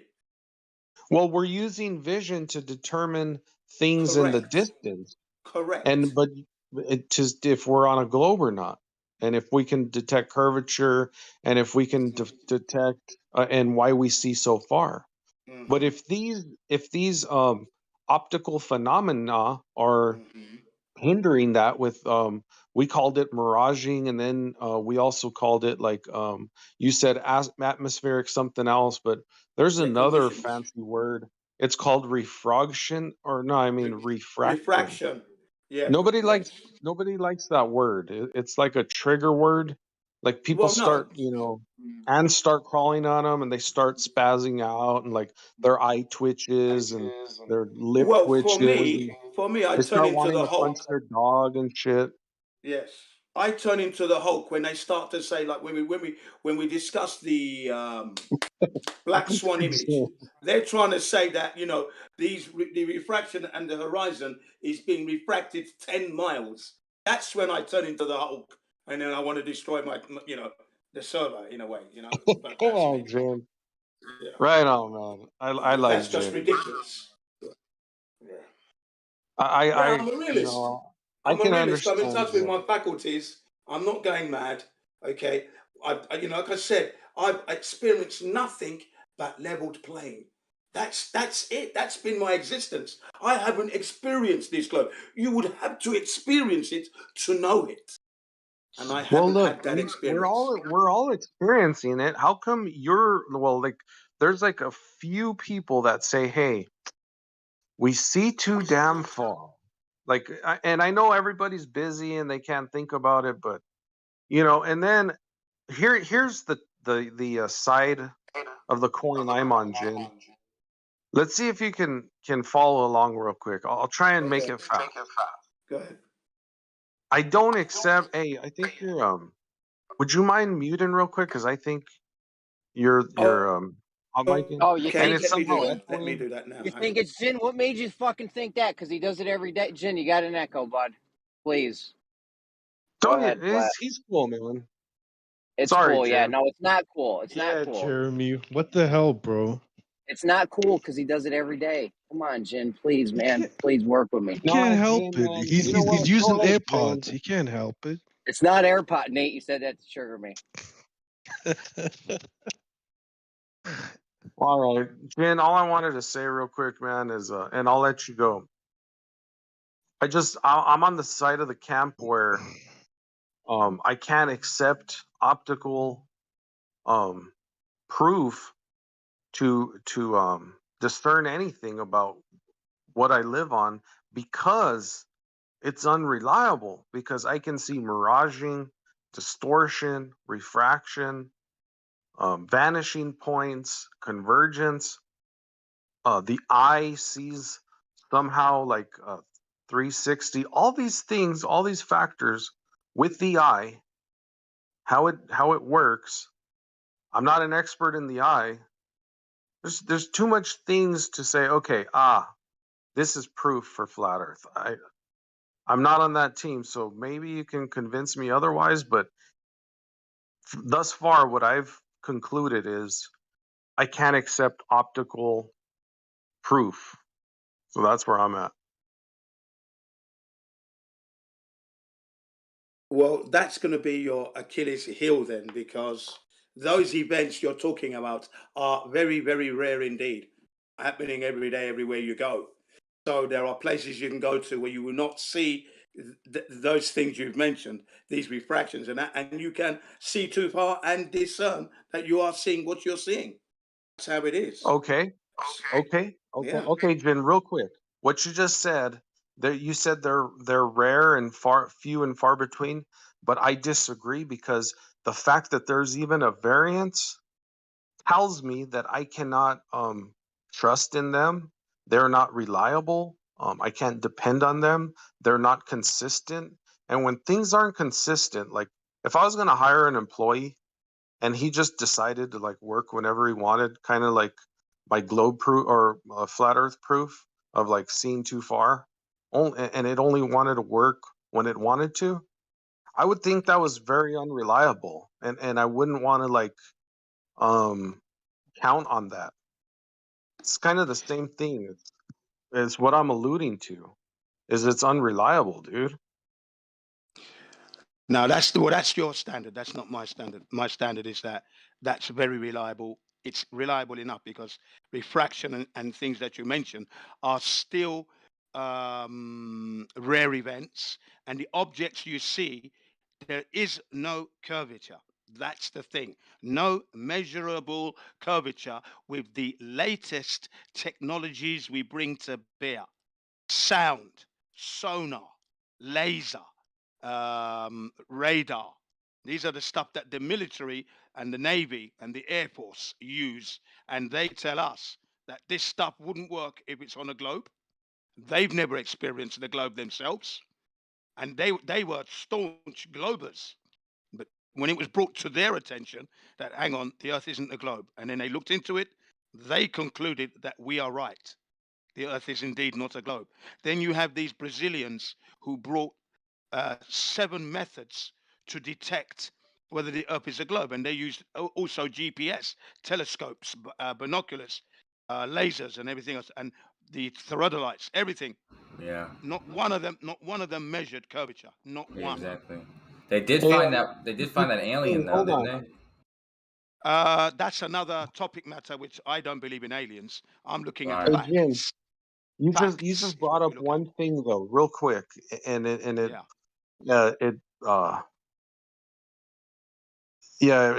rang true with me. Is you're right, man. The military has been using these things for a long time. In World War II, you said something about radar, so I wanted to kind of talk about that. Is there was a radar system they had, it was called LORAN, it was long distance radar, and supposedly, it was the whole thing of Churchill's right hand man, or like I forgot what he was in their military, but he was way up there. He claimed that the Germans couldn't hit their cities because that's right. radar I know that wouldn't story. work because okay, so you know the whole story. Great. Yeah, I know that story. The thing how they say it works, it spooks my spidey sense. It gets me. It gets my it triggers me. Like, you know how you get triggered with refraction? Yeah. I kind of like, I'm over that one. But when somebody tells me that LORAN or like long distance radar can work and bounce off the ionosphere, I start calling bullshit and I get triggered and I want to go kick my dog and shit, right? Exactly. Yeah. I'm with you on that one. You see, because I don't say they bounce signals off the ionosphere. I haven't seen them do that, so I can't say that's what they're doing. But I'm just talking about them sending signals just across the plane. That's what they're talking about. When they use their radar across the plane, it wouldn't work if it was a globe, they said. Yeah, man. And it's a direct line of sight, point to point contact, right? Receiver to transmitter to receiver. It ain't transmitting, right? And then bending over. I mean, okay, because this guy Chaiki, he's a glober, right? He's full of shit. Yeah. He says, like, you know what I'm talking about. I know what you're talking about. Light bending over the curve, right? Ridiculous. That's how all these laser tests work. It bends over the curve. Not only that, radar doesn't go from line of sight. It bounces off the ionosphere. That's how they went around that one. They could have said it curves over the curve of the Earth like lasers do, but no. They switched it up. No, they don't. Yeah, that's right. That's why. Why That's why, don't like they say you, the same thing though? Yeah, when they start saying ionospheres and things like that, well, for me, that's speculation. Let's see it happen. All I know is that it's line of sight across that leveled plane, and that's what the experts have said. They never mentioned the ionosphere. These guys, anyway, these recent guys talking, that other people have, other military personnel have in the past. Like they said, they used to bounce signals off the moon, to communicate in Hawaii. That they were bouncing signals off the moon and back, they said. Radio signals. So I just thought, yeah, really? I don't believe that one. I can't believe that. The reason that hey, what about those laser tests that they do on those frozen lakes? Yeah. Well, Now, I think that's reliable because you have less chance of refraction, temperatures under control, and the laser beam is powerful. I mean, they use laser as a precision instrument to cut and shape things to the gazillionth of an inch. Understand? You know that micro. You know, the smallest amount. You know, in increments. So look, all I'm trying to say is that together with my senses, we've got technologies that we can bring to bear. It's not there. It's just not there, is it? This globe. It's not there. dude, It never Jen, was. nah, man, it's not there. I agree, Jen. I'm gonna agree with you, man. It's some horse It's shit not going there. on. Exactly. I know that. We know that. We know this. Look, It's not and they've been for me. caught in like I so carry many knowledge. lies too. The fact that they have to lie about like killing JFK or like going to the moon, like, you know they're deceptive, man. There you go. 9/11. Blame the Yeah. Arabs when it had nothing to do. Look, I am COVID. I am architects and engineers for 9/11 Truth Chat, and they're saying, Jin, you are indeed a learned man, and we love your passion. Because there's certain individuals that are saying that Donald Trump, whilst we've been living, right, whilst he's been the president, has sent out a certain to take out those responsible, and they've been killed and they've been captured. I said to that guy, you are talking horseshit, man. That's ridiculous. I was in the military myself. He's a gunner sergeant, this guy. I said, you're a liar. And then I just destroyed him with the truth. How it's wrong to be in the military today, how the government doesn't care about your sorry ass. These are the, Gulf War syndromes, everything. Iraq for sale video, right? Beyond treason video. I tsunamied him, and then he went quiet. He went quiet after that. And he said, and then I also hit him with the flat earth truth. And he started saying, this is a 9/11 channel, stop putting the flat earth truth. I said, don't threaten me because 9/11 happened on a flat earth. So it's time for you to wake up. Your ass, take your head out of President Trump's butt, right? And come out of your nosedive before you crash, and then start looking into the material I'm posting. And then people said they enjoyed what I said. Because this guy has been proposing as a sympathizer for the people who lost their lives, but he's been posting patriotic American stuff. And I said, look, people died. People are still dying today from the ailments that they received from the event. And then let's not forget about the Iraqis, women, children, who have died. So you don't seem to be sympathetic. Yeah, I'm they use this as a pretext to that's also invade. why I'm sorry, I'll cut in. I'll be quick. That's why I'm also as passionate as I am, just like you, Jim, because I respect your passion. Although we get out of control a little time, it's about how these deceptions are basically murdering people, and it's about time that people stand up. If you can't see the light of even the JFK, the magic bullet, people still speak about that today. If you really look into it, it takes some going against physics and special. And guess who's doing that, right? The government, the committee and that committee. The Warren 9/11, the Warren Commission. Yeah. 9/11, another one. 9/11 is when you see those buildings fall. I'll round it up with 9/11. If you see those two buildings fall, you got to question that because they fell so quickly in similar fashions. And then, although they were hit in two different spots, and then building 7 falls symmetrically without being hit by an airplane. So if you're going to use the excuse that those buildings fell because they were hit by airplanes, but then say the other building fell and wasn't hit by an airplane, then you got a real issue there with physics.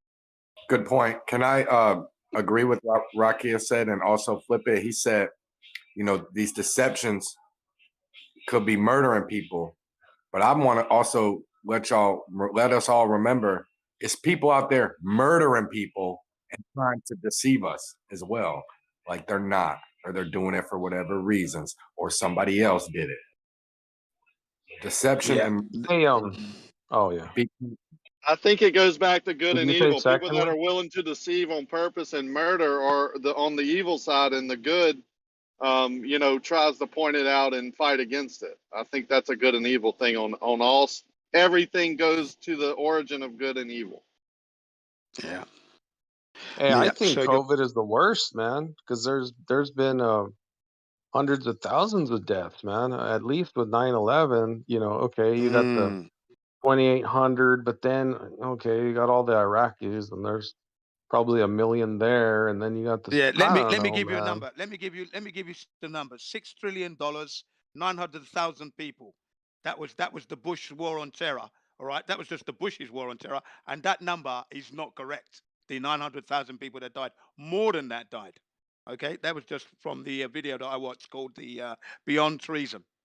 That's where I got that number from. You know, $6 Well, it's trillion. all those cities, though, right? Because it's Afghanistan, it's Pakistan. Oh, well, we didn't bomb Pakistan, but okay, Well, but Afghanistan, Iraq, Syria, Yemen. Exactly. All the cities that were named beforehand, like years before that were going to be attacked, those are the cities that we went into and attacked. I mean, this is a plan.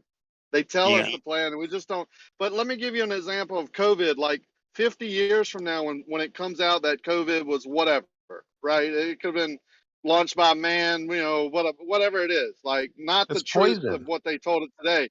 No one's going to care. No one's going to do it. It's going to be a new thing then that they, you know, not fighting against. They're not going to care about COVID. No one cares about 9/11.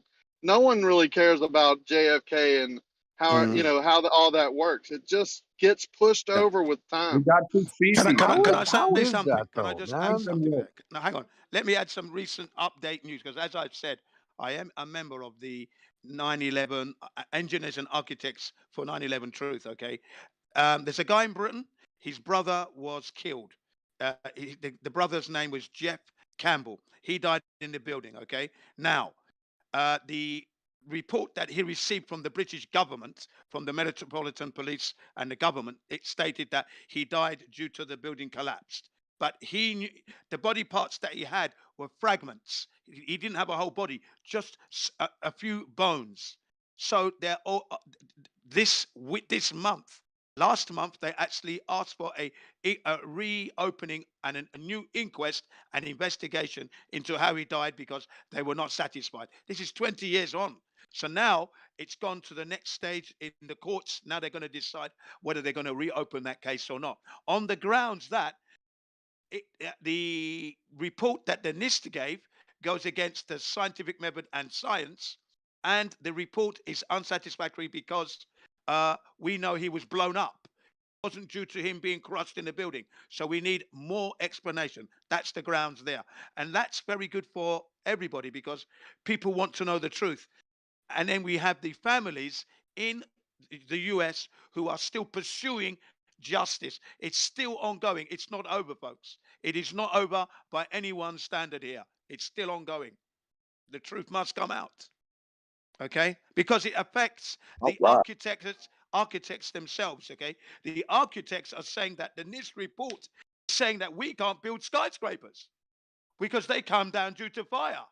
That is a shot across their bow. They are insulted by that report that the engineers are increasing in numbers who are now beginning to realize that the NIST report was a sham. So it's not over yet, guys. Yes, go ahead. The thing you're saying, the engineers against 9/11, to me, that's something that's, you know, a valuable retort to a common position of the mainstream person. The mainstream person would be like, you know, show me a professional or no person in their right mind. And then in this category, this instance, we have all these people that are professional and in their right mind. And so I bring it up. I'd be like, what's your counter to this type of thing with all this professional petition? And, you know, it really seems like the response is just, they take all those people and they got to be like, oh, those are the, you know, people who are tricked or lowest of the barrel, and it's like, even though they're professional, they're going to discount that whole movement and thousands of engineers that are against 9/11. I just was going to spin it. Yeah. Do you know anything more? Like, what is that's going on with them not getting this respect? Like, what's going on? It's being suppressed.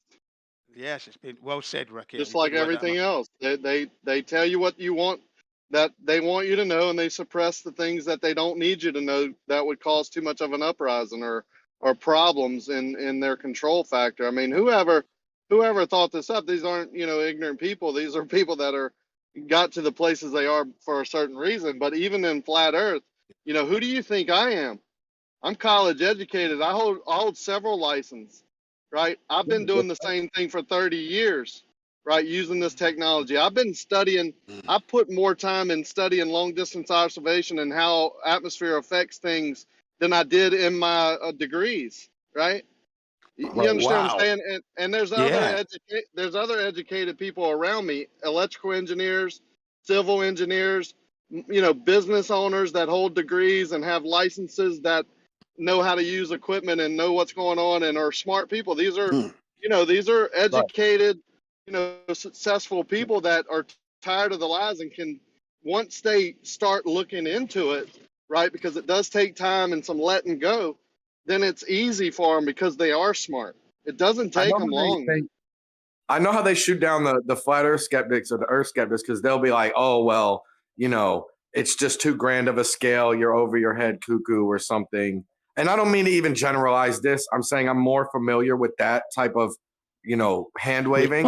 Response. But like, Jen, is there an official? I know what you mean. Even in the Jen, is there an official though? Is there, because you're pretty familiar with this thing? Has there been an official response to the engineers against 9/11? Have they got some sort of, from an authority, some sort of response, some denial from, Oh yeah, I mean, look, this is why it's taking 20 years so far. Right. They are running scared. Okay, the engineers are waking up. Let me tell you something. Even I've only been in this organization for, when I say organization, this chat room for 1 month. I joined in April. Okay, and I noticed that they didn't want to say the government did it. Do you know that? They're scared to say that it was an inside job, even though they use the term inside job. In fact, I'm the only one using the term inside job at the moment. They're not even saying it's an inside job. They're just saying attack. I said, look, it was an inside job attack. It had nothing to do with Saudi Arabia at all whatsoever. You know that. Could the Saudi Arabians put the thermite, nanothermite, and thermate in the buildings to bring them down? Okay, so stop talking about Saudi Arabia. That's a distraction. And these new documents that the FBI have recently released connecting Saudi Arabia is another smokescreen. Keep your eyes on the balls, folks. On the ball. Keep your eye on that ball. It was an inside job. Your government did it. That's the what I said. coincidences with the security company and who sits on the boards of those companies, the ownership of all the major buildings and the insurance that he put on them, the transfer of ownership so close, the stock exchange, there's inside information going on. These are not coincidences. One maybe could have been maybe a coincidence, but when you start putting all those together, man, there ain't no way someone didn't know. I mean, this thing was planned out. Canceling certain things, not going up to eat after he's done, changing appointments and air flights, and just when you add everything up, those aren't coincidences. Those are facts. Those are things that actually happen because it seems like inside information, and it's Oh my huge. God, there was so many options placed on the airline companies before this happened, like an absurdly abnormal amount. There was a lot of people. They don't care. It's greed, but they don't care because they know no one can do anything about it. Who's going to come after the top people? The people that are actually controlling our government are doing insider trading every day, which is supposed to be illegal. But what did they do? They just wrote the law where it's not illegal. So the things that they did were not illegal. But look at what come out of all that. The Patriot Act, the propaganda. They don't call it the Propaganda Act, but making propaganda legal again. But the Patriot Act, if you look into that, that should scare the pants off of you. Yeah. This is why I was saying to the guy who organizes this architects and engineers for 9/11 Truth. His name is Andy Steele. He's invested thousands of hours into this. Okay, and his recent videos, he's trying to quieten down what he thinks is rhetoric, you know, like don't point to the government and things like that with another engineer. And I just reiterated what I said after the video finished. I went straight into the chat and said, look, it was an inside job attack. It's got nothing to do with Saudi Arabia. It was your government that did it. The sooner you can realize and come to understanding that that's what happened, the sooner you're going to get ahead. You know, But it's trouble because in those groups, especially pilots, engineers, right, you know, people like that, you know, big, large groups like that, they have a lot of interest they have to protect, and they lobby and do things. But you know, to say it's an inside job put on by the government, they're still controlled by the government agencies with their licenses and their boards and things like that. So they do have to be careful. I mean, they're controlled, like they know it. Yeah, The government can take away my license tomorrow, and I wouldn't be able to collect one single check from a contractor because if I did, they could audit them and give them huge fines. So the government has all the control they need. You can't do anything without a permit or a license in this free country of the United States. And I'm not saying it's great. Go try and get married, go fishing, buy something, do whatever. Start a building, do something on your land without a permit or a license. Good luck. Yeah, you're not. Let's get this straight, people. We are not free. Okay? There is no freedom. There is no democracy. You're under a dictatorship, imprisoned. And America is a 24-hour film set imprisoned in a corporate business. That's what your country. It is not a country. That is a fact. No one is free here. If you think you are free, go to Antarctica then. Go there. How great would it be to be Elon Musk or somebody like that creating a green car, right? That isn't green at all. It's doing more damage to the environment than CO2.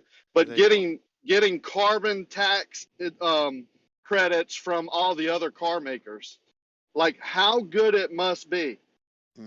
Think about that now. When you mine everything that the battery takes and do everything that they do to build those cars, it's actually the footprint on the earth is more than to build one car from like Ford that uses CO2. And no one's talking about that, but Ford is having to pay, and you're paying every time you buy one, carbon tax to Elon Musk, and that's how he makes his money. There you are. You Carbon see, tax. that's why I hate He gets a $1 billion plant given to him to create a product, and he you know what his lease on that building was? $1 a year. There you go. Now that's what I mean. They gave him that plant for $1 a year so he could produce. And then when he said he was going to help out COVID and produce all the ventilators, he didn't do that. He put people out of work, didn't produce any ventilators. He gave them EPAC machines or whatever, the sleep apnea machines that were already made in China. He didn't produce anything out of that factory that went to making the respirators that they were giving him $1 a year for. So with the 9/11 thing, the architects for engineers and 9/11 Truth, these guys, the number is increasing. The engineers are coming on board.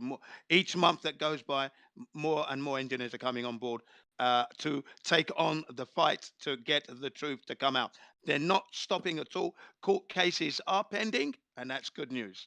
They're not going to relinquish the truth. They can't, because it affects their the licenses they have. That NIST report is saying that they can't build skyscrapers safe anymore, because there's this new phenomenon known as thermal expansion, which is a lot of horse shit.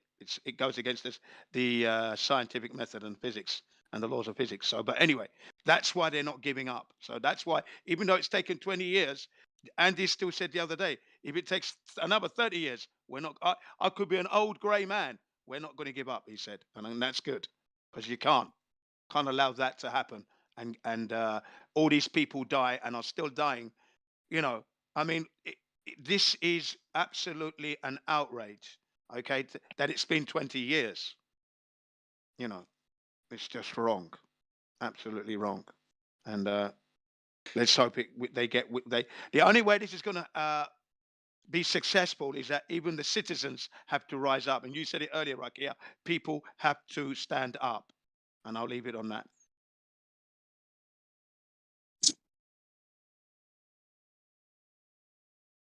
Flat Earth truth all the way, though. So, Gummy, if you're there, Gummy, don't give me this thing you've been to the beach and you've seen the curvature when no human being has. Please.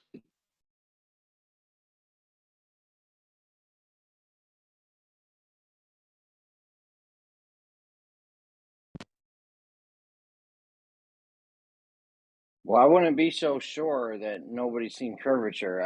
Doofus apparently saw it from a plane. Really? And agreed what he was seeing was tops of clouds and a haze field. I don't even know what it is. I don't think it's a haze field. I think that's just that white band that's developed. It's the clouds morphing into the sky is what it is. So it looks like haze. But he's looking into a mirage in the distance and calling it the horizon and saying that it's curving because of an earth curve underneath it. I don't know which one of his points is worse than the other, but he was pretty cool talking to me about it and does stand behind his gun. So I do respect that, but man, I don't think many people would back him on it. Come on. Good thing I wasn't there that day, because I would have just attacked him on all fronts with that kind of talk. It's crazy. No human being has seen curvature. And if you claim to have done, you're lying. Please present your evidence. When you see curvature of the Earth, you snap it. Ka-ching, ka-ching, ka-ching, ka-ching. You take it. You video it. Oh, they got that evidence. Show them the picture, Rakia. You got the picture still? Well, the smart people are saying that it's the effect of curvature. So I think they're getting a little smart in their argument. We've given them a little bit too much ammunition. We should have let them draw on a couple more years and act really silly. I mean, how many times, I hate to say his name because he might reappear, but just say anything, right? Just it doesn't matter, because tomorrow there'll be a new group of people. He can come back and refute and say, no, I didn't say that, or I didn't mean it, or let me tell you how you're wrong, or let me tell you, let me reconstruct what I said, and just go into the spill again and say whatever he wants again. I don't know. I can tell you, I can send you to the exact point of the bridge and of certain areas, and you can go see what appears to be curvature on one day and not curvature on the other. It's just an optical effect created by the conditions of the day. They call it mirage, and you can look it up. Yeah. Oh, yeah, this makes you laugh. There is no evidence. Well, I'm fine with laughing at it until they try and teach my kids or my nephews and nieces, or people want to argue and call me a liar.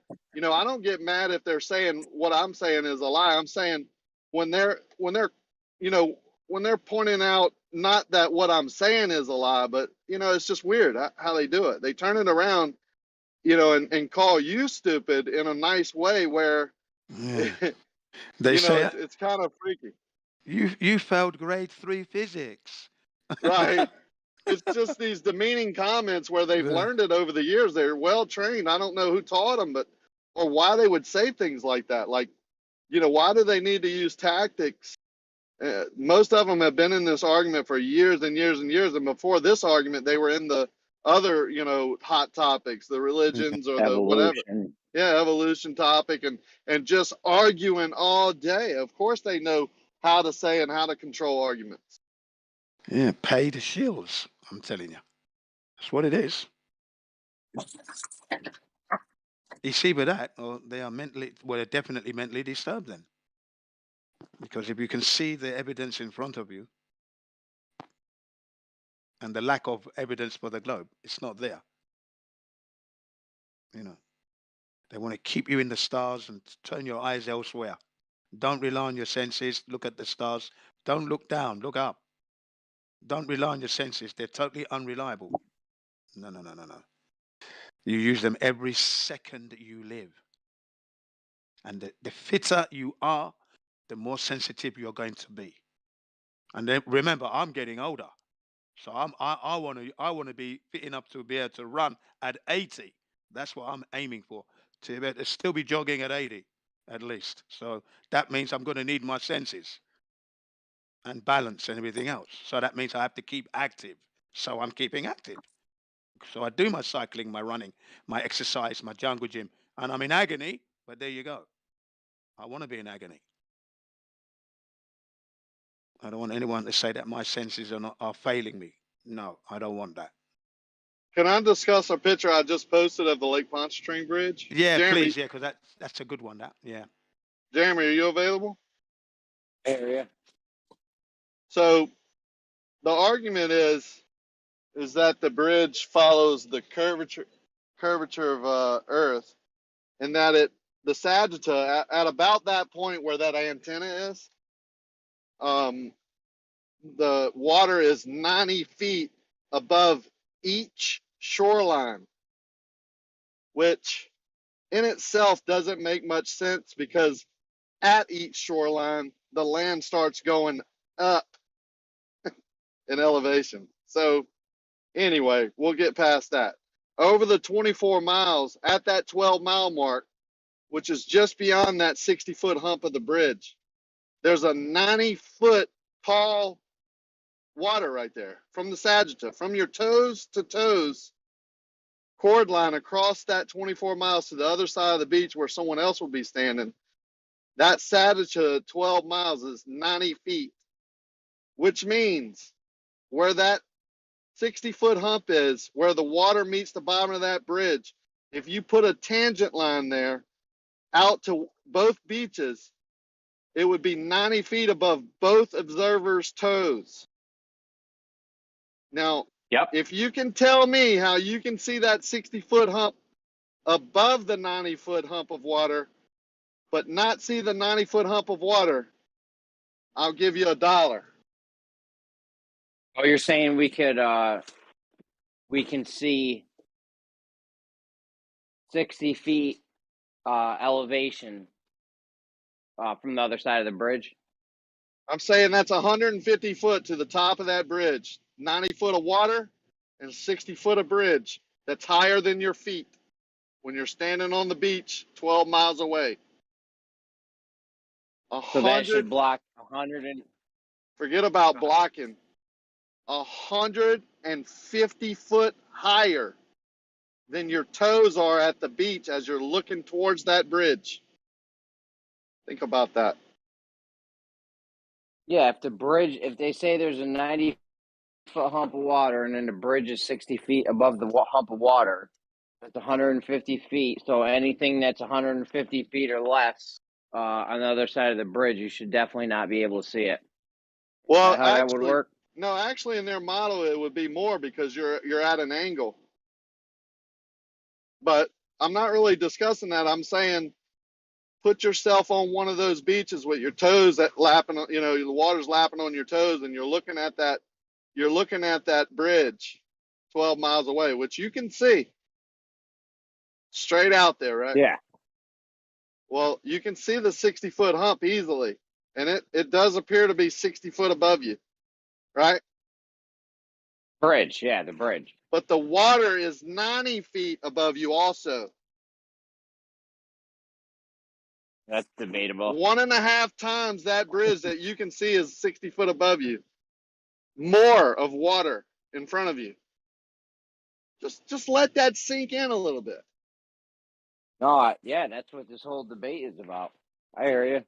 And then on top of that, they say that's why you can't see the other shore. Now, I can get into that, but come on, man. What sensible man that's been in this argument thinks that you can stand on one shoreline and see the beach at 24 miles over water with waves and, turbulent air and everything that we discuss and know of?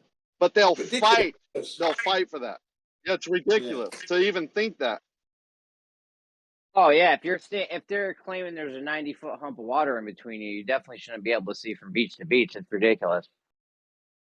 No, I'm saying even if there isn't a 90-foot hump of water, just looking over a flat plain of water, 24 miles, you wouldn't be able to. It would be distorted.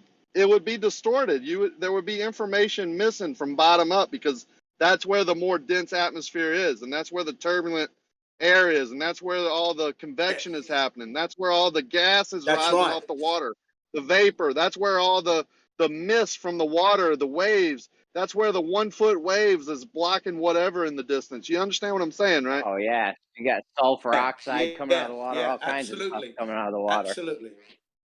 Thank you very much. But you'll get those people Tons that of say stuff. you should. Why can't you see the other beats? And if they're not smart enough to figure it out, you might as well not talk to them, because they're either deceiving you on purpose, or they're never going to get it. There you go, light bending, all kinds of stuff's going on in between you and that other shore. Light always bending down, right? Well, until it bends up. I wouldn't say that. No, that's what Xanax said. Oh shit! I didn't mean to say his name. You're gonna summon them. Zanaska. Keep it up. Zanaska, yeah. Say Zanaska said. Keep it up. Oh, that dude put me on. I can't stand liars, man. That dude blatantly lied to me earlier, and he knows it. He knows I busted him on it. Can't believe he I didn't muted DM him. me I had to already. mute him for a second earlier, but he said you were adopted. You and I think you were adopted or some shit.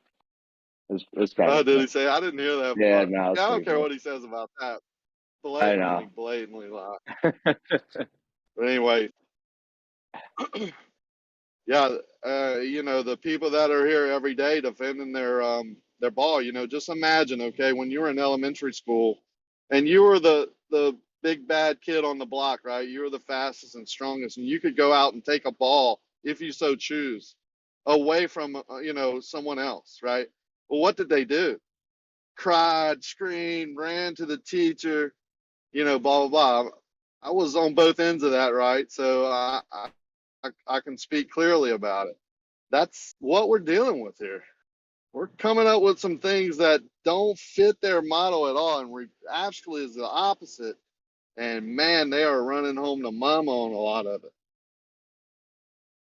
But a lot of it, I don't get why they argue against, because it doesn't take their ball away. That's the things that I don't get. Like, there are certain things that we talk about that have nothing to do with the curvature of the earth, and they will fight it tooth and nail on one day and like fight for it another. We've done that a couple of times, like bring arguments that they've already brought, and then they argue against you when they've already argued for it before. Yeah, dude, that shit happens so many times. I'm like, listen, this isn't even my argument. This is your guys'. That's Yeah. weird. We did it to the exact person. Like, we did it more than once. Oh yeah, that shit happens all the time. I'll find myself arguing something that maybe I lost an argument with a Glober in the past or something on. So I'll be arguing that point now, and now they're still arguing with me against it. It's like, I don't know, you can't win. The doof is saying that you would see that curved haze due to the flat plane. Right, that's basically what he's saying. He said, yeah, we see the curvature of that haze in the distance because the earth curves underneath it, right? And then in the next sentence we'll go, well, it would happen over a flat plane also. It just wouldn't be to the degree. So basically what he's saying now is the top of the clouds and haze, the apparent horizon, is curving because of the flat plane that's underneath it. Well, the thing I don't like is they'll constantly tell you, oh, we know how refraction works. We know how refraction works.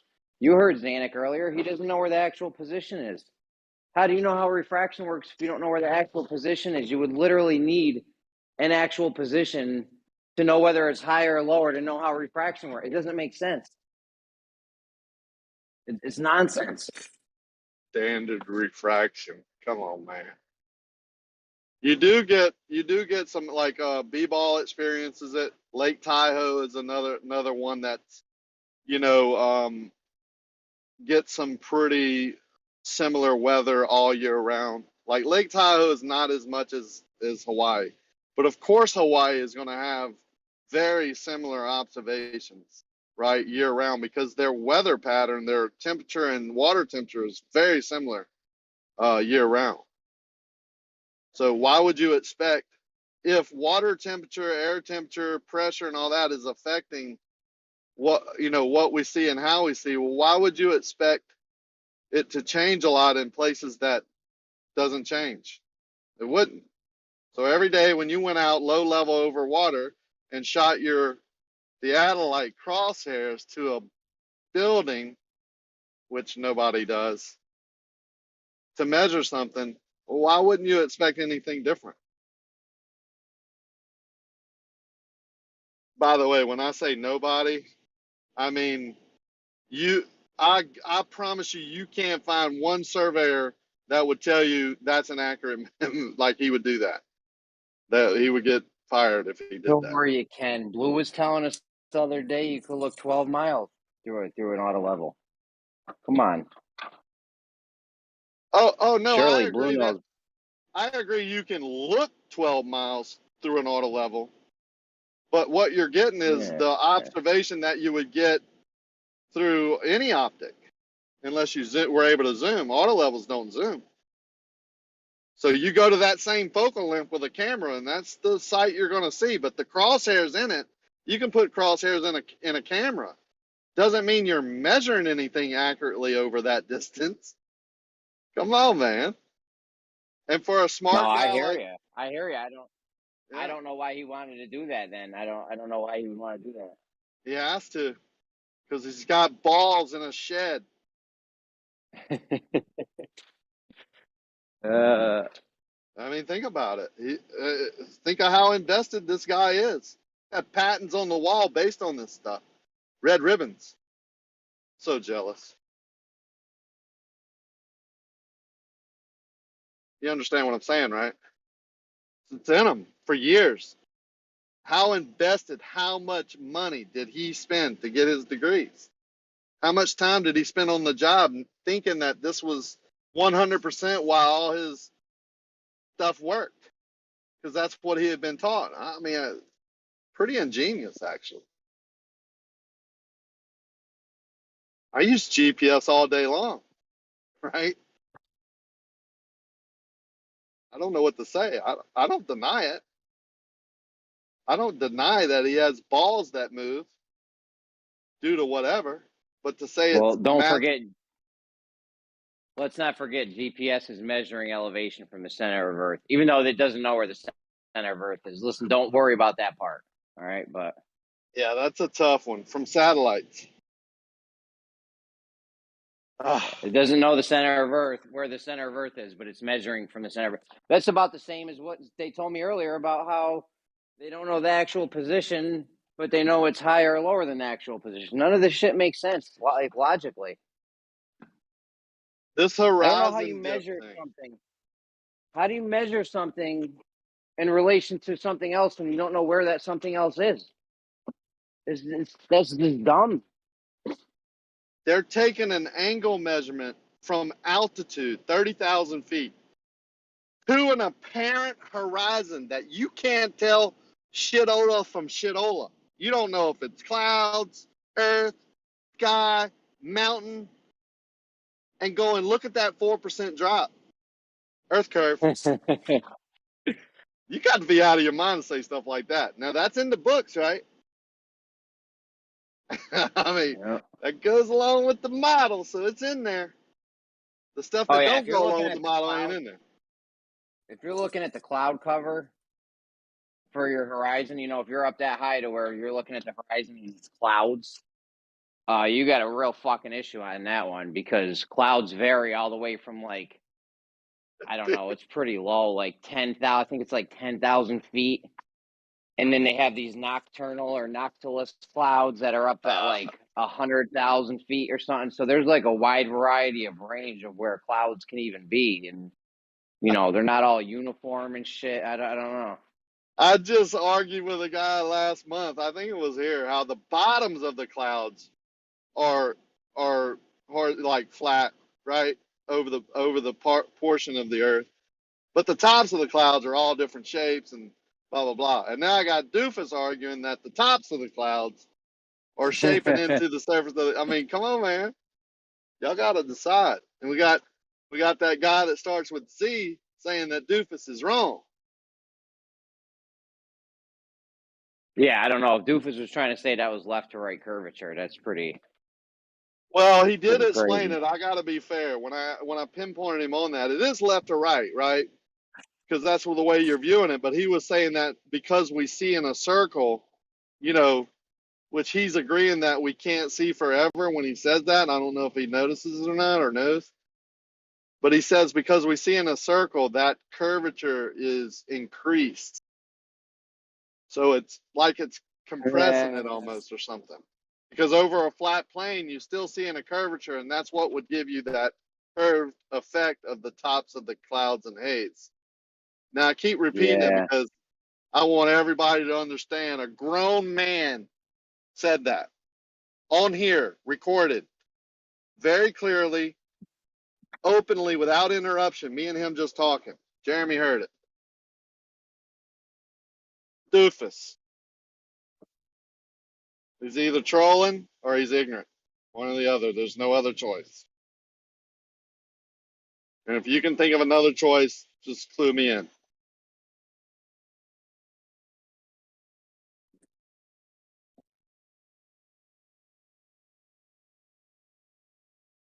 I did like how he was saying that, though, that it could be from, you know, you would see a curve on a flat plane. Because, I mean, me and Brandon did that thing a while back where, you know, we set up some flat circles and raised our elevation above the, you know, we started at the horizontal or level or whatever with the circle, and then we raised up. What we should have done, though, was I wish we could redo that, because the way to really do it is to expand your circle as you go up, scaled to Earth. You know what I mean? So, like, if you go up, I don't know, if you go up a mile and you can see quadruple the distance, like we should have scaled it. We didn't, but yeah, you definitely see a curve. You definitely see a curve out there when you raise up off a flat surface with your vision. If you do the same exact test, You know, no, go ahead. If you do the same exact test the same exact way and come up with different results, and the only thing that really changes where you were, the conditions and all that, what would be the cause of the change? Let's go ahead and say the conditions. What'd you say? My bad. If the conditions changed? Yeah. If you do the exact same thing, obviously. of course. Yeah. That's what you have. Cold air, you go into crisp, cool air, do the same observation over the same distance at the same elevation with even the same sun angle. You're going to get one view. And do it when it's really hot or whatever, conditions change, and you're going to get a different view. Well, the sun angle thing, that'll definitely make something look like it's curved. Of course. They used to have a little not a meme, but just a picture of some objects that we knew were straight, like ruler, just straight objects. And they blinged a light on them and then compressed the photo, and it had them curving. I think that was a rebuttal to, remember how they used to show that like red and black piece of wood on a table, and they would put the horizon up to it? Remember that picture? And they compressed it, and you could see the curve. Remember that one? The table was curving crazy. They would always cut the table out of the picture. Yeah, I remember. But if you ever saw the one with the table, I got it bro. right here. You ready? I'll post it. I got it under glow proof because I laugh at it every time. You got the one with the table? You think I don't? That's fucking one, dude. It might take me a while to get it because, you know, I'm not very well organized. But anyways, you can see like... That's it, isn't it? I just posted it. Did it post? Picture, you can see the water, the earth curve's not humping evenly. Red and black lines aren't straight. They have no control for a straight line anywhere in that whole thing. Yeah, I posted it. I don't think if it went through though. Oh, there it is. Let me see.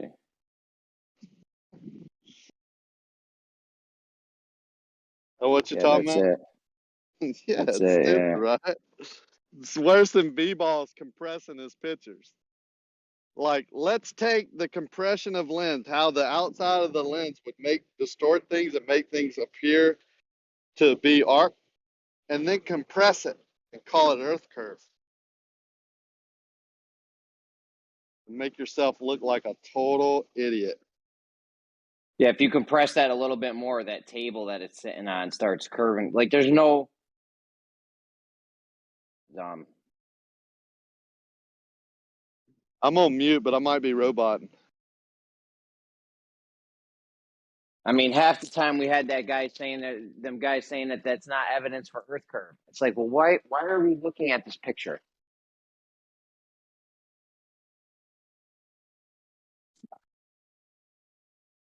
Yeah, they show us fabricated proof, and then they tell us that we won't accept anything no matter what. So, yeah, it's just terrible.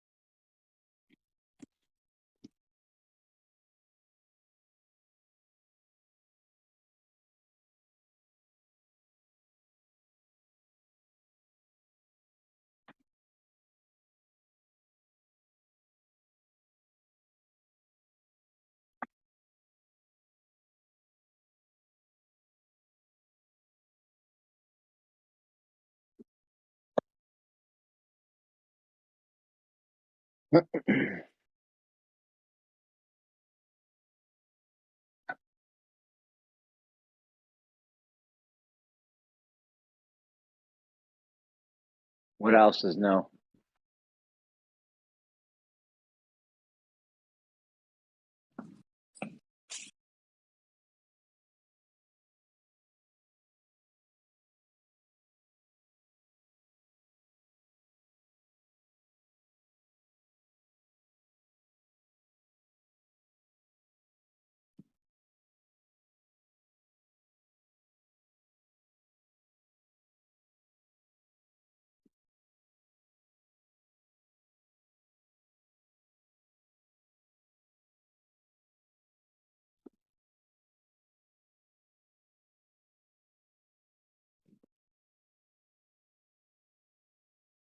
What else is new? Well, the Earth is not a sphere.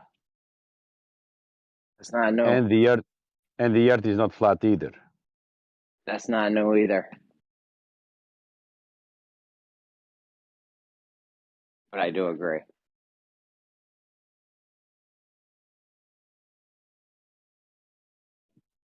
Definitely not flat. I mean, we all think it's I'm sure, I don't know any flat earthers. I'm pretty sure all the flat earthers, like one of the common things is that it's, it's got elevation changes above a horizontal plane. So, I mean, technically it's not flat.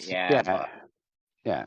We say flat Earth, but we mean the surface of the water. The water is not Earth. Yeah. You know why we say that, Jeremy? So you don't want to be bunched in with us maniacs? No, what did you say though? It has elevation changes above vertical Topography over a flat plane, yeah. Oh, okay, yeah. That's exactly why we say it, because that is the truth. Yeah. It's exactly what it is. That's fair. That's also, the term flat earther has so much, silliness around it that as soon as somebody hears that word, it's like automatic laughing. Like my wife's friend heard me talking to you. My wife's friend heard me talking to you guys one day, and she started giggling like a little school girl and shit. I'm like, yo, this shit's no joke. Oh.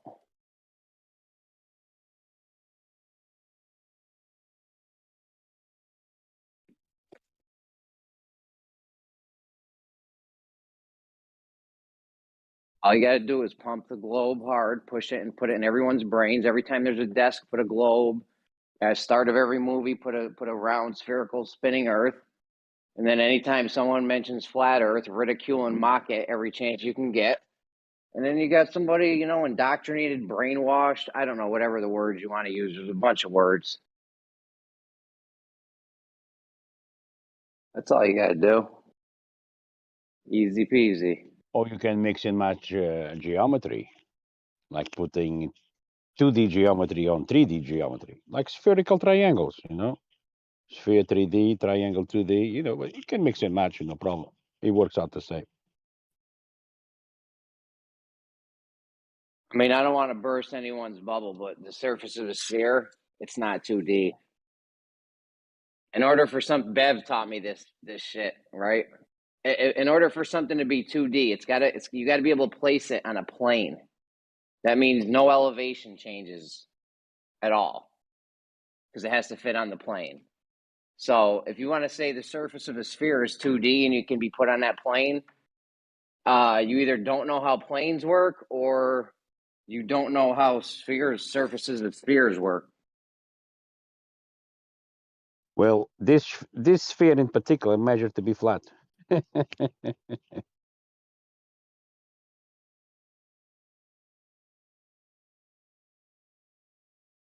I think globe Earth is pretty easy to make fun of. So, I mean, they could try to make fun of flat Earth, but there would come like it gets harder once you understand how it works. You explain it to a glober, it gets harder for them to mock it. That's why, like a lot of people I talk to, they just after I explain it to them, they just don't want to talk about it anymore. It's really hard for your mind to handle. You've been brainwashed and indoctrinated this whole life. You know, your whole life. It'd be like me trying to tell you some fundamental thing is not true. Yeah. Not only just any like this is the globe's at the base of your whole model of Earth. Everyone's got a model in their head, whether you like it or not, of what Earth is. And everyone's model is different. You know what's in your sock drawer. I know what's in my closet. I know the layout of my house. You know the layout of your apartment. You know what I mean? So everyone's model is different. But at the bottom of that, they got the globe sitting there. So you're literally your whole foundation gets snatched out from underneath you. It's a hard thing for people to come to grips with. Yeah. Well, it never made sense to me because I'm like, so if the Earth is traveling through infinite outer space, what direction is it going? Or if it's the sun that's going places, which way does the sun know to go? I mean, none of it makes any sense. And they can't explain it by just saying gravity. And I mean, it's just assumptions built on top of assumptions with false calculations added in. And they're trying to call that science. And I'm actually going to give my mom a copy of the book Kings to Throne. And I'm not going to even like tell her about flat Earth until she reads it. So I'll see how that goes. Yeah, but it goes beyond that, isn't it? There is no way for no one to repeat the measurement that we are told the Earth have. So the measurement that they have, the measurement they have, it was a one-off measurement. So not a measurement. If it's not repeatable, it's not a measurement. No one can measure that. Spherical access measurement. They said we could. My bad. Now go ahead, man. They got that spherical access measurement that they said we could replicate these days. You get on top of a mountain, you look about 100, 150 miles to another mountain. They said it's doable. Well, we are within 5% of an unknown number. There's no left to right refraction. What's up? We are within 5%. Yeah, it was only a few arc seconds. Yeah. They only got a few arc seconds off at 180 you would expect to see in a normal triangle, so I don't know. I don't know how accurate that is over, 150 miles from mountaintop to mountaintop, but apparently it's doable. They said we could repeat it. We just got to get the stuff, go to the mountains. Arc seconds, you said. I think it was about. That sounds very flat to I think it was me. like 30. I think it was like 30 or 60 arc seconds over 180 for the total. It sounds for the very, whole measurement. very flat to me, the way you're describing it, man. You're going to need a protractor for that, yeah? Well, I think they use it like a theodolite or something. Yeah, but you need to have a zero line, like the protractor line. And for Yeah, you you to measure the arc seconds, yeah. To measure the arc So you seconds, need a pretty you're going to big need that fucking baseline circle. to be flat, yeah. You're gonna need a big circle. Bev was the one that pointed it out to me. I was arguing with these guys, right? And finally, I was like, "Yo, fuck it." Bev knows shit about theodolites and auto levels and shit. I was like, "Let me go see what he knows about this." And I mean, it didn't take him more than 2 seconds to spot that it wasn't a measurement because they had it in the digits past the arc second, right? So what's that? 10 times? That's 1,000th of an arc second they were claiming to have measured because they told me they were like, these are the measurements right here. So I showed them to Bev, and Bev was like, that's not a fucking measurement. He's like, they're guessing at that point. There's no way you could get to 1,000th of an arc second. You know what I mean? That's just, The clue should have been they were up on top of a mountain observing 150 miles. yeah. How do you establish the height of the mountain again? I don't know. It's not about the height of the mountain, I don't think. It's about the left to right. How many degrees are left to right when you keep your azimuth, you know what I mean? So you keep your horizontal. They say it has nothing to do with up and down refraction, but I don't know. Yeah, but you realize that once that you're on the top of the mountain, you're just establishing different levels around you compared with the base of the mountain, which is running parallel to whatever you're measuring. Well, no, they're looking at other mountaintops, right? So you're on top of a mountain and you're looking at 2 other mountains. Yeah, I understand right. that. This is like a left to right thing. I understand that. But first you establish the mountain that you are on, and then you're going to see the other mountains, how far up from that point they're going to be, or lower from that point. But you know what they do when they're doing a spherical axis measurement? Yeah, but the starting point is the flat plane, and then they go with more planes above it, which is what they're doing. They're measuring level lines parallel to each other. As you go up, it's a different level line. You know what they do when they're? Yeah. Do you know what they do? What they do when they're doing a spherical axis measurement? No, but what is the sphere?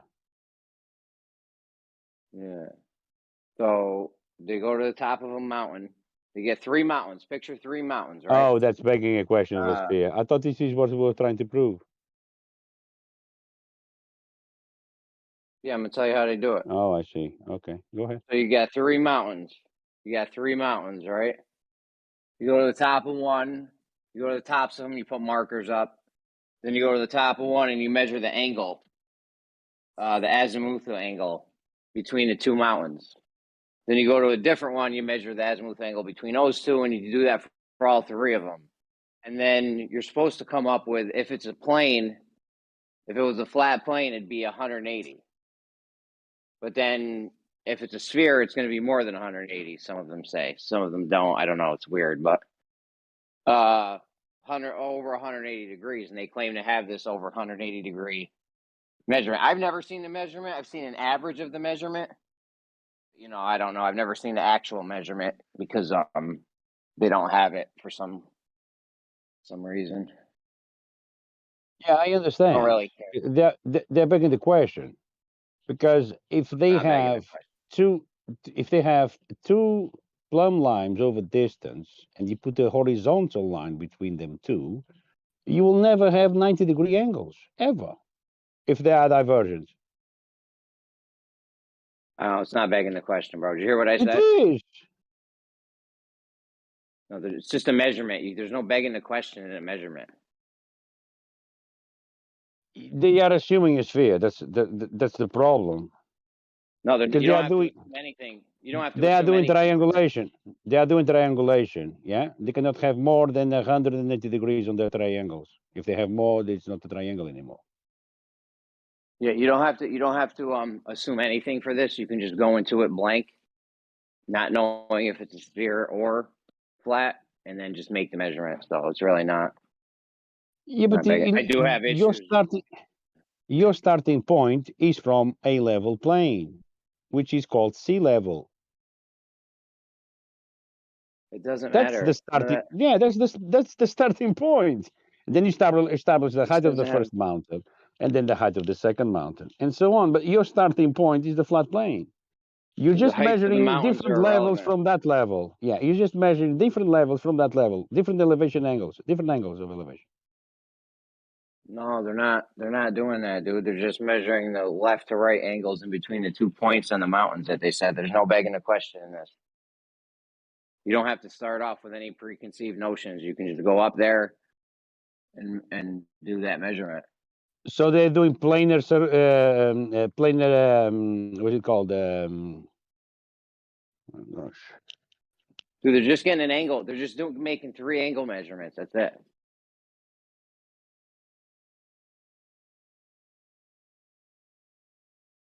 Yeah, but that means nothing, isn't it?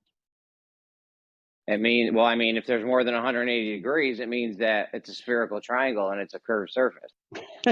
Spherical triangle doesn't exist, man. No, it does. No, come on. You know better You can't than draw that. a triangle on the surface of a sphere.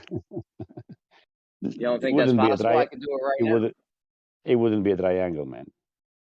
Oh, spherical triangle, yeah, of course, not a regular triangle. Obviously. It's not even the same geometry. I already pointed out. Well, there's definitely a thing called a spherical triangle that you draw on the surface of a sphere, and if that has more than 180, never heard about it, man. But then again, who am I? You know, maybe the school that I've been in didn't teach that. You know, it's not part of the geometry that I've learned. I question even if that you learned that in school. I don't think you did. Yeah, no, I didn't learn that in school. I didn't learn that until I got in this arena. That's what I'm saying. That's what I'm saying. These things don't exist. No, it exists. It's moronic to say that they exist, man. We know the definition of a triangle needs to have 180 degrees, man. And they are doing trigonometry, so they know what triangles are. It's not a triangle. It's not a triangle. It's a spherical triangle. It's something else. Spherical geometry, not Euclid, not reality. Yeah. But have you ever heard of someone driving over a bridge with a GPS on top of their car to measure Earth curve before you got into this marina? Definitely not, bro. Definitely not. I didn't even think that was in question. Okay, well, how many people in this arena have done that? Just one, right? As far as we know. I mean, yeah, I've never heard of anyone else doing it. This Jesse guy. I have serious questions about that whole GPS thing because it's somehow measuring. You heard what me and Blue went through the other day. But it's just Jesse, right? This random dude that's not here anymore. Where is he? This first time we've heard of it was here on Discord, and now he's gone, and everybody's repeating it. They don't know if it's right or not. They haven't done it. Blue's balls deep in it. No offense. No pun intended. He's balls deep in Jesse's crotch on this GPS, hanging his hat on it, right? Who's ever done that before or since? Where's Jesse at, by the way? Where is Jesse? That's true. And by the way, it's the same guy that got with Soundly and got with George and got with everybody else. Jesse character is amazing. Quite the fella. Yeah, some of this shit these guys are doing is is weird. Like when the main surveyor measured plumb lines and he just did some random, he made up some random refraction numbers and shit. And it's like, dude, I don't trust these guys at all. How about when he set up 2 different theodolites at the That was the same thing. height and got 2 different elevations of the crosshairs in the distance? Fucking great. That was awesome. He's like, look, they're both level, and they were at fucking different spot. They were supposed to be at the same height. Pretty cool how we got back and make a video, right? Trying to weasel his way out of it. And oh, by the way, he had it up. He didn't set it up right. Glover's made all kinds of excuses for that. They said, oh, his thing wasn't calibrated or something. It's like, well, what the fuck is he doing walking around setting up an uncalibrated fucking auto He's level or the main surveyor. You don't have to calibrate. When you're shooting out over long distance over the marine layer at low level to a lighthouse, you don't have to calibrate. Close enough. I don't know. I never heard Or that. we could go into Soundley's picture that's world famous of Earth curve of the bridge. That is not a picture at all. It's a post-production. Oh yeah, press all the perspective. stacking and shit. Yeah, admitted by Soundley. Oh, and Jesse. Huh, there's that name again. You ever heard of compressed perspective before Jesse and Soundley got a hold of it? No. Yeah, me No. neither. You know the bridge is arced, right? I mean, yeah, they usually do. Goes up. They usually do make it arc because you'd want it to start at the, at the the ground level, and then you want to get it high enough to where boats and shit can go under. That's why they have those cutouts. Even, Yeah. sometimes they don't make it arc high enough, and it's like we still need some more height because we got a lot of boat traffic. So they got to make some spots where, that's why they used to have drawbridges and shit. You drive 50 miles north of that bridge and you're just as high as that 60-foot arc is because the land goes up as it goes north away from the ocean, the Gulf. Amazing that, isn't it? Which is also the direction that the water flows north to south. You know why? Because the land is higher elevation than the mean sea level, so it flows in that direction. Listen, I don't know, man. Zanuck was in here the other day talking about water flows uphill. So I'm not sure how water. Yeah, it has to. Even on the Mississippi, it has to because it's so long. They don't have enough land elevation to account for the amount of curvature in this. So it has to flow uphill due to gravity, of course. Take any 20-foot section of pipe, pour water in one end, and it will stay there. Everyone knows that. You can go do it at home now. Extend that horizontal plane out for thousands of miles. No matter how long you do it, I promise you that water is going to stay right there. It's not going to start moving ever. But in their model, it will move towards the center. Not only move towards the center, but be at a higher elevation than the end of the pipe because it'll bulge up in the middle due to gravity. Whew. Meaning this is maybe I didn't make it clear. So what they're saying is as you extend that pipe, whatever water you had in there is going to start flowing towards the middle. And if you add more water from the same end or either end, it's going to flow towards the middle and build up to where it might be 1 inch at either end. If you put a little cat there, 1 inch, and it's going to be 4 inches in the middle if you make it a certain distance. Yeah, that's fucking ridiculous. No, that's plumb freaking stupid.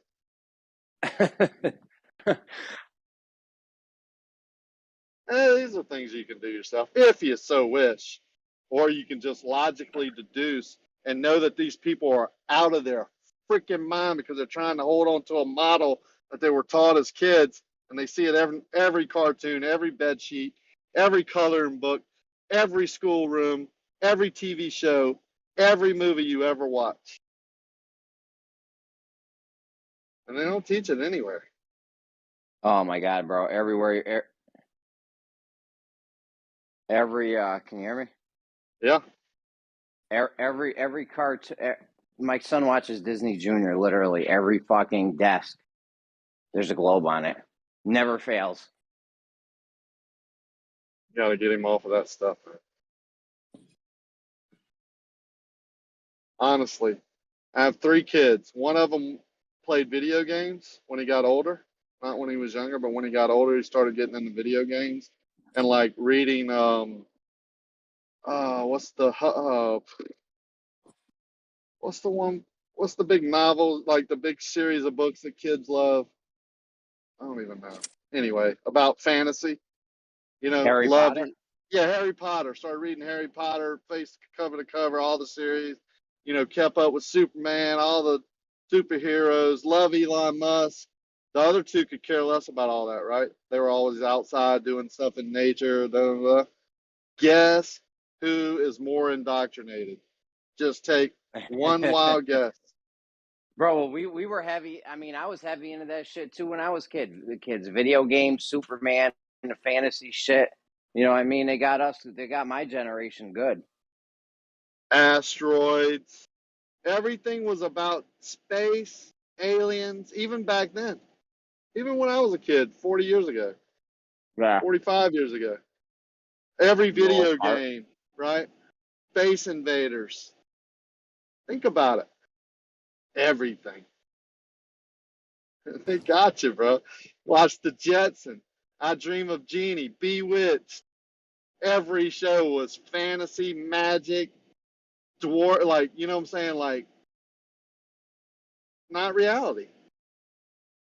Spaceships flying around, little people, the Flintstones,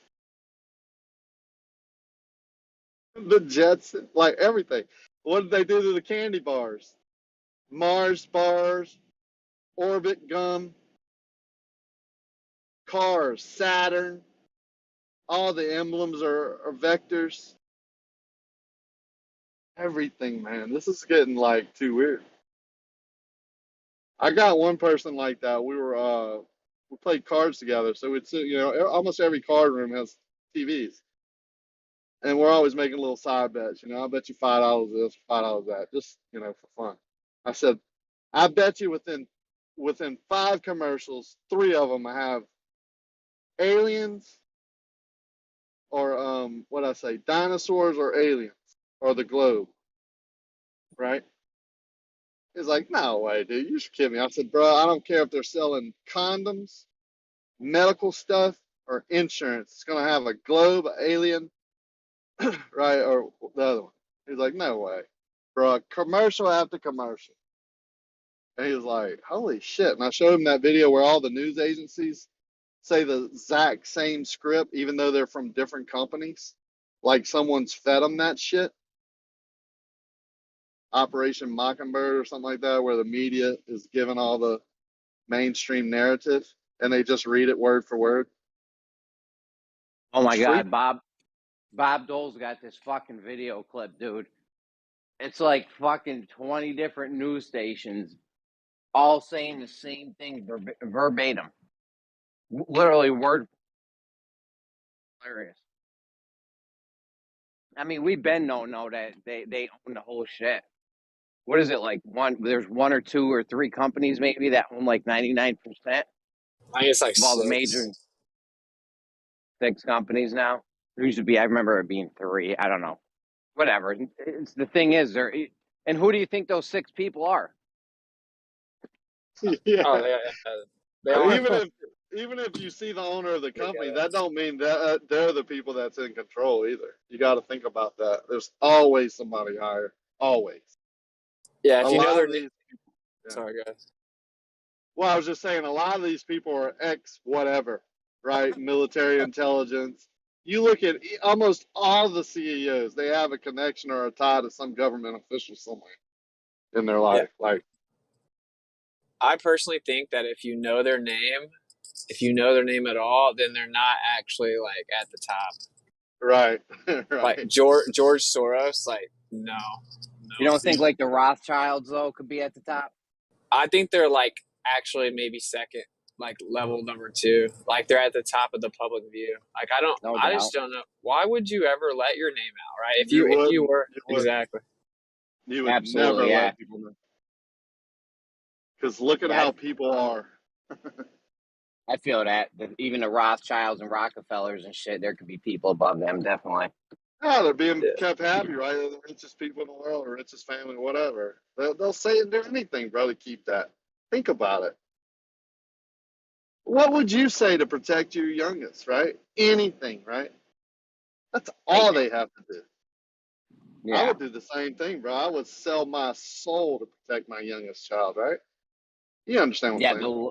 the list on things I wouldn't do to protect my child. There's nothing on that. Yeah, there's not really a lot on that. So, There's not much on that list. why would they lie? Well, I don't know. Maybe they got sent a little note going, hey, man, that's a sweet little child you got. Yeah. You might want to think about what you're trying to do here. Hanging a lemon on our spaceship in front of the media.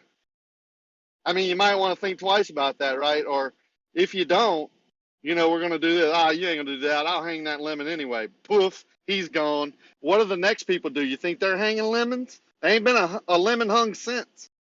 Yeah, you just got to send that message once. Right. How many lemons you seen hung on spaceships after that? There you go. A little wisdom for free there. I won't charge anybody that. Come on, man. If you can't think in that way, then you're just stuck in a book somewhere. You're not thinking logically. A lot of people, like, for example, Joe Rogan, right? They act like he's some CIA mastermind. Like, no, I think he just says things and then they threaten his family and now he just knows what he's not allowed to talk about.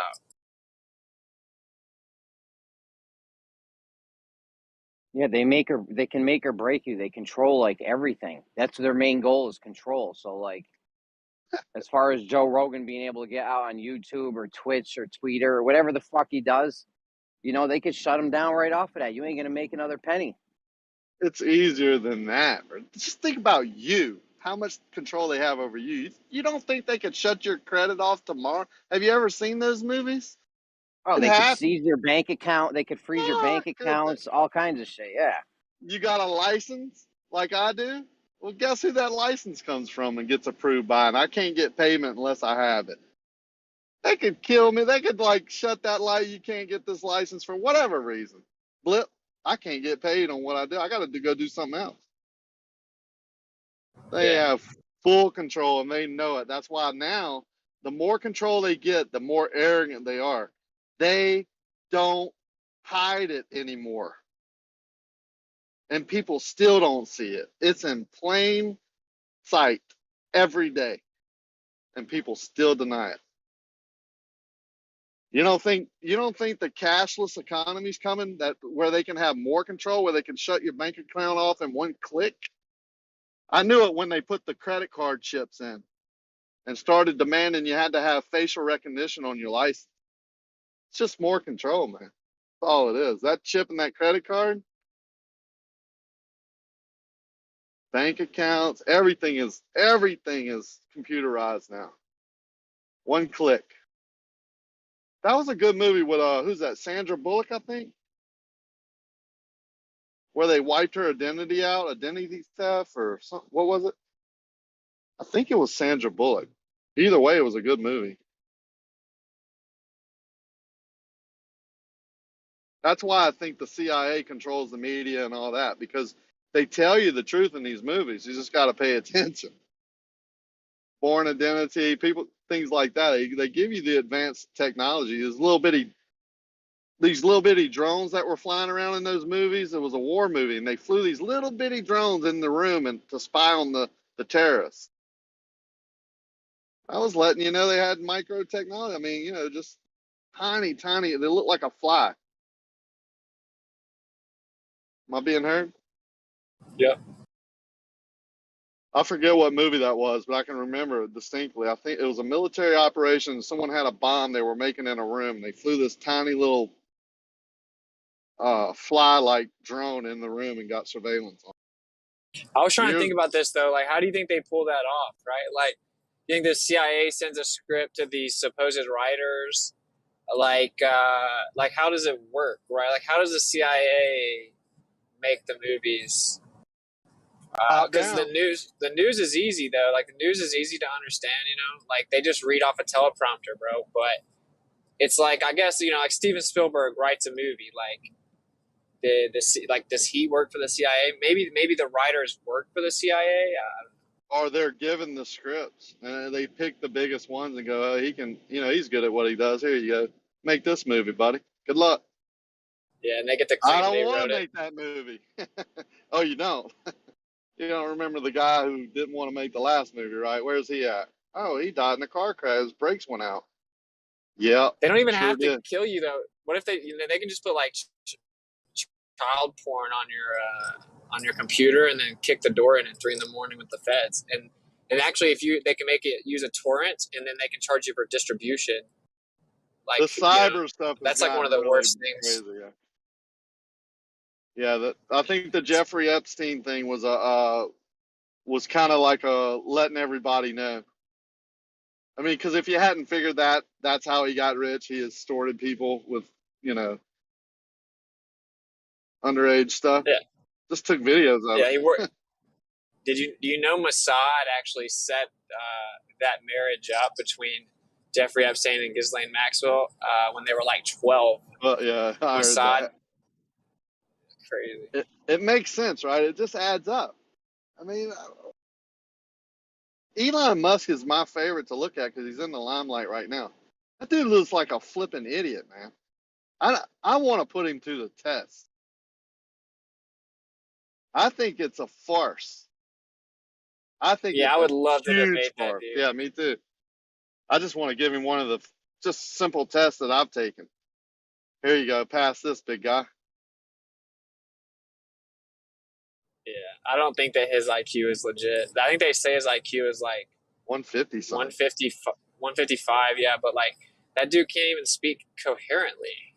That's what I'm saying. Mean, typically, it's a very good marker of someone's intellect is like how articulate they are, and like not always, but typically, And he is not articulate, man.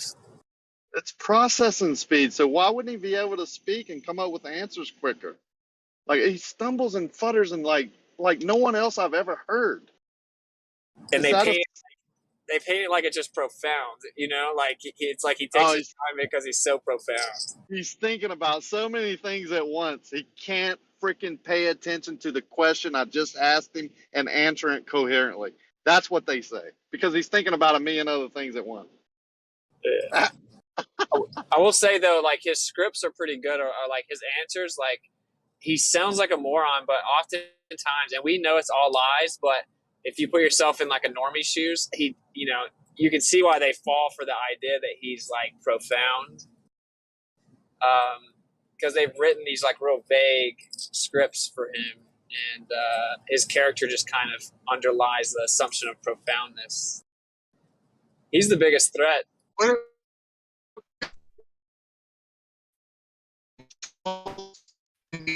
Not the left and the right, because that photo I posted, he posted that on his Twitter, so he was like mocking all the I support Ukraine people. Good.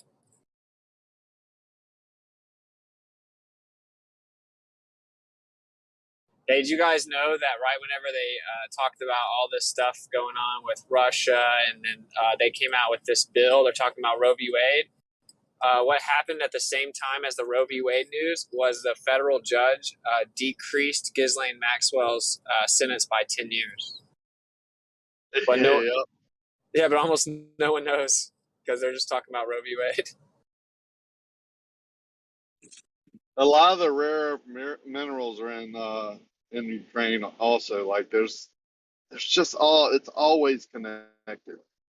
Oh, dude, they do that shit all the time with the news. They'll come out with some bullshit to get everyone all worked up, while at the same time something big's happening that they don't want anyone to focus on. Correct. So that's how you know they're doing a lot of stuff behind the scenes, because we're getting hit with psyops like every week now.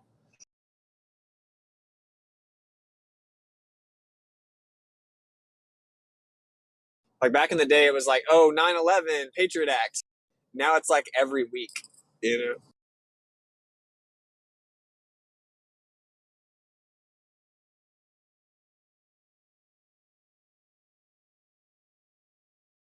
And I hate to be this guy, but if anyone thinks that America is actually going to turn the other way and pivot on abortion, you've lost your mind. This is just a lie. It's like, I think they actually want the Americans to beg for abortion, because it's like a spell. It's like a metaphysical power thing.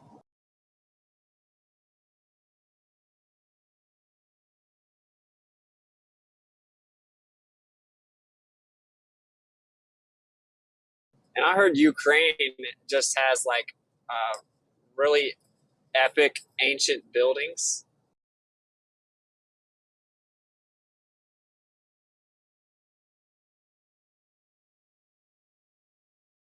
There's tons of ancient megalithic shit over there that we still haven't dug up because it's in war zones. Like Göbekli Tepe, the guy had like years on that, and he started finding crazy shit, and now all of a sudden it's a war zone and we can't dig there anymore.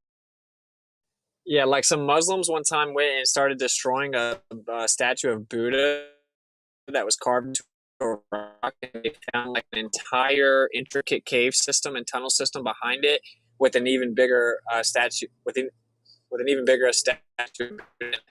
Think about how many things that exist. Like, don't touch this. There's just tons of stuff underneath it. Like, go look up pictures of Ukraine, and you'll see some of the most amazing architecture, dude.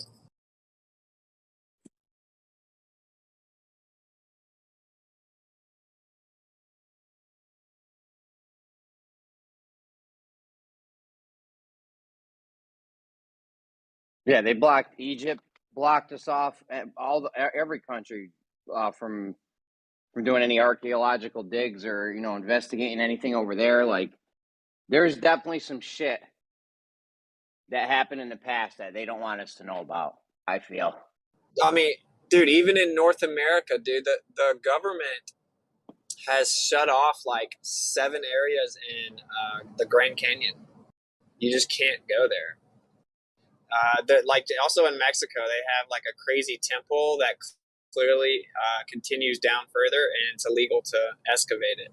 So it's like it's not just the Eastern world; it's like even North America.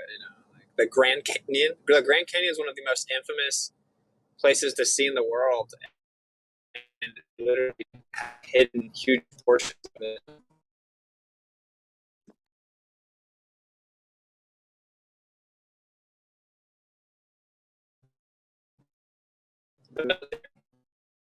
Your robot, what's it?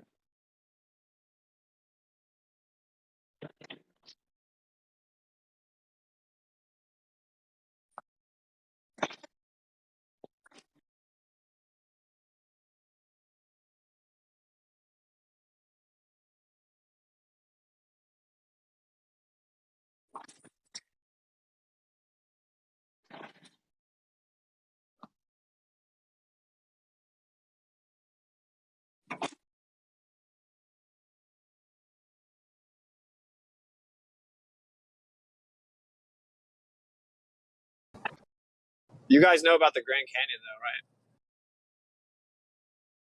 though, right? Is that where they have the cities, but they have these houses that are carved out of the rock? Yeah, well, it's just like there's entire areas of the Grand Canyon that the military has quarantined. Like, you're not allowed to go there.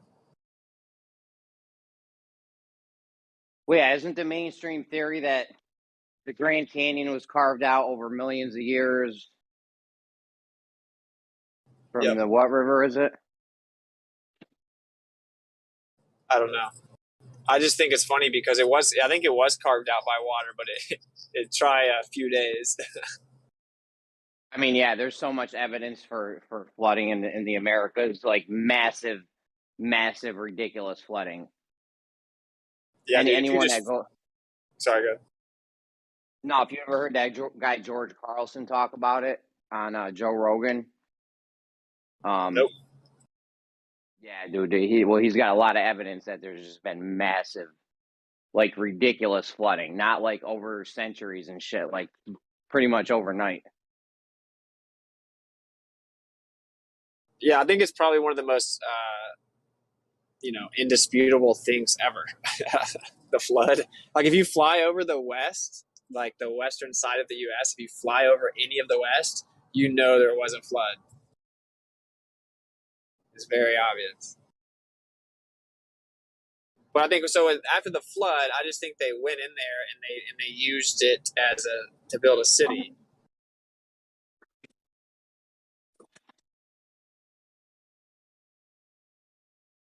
Yeah, it's possible. I mean, some people would have survived. Imagine if that happened today. There'd be some survivors. Yeah, maybe so. But say the scriptures, for example, like they say it says the water was coming from underneath as well.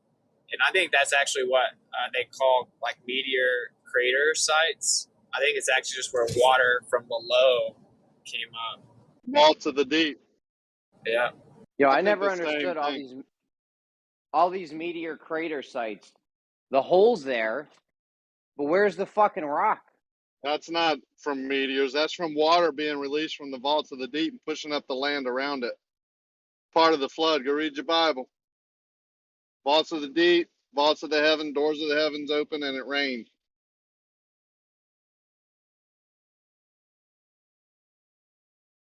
Sorry. Which actually makes sense, though, right? So. Yeah, which logically adds up. And there's these geysers and vaults like that all over the place. Even under the seas, they're still letting out water. I actually think that's where the salt comes from.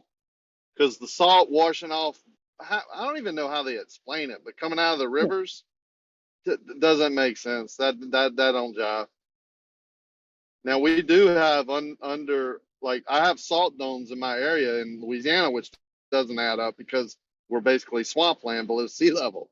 But I've been in one of these huge salt domes that they carved out, took all the salt out, and they had military, like oil reserves and military product down there. We did pipe fabrication in there, insulation in there one time.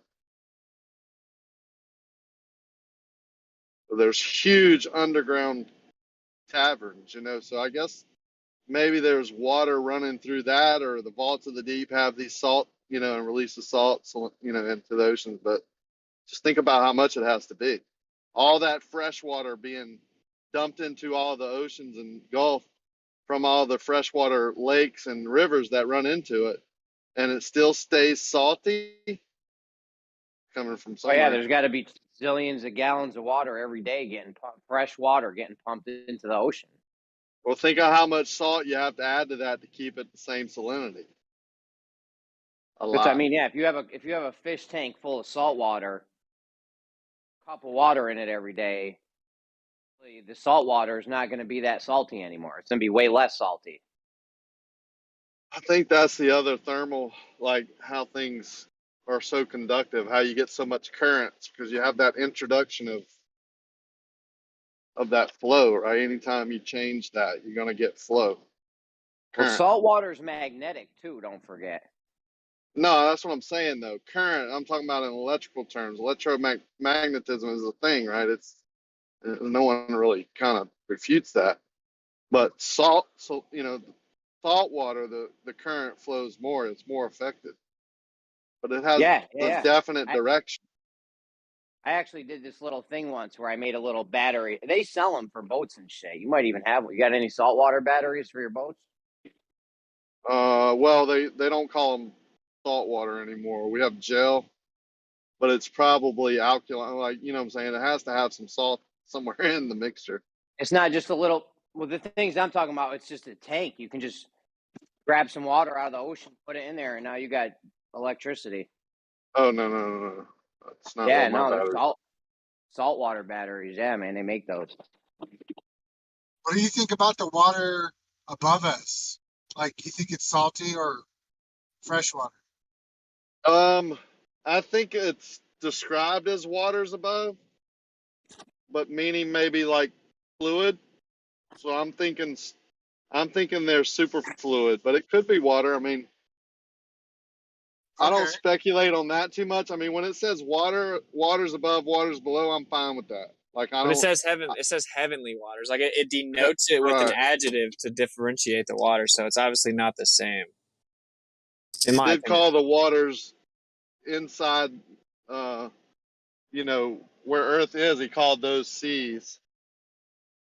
But heavenly waters above, dark waters it's referenced as dark waters sometimes too.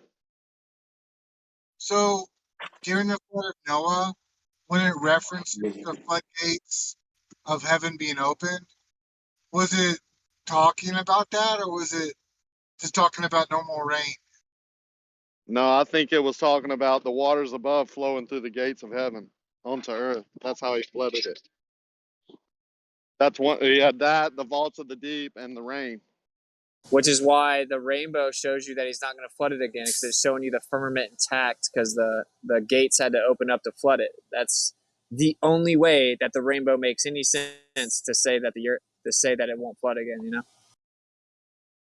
It says now that it's gonna be destroyed by fire, earth, wind, and fire. Dude, I actually, I had a friend, and his daughter was kind of not accepting flat Earth, but he's super smart. Told her everything you can think of, and I hit her with the rainbow. Dude, it was over. She's a flat earther now. I told her about the rainbow and the flood.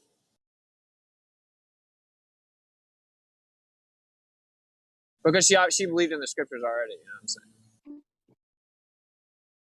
Yeah, my mom flipped easy because my mom was a Christian, so it was easy for her. I was just telling you how easy it was to flip your mom.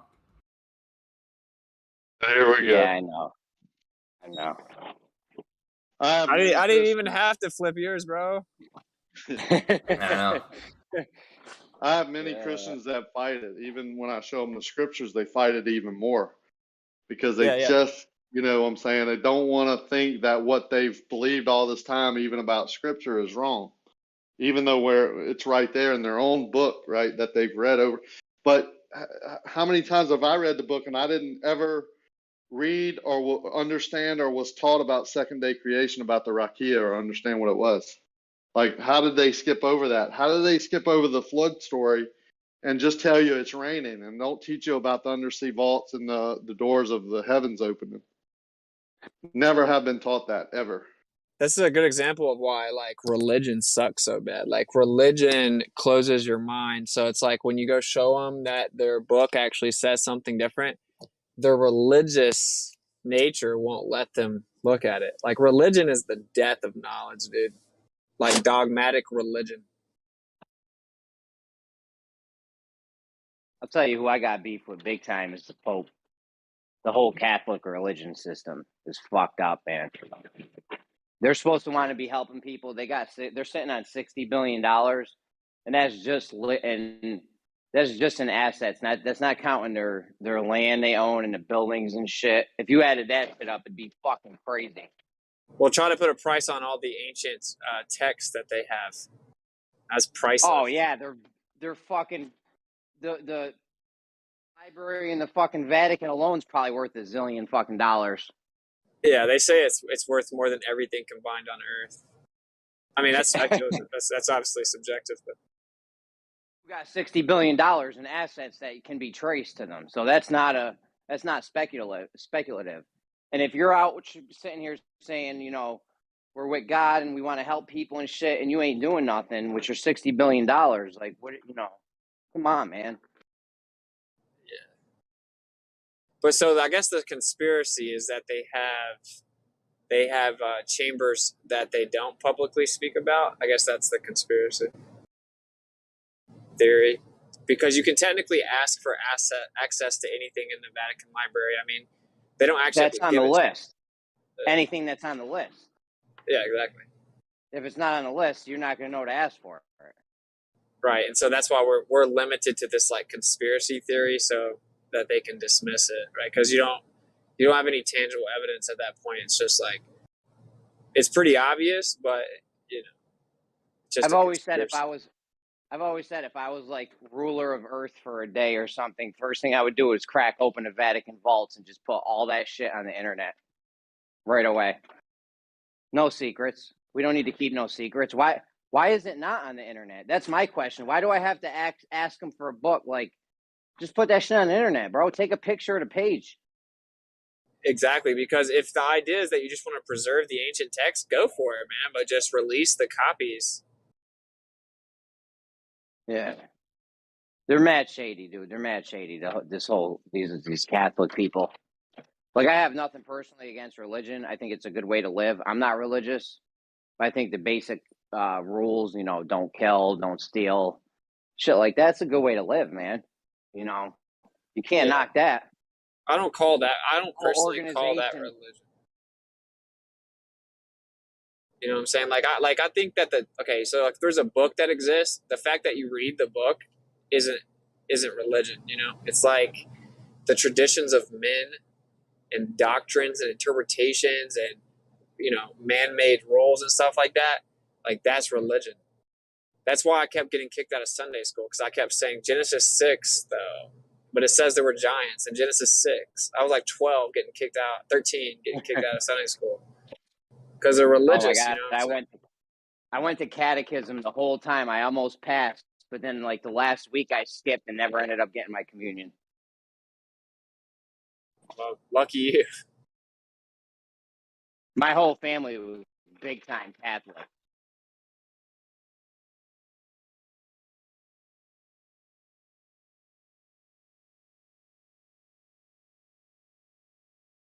Like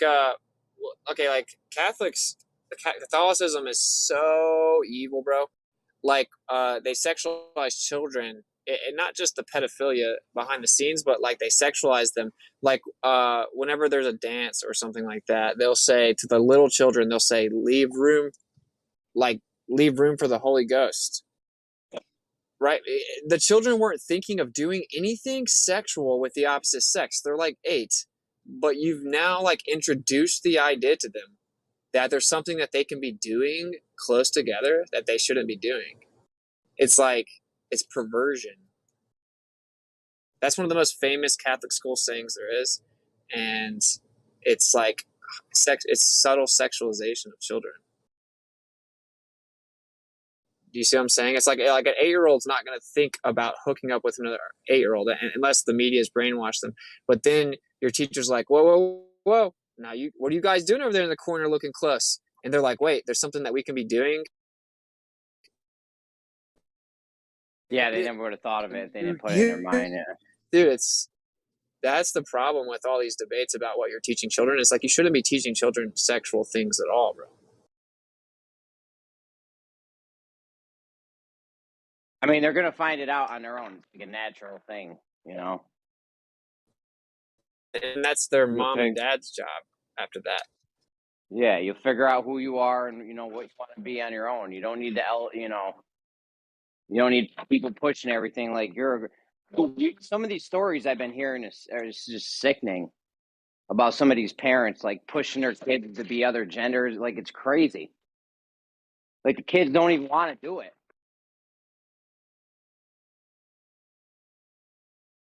Not all the time, but sometimes the kids don't even want to do it. The parents would be like pushing them to do it. Yeah.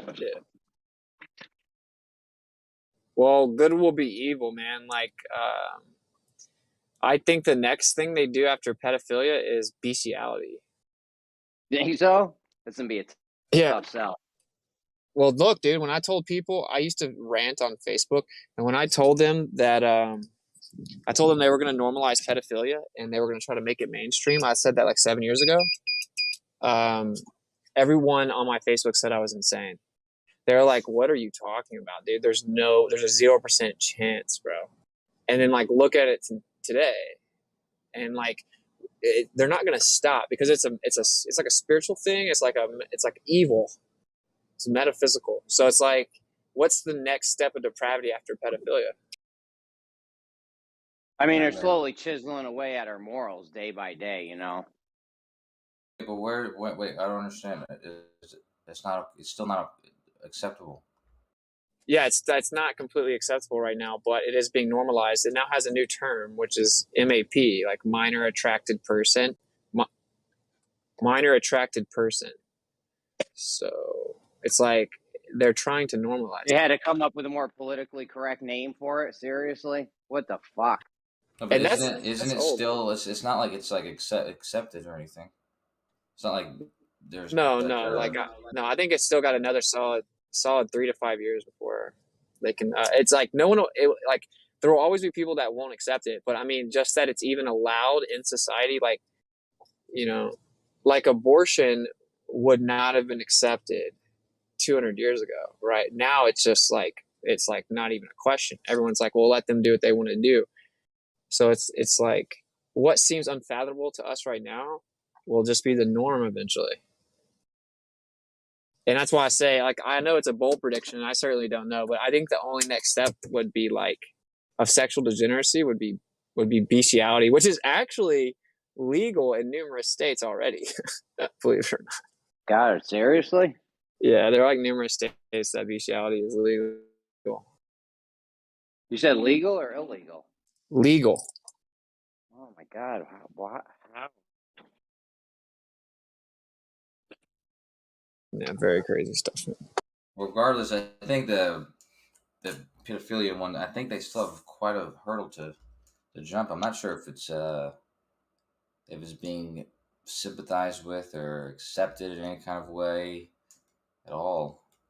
I think it's well, I mean, the Supreme Court justice just now made an opinion about lightening up child porn sentences. Lightening the sentences? Yeah. And why would you lighten them? You got to go heavier.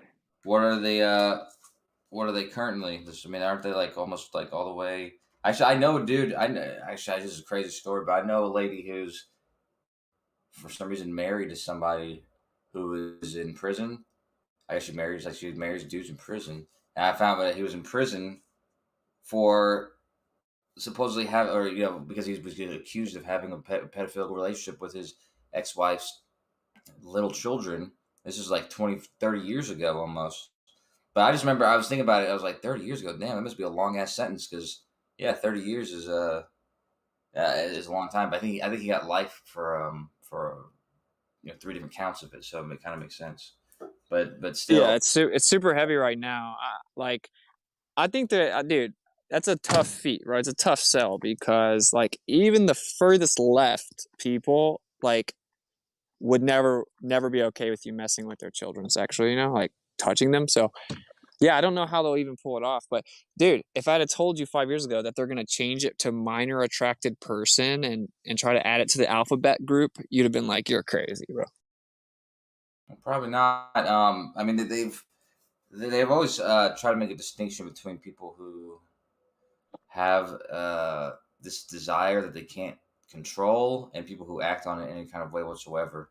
I remember there's always people arguing about making the distinction between those two, even though I don't think I necessarily don't think there needs to be, but I can kind of see why the argument. I can see why they have some because there's probably some people who they can't fight their compulsion or something like that. So it's like they never act on it in any kind of way whatsoever, but it still is probably true that they maybe are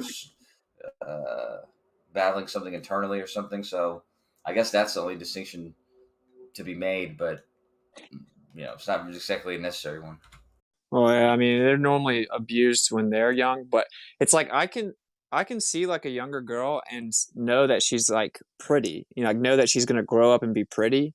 It's like, but never even for the slightest second would I ever be like attracted to them or think of them sensually. It seems so wild to me. I don't buy the I can't control it excuse because today's society wants to always say that like I was born this way or that. No. You have impulse issues. You need to chill out. You need to, humble yourself. I don't have any empathy. I have no sympathy for pedophiles. I think it's a sin issue, isn't it? Yeah, of course. Like I actually, because a preacher tried to like send me sexual messages, one of my old preachers, like he got 6 years in prison. I don't feel bad about that. Good. Of course, he should probably, you know, if he was doing that, then he probably was doing that with other, you know, other people. Maybe he was more successful, and he's a predator apparently. Yeah, that's actually what happened. Was after because the FBI took over my MySpace. No, yeah, maybe MySpace. Anyway, and like he said all this crazy stuff to them, but then like 2 other children came out and had stories about how they had what he had done to them. Yeah, you know, and it's funny because I was talking to a friend, and that was when I found out about this person I was telling you about. Was just describing a friend of a friend who's, you know, married this guy in prison. But then we end up. I was showing my friend the Leaving Neverland documentary, because actually I remember Brummy used to always argue for some reason that Michael Jackson was innocent. I don't know, for whatever reason we would have big arguments in gems. But I told him, just watch that documentary one time, and he did. And the next day he's like, yeah, I was wrong, man, because it's like the parents of the people that Michael Jackson actually did that to, they were more or less not purposely allowing it, but they were so negligent with what they were allowing.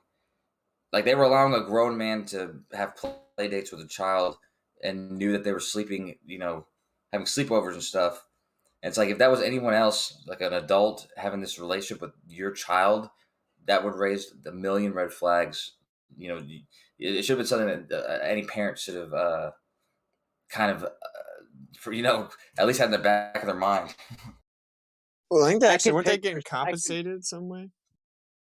I could picture somebody coming to me and saying, "Hey, I want to have a play date with your kid." You know, a grown man coming to me saying, "Hey, I want to have a play date with your kid, and we're going to sleep in the same bed at night, and he's going to have to do it as a sleepover." That ain't going to end well. Yeah, you kick his ass, right? But the thing about this is, so the 3 kids in the documentary, they were all kids that were like Michael Jackson fans. They all like danced like him really well. And one of them was even, so one of them was he was in a commercial with, and one of them he was allowed to get up on stage with him at a concert, and then eventually like a lot of concerts, because he was basically dating this kid. But what would happen is he developed a relationship with the family because of, you know, saying how impressive the kid was at dancing, and then he would spend a lot of time with the kid and the family, and then it would get to the point to where he was like offering the family, you know, whatever they wanted. Like, he would say, you know, take this vacation. I'm going to pay for this, you know, all expense paid vacation for you guys. And actually, you know, the kid, we want to hang out here at Neverland Ranch or whatever while you guys are doing that. So he's basically like, he's like, it doesn't seem like a bribe, but to them, they're probably like, I don't know, they have like cognitive dissonance or something like that, where they're just like, they see like the benefit of it, and they're not really looking at the obvious. If it was my kid, yeah, if it was my kid and they love Michael Jackson, I'd be like, yeah, and Michael Jackson want to hang out with my kid, I'd be like, that's awesome. We can hang out with Michael Jackson. Like, I'm gonna be there. You're a grown man, dude. That's what they talked about at first, because one of the moms were like, yeah, she was like, yeah, you know, yeah, well, you can hang out with this man. I'm going to be there, this and that. But that was the first night. And then after that, obviously, you know, she got more comfortable. And what he would do was, like, he would have like a hotel room, or he was staying in the hotel with the kid. And then the parents' room was getting further and further away, like, you know, each night. So eventually it was like on different floors than them. And so I think he just kind of like eased his way in. And supposedly, according to these kids, he did some pretty disgusting things with them. So kind of a monster about it, you know. But if you got money, you know, you could buy your way out of anything. Now imagine if that was just some normal dude. They would have thrown him in prison, threw the book at him. You know, you got money, you could buy your way out of shit. Look at Irvin Johnson. He's fine. OJ beat a murder rap. He's fine. The craziest thing is Michael Jackson, like, remember he was holding hands with these kids on the red. He's like openly dating these kids basically, and like not really doing very much to hide it, other than like not expressing the, you know, detailed, discussing things, but like basically openly like spending nights with them, holding hands on the runway, telling them on live TV that he loves them, is thinking about them and stuff like that. It's weird shit. I think OJ was actually innocent. He could have been. What's your theory? What's your theory? Because I love that. I love that. Supposedly, it's actually his son that did it, and his son wanted to be a chef and worked at like a really famous like 5-star restaurant. And Nicole Simpson was supposed to go be his first celebrity like customer, and so she ended up ditching him and went and hung out with that other dude. And supposedly he got really mad about that, his son, and killed her. And the reason that it gets so interesting is because I guess the LAPD closed the case, and then he had a storage unit but didn't pay and defaulted, and they found like something that matched the murder weapon description perfectly still in his storage unit. But then they refused to reopen the case and investigate it. And so the theory is that OJ Simpson like basically ran away and distracted the cops for his son, you know. And he had like access to everything he would have needed. Same shoes, same, you know, like same shoes, same socks, timeline was right. Yeah, and he has smaller hands, you know. So the glove would fit. Smaller hands, that was awesome. If it doesn't fit, you must have quit. Like I don't know. I mean, I just heard that's pretty. I actually heard Owen Benjamin talk about that. It's very, very interesting. Like the fact that they found that blade. It's like a special type of knife, right? It's not like a regular knife. It has like this curve to it. It's like a really nice knife. And yeah, I don't know. They just wouldn't reopen the case for whatever reason. Dude, do you know how hard it would be to take down 2 grown adults, even if it's female and like a female-like guy? Like, but that other guy was like pretty built, like strong, fit. You know how hard it is to take down 2 people like that and not get injured yourself? Yeah, for most people. It depends on how you do it. For most people.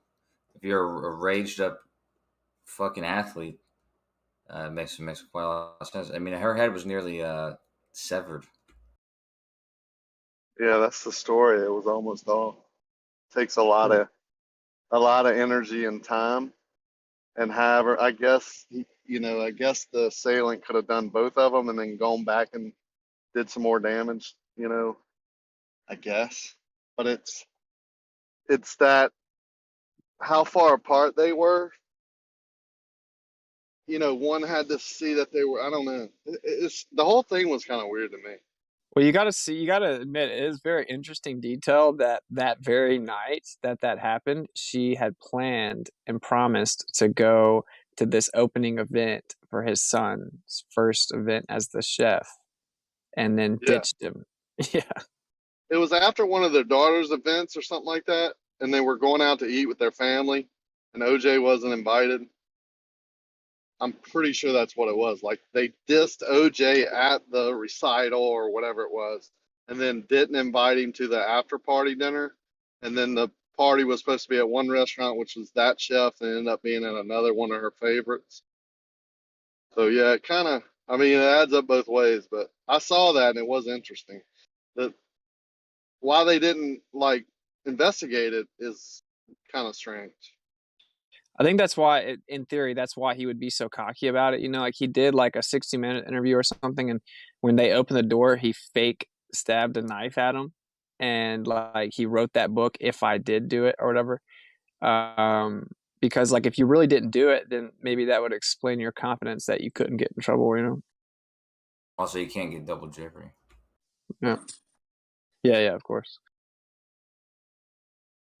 So the Bronco chase, giving his son time to get himself together and get out of there.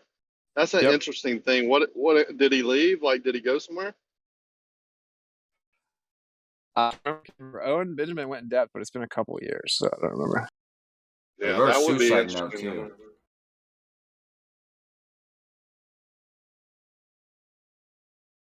Speaking of Owen Benjamin, it's really funny. You know, like people act like he like hates Jews and all that stuff. Dude, I was literally at lunch today with a Jewish attorney, and he's like a big Owen Benjamin fan. He's like, I think it's so insane that people don't realize that he's telling jokes. I think he's hilarious. But that's the Owen was just ranting one day about OJ Simpson, and dude, it's pretty crazy. I mean, I think overall, like, what's it matter? You know, I would probably never really deep dive in it because it's like, what's it matter? Like, who, you know, it's not going to change the world. Like, it's not like an important truth. I think it's insane that it was as publicized as it was. Because the Patriots football player Hernandez like murdered more than one person and had and like, no, it wasn't all over the place. You never heard of.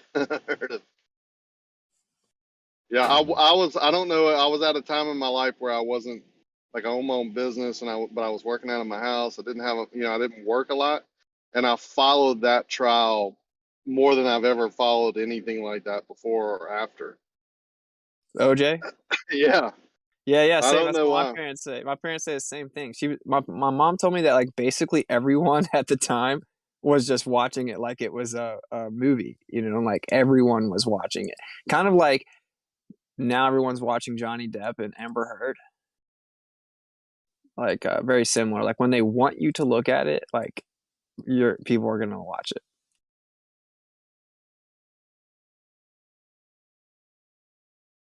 I don't know. I don't like to be too conspiratorial though, you know? Like I'm not gonna say that Amber Heard and Johnny Depp's trial is completely fake or that the OJ Simpson thing was an entire immaculate script. I just think it's more nuanced than that, you know.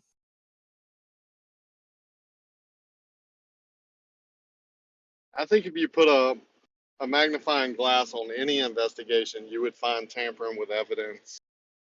You know, people saying things and doing things wrong. Like, you have a lot of humans involved in a real stressful situation, and the timeline is short. You add all those things together, you're going to get a lot of mistakes. People often cut corners. You see it happen a lot, actually. There's a lot of detectives who actually, you know, they have more than just a hunch. They actually know the person did it for sure, but they don't have something they can give to the prosecutor that could even, you know, to even make the charge stick. So sometimes they do cut corners, which is not always the best thing to do, but it's probably from a career of experience of, you know See what you're doing there with the cut word. It's just too perfect, right? He beat her, like it was all kind of domestic abuse. They were divorced. They were having all these issues. You know, he wanted her back. He was jealous. You know, he owned these type of socks and shoes. He, you know, it's like everything was just too kind of perfect. And then when they put it all on a stage and then had the guy get the glove, like handed him the very glove, or, you know, like, come on, man. I don't know. I lost like some respect for the process at that point. Was there something about the gloves that were stored, and so they were probably like cold or something like that? Like they were like stored. They were in storage. Like so somehow they weren't even broken in when he was trying to put them on, so it wasn't even an accurate depiction of him putting those gloves on. Heard of something along those lines, but regardless, I think him and Aaron Hernandez had a similar affliction, possibly with their brain, because they're actually claiming that they're researching to see if this is if they're kind of like hitting people too hard in football, and if that's somehow causing this sort of aggression. Yeah, brain injury. Yeah, but it's sort of like this like a homicidal aggression thing, because Aaron Hernandez was like really aggressive, but I think because he was a closeted homosexual. It came out later. Well, he also like has a pretty hood background, right? Like in the hood, catching bodies is kind of like a normal thing. In fact, in some hoods, it's like you're literally looked down upon if you don't. Yeah, mandatory. So he rise like to have to do it. Yeah, like I don't. The way his murder went down, it's like it seems like a hood dude, like because you become so desensitized to it because everyone gets away with murder in the hood. Like almost no one gets caught. If you look at like hood, for lack of a better word, like murders, they almost are all unsolved. So they become really used to it, and so then he has all this money. He's like, I'll definitely get away with it. So he just like hires a maid, you know. I just like he doesn't really think that much.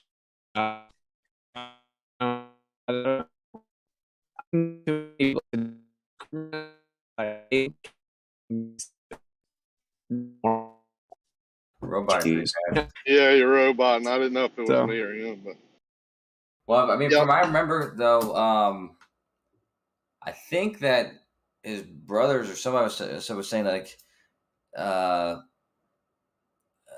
like basically that his family was very much against homosexuality, and the two guys that he killed, I don't remember it was one guy or two guys, but there was two guys together.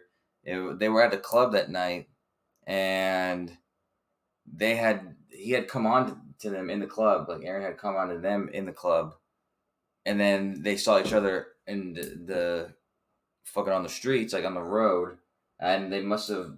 I think they addressed him again, and I think possibly because he was like secretly talking to them in the club, and then he was around a whole bunch of people when he was in the car, and he was open about it. And he just opened up and killed him right then and there, and then he killed his brother-in-law.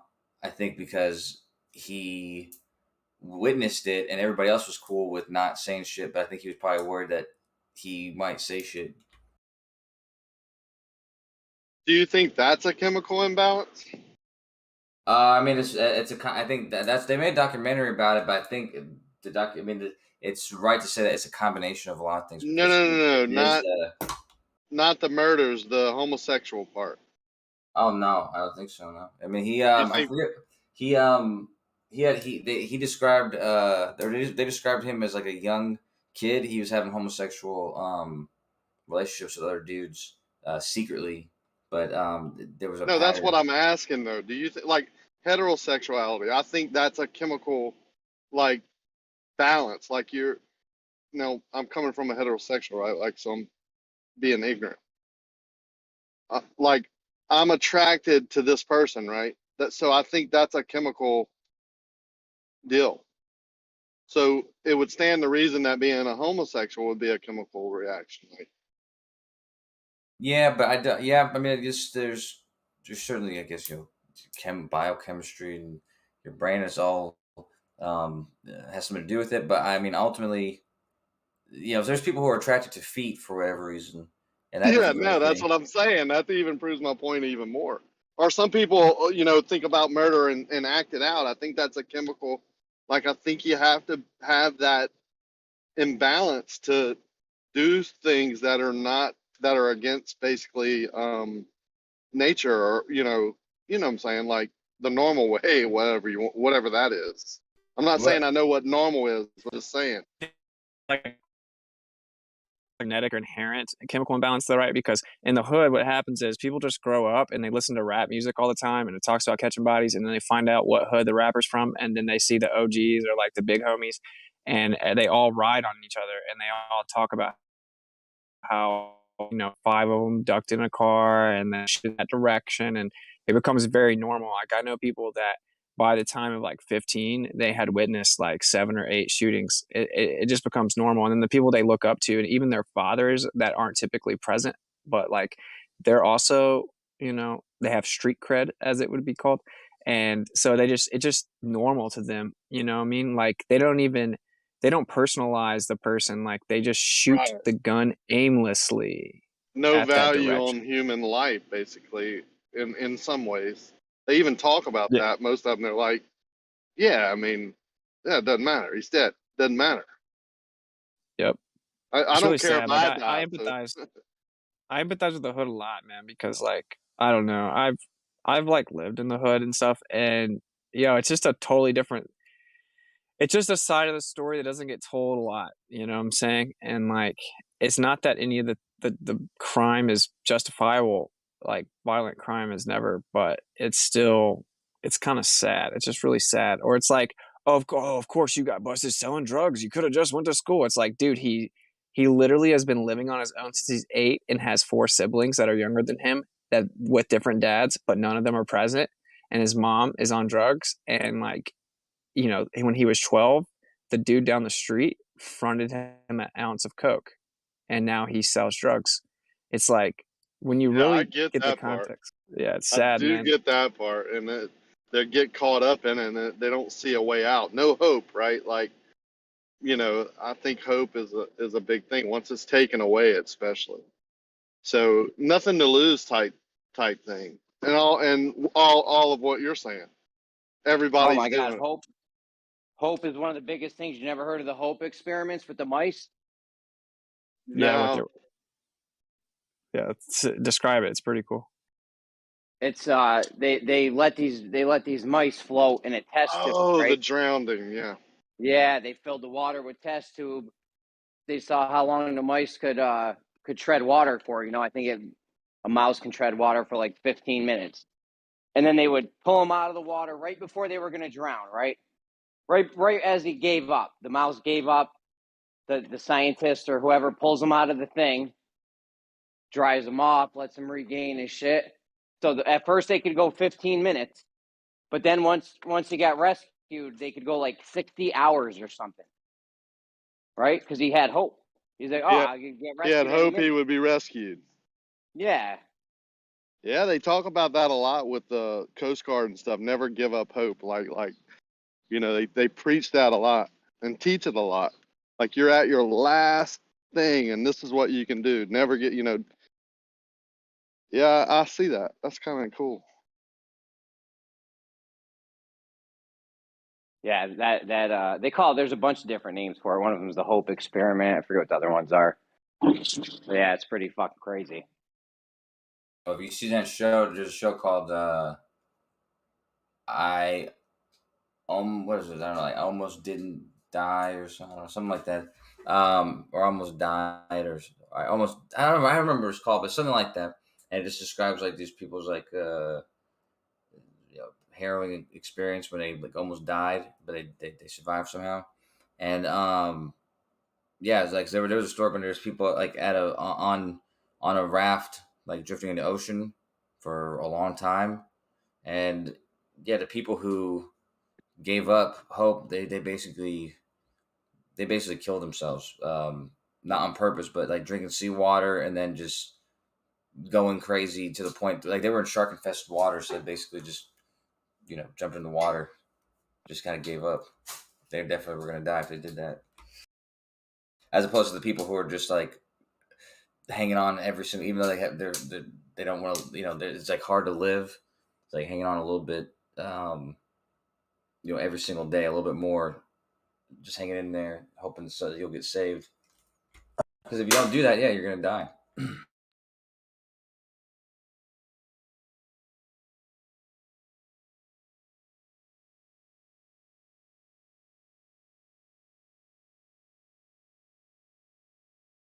Yeah, if I was a mouse, I probably would tread water for like a half a minute. I would just start drinking it. Dude, you're more like a squirrel looking for a slut with a nice butt to get a nut. 50 Cent. That's exactly right, then. I know, you gotta settle down now, man. Find a nice girl. Stop living in the fast lane. Yeah, stop living in the fast lane, man. I showed you my engagement ring, dude. Huh?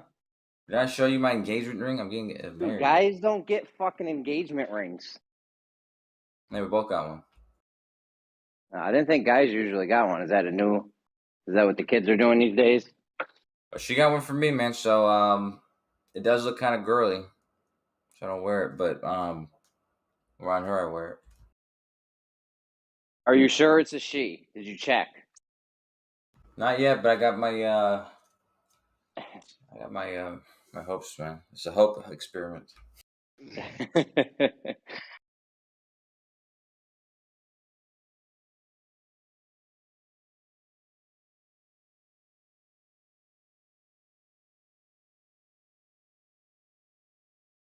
What were you guys arguing earlier with Nate? Listen, how do you measure something? How do you measure from two points if you don't know where the first point is? How would you go about doing that, Coach? I'm just wondering. What does that mean? You want to measure something in relation to another point, but you don't know where that point is. How could you possibly measure it if you don't know where the Basically, point what is? you're saying is you want to measure the distance between 2 points, but you don't No. exactly know where one of the points is. No, I want to see if something's higher or lower than a point, but I don't know where that point. But I don't know where that point is to know if it's higher or lower than.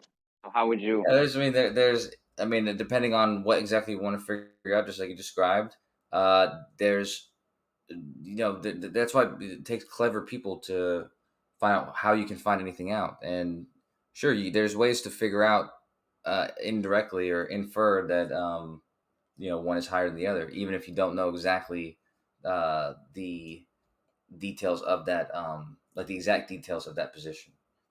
You can at least find things out, like, okay, can I definitely see which one's higher? And yeah, there certainly would be ways, but you'd have to give me more information, like more specific information about these two locations. Yeah, here's the information you need. I have a position of something, right? But then something's going on in the atmosphere where I'm not seeing its actual position.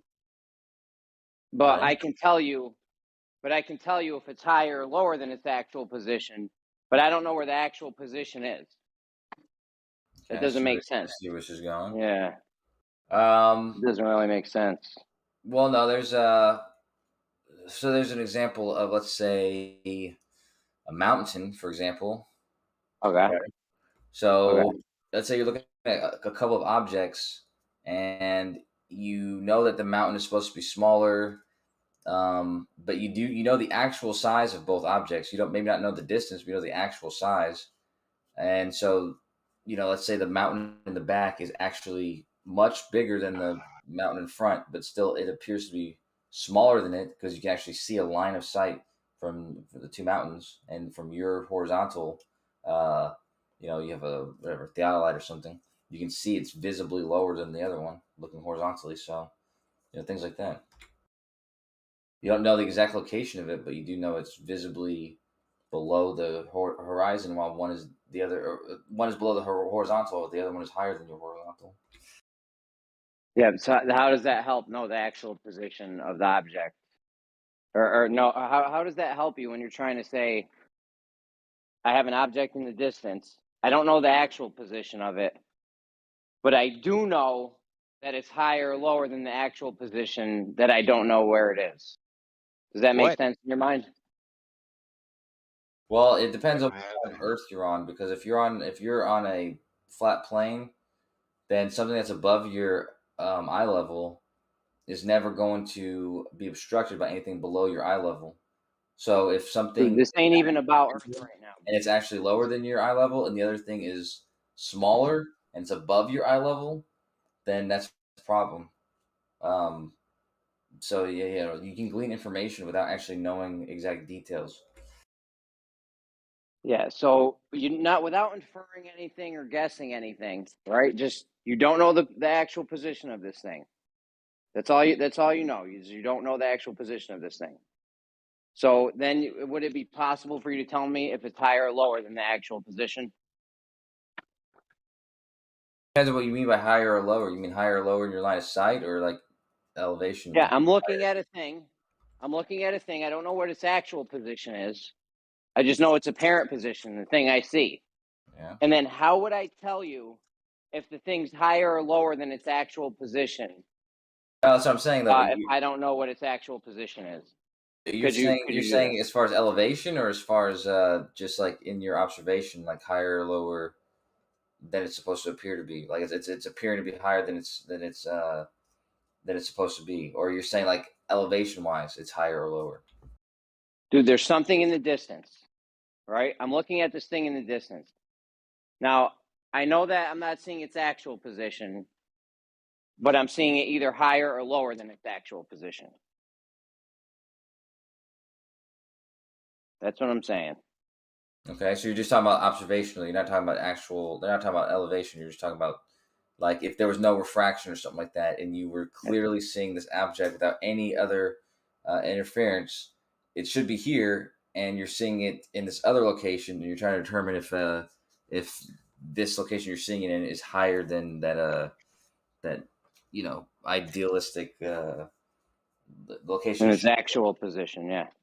Well, I wouldn't say actual position because, but yeah, I see what you're saying. Like a straight line observation of, without any sort of, yeah. I mean, there's a couple of ways to infer that, but I mean, like I said, without specific details, it's hard to. Without knowing the actual position, that'd be tough, right? Well, I mean, it depends on how many days you're making these observations and how many. Why would that matter?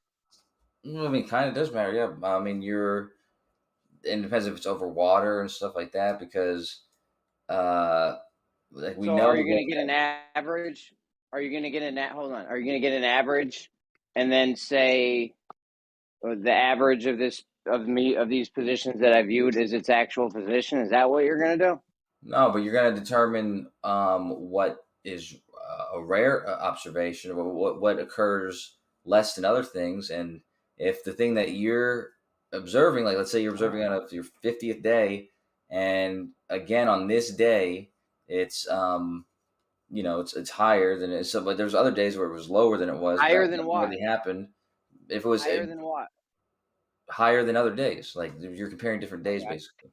And in the end, how do we know the actual position so we can know if it's higher or lower than the actual position? I'm saying you have a better. You know that it's more likely going to be higher than its actual position. So how do you know that? Because that's just a way of refraction. It's more commonly does that. Unless you're over water and it's like sporadic things are happening, it's more than likely going to be refracting downward. Well, I mean, that's your story. We've never actually done anything to know an actual position to see if it is actually higher or lower. No, but we know the way the atmosphere exists. Like it's other than odd weather patterns, the density and the pressures are going to be higher, lower. So it's going to be more likely that it's going to refracting downwards. And so if you observed it for 100 days, and it was above for a lot of times, and it was or lower a couple of times, that would make sense that the consistent position it was higher. That's probably it refracting downward, and so maybe it's a little bit above the position you would normally see it in. Listen, I know you think how refraction works over long distances in the atmosphere, but in order to know that, you would have to have an actual position first, so you would know. Oh, look, yes, it is higher, or oh, wait, it's lower. When have you ever gotten an actual position? Yeah, but the thing is, without even doing that, just knowing how refraction works at all will tell you that if you know anything about the atmosphere, and the atmosphere is going to have a higher density lower and a higher pressure lower, then you would more likely see downward refraction on a day-to-day basis. Unless, like I said, there's something. If that's how it's working in the atmosphere over long distance, yeah. But it might not be, because you've never actually got an actual position to line it up and say, oh, look, it is higher. Or, oh, look, oh, no, it's lower. I mean, you have no basis for comparison to say it is higher or lower than an actual position, because you've never got one. No, people do make observations over long periods of time, and second of all, I don't know why the refraction would be acting differently than it normally acts. I mean, if it refracts downward or refracts to the more dense medium, and the more dense medium is downward, then you would predict most cases that it would be refracting downward. Well, does it refract towards a colder medium or a hotter medium? To the more dense. I got Scientific America saying that light will always bend to the colder medium. Well, that's not true though. They don't always. Well, I mean, I know Scientific America. I've gone against them on a lot of things too, so I wouldn't blame you if you were to. Yeah, but that's the thing about the atmospheres. Like when you say more colder or hotter, that's not even a hard rule. You have to look at all the variables, because it's going to bend towards a more dense medium. And if you have these, temperature, density, pressure, all these different variables, and they're in flux, and you know they could be balanced. They could be they could be in a you know, let's say X, Y, and Z one day, and that could be doing something totally crazy, and then all three of those values could be something completely different. And it's kind of, you can't just pick one thing like the temperature and predict what refraction is going to do based only on that. Yeah, so this is a logical thing. There's no proof. There's no actual proof behind it. You just think, oh, since light bends down towards denser mediums, that the light would be bending down, even though we've never tested it. Oh, it's been tested. Been tested. It's not a logical thing. I'm telling you, it's how refraction works. If you understand that it on most common without any weird weird XYZ data for the atmosphere on any given day over any given region, it's more than likely going to be acting the way it normally acts, which is going from lower pressure and lower density to higher pressure and higher density down below. This is going to be the most common thing you would expect. So, even if it's doing that every time, that is what you would expect if you were, doing over a long period of time, what you would expect to see most of the time. Well, that's what I would expect maybe if we've ever tested it long range in the atmosphere with an actual position and then had an apparent position that we could, compare the two to. But you guys don't have that, though. I mean, it depends on what you're saying is an actual position, because it's not like I don't know if we don't or always have access to something like that, because either you, like what you're describing is something like that we very easily have access to, or you're describing something that nobody can ever possibly have access to. So it depends on how stringent you're being about this actual position, because you can determine, I'm being pretty where the stringent on it. geometric Our whole horizon is supposed to be, for instance. idea of what Earth is relying on this refraction thing. So I'm going to be very stringent with it, and I'm definitely going to want to know that we have an actual position.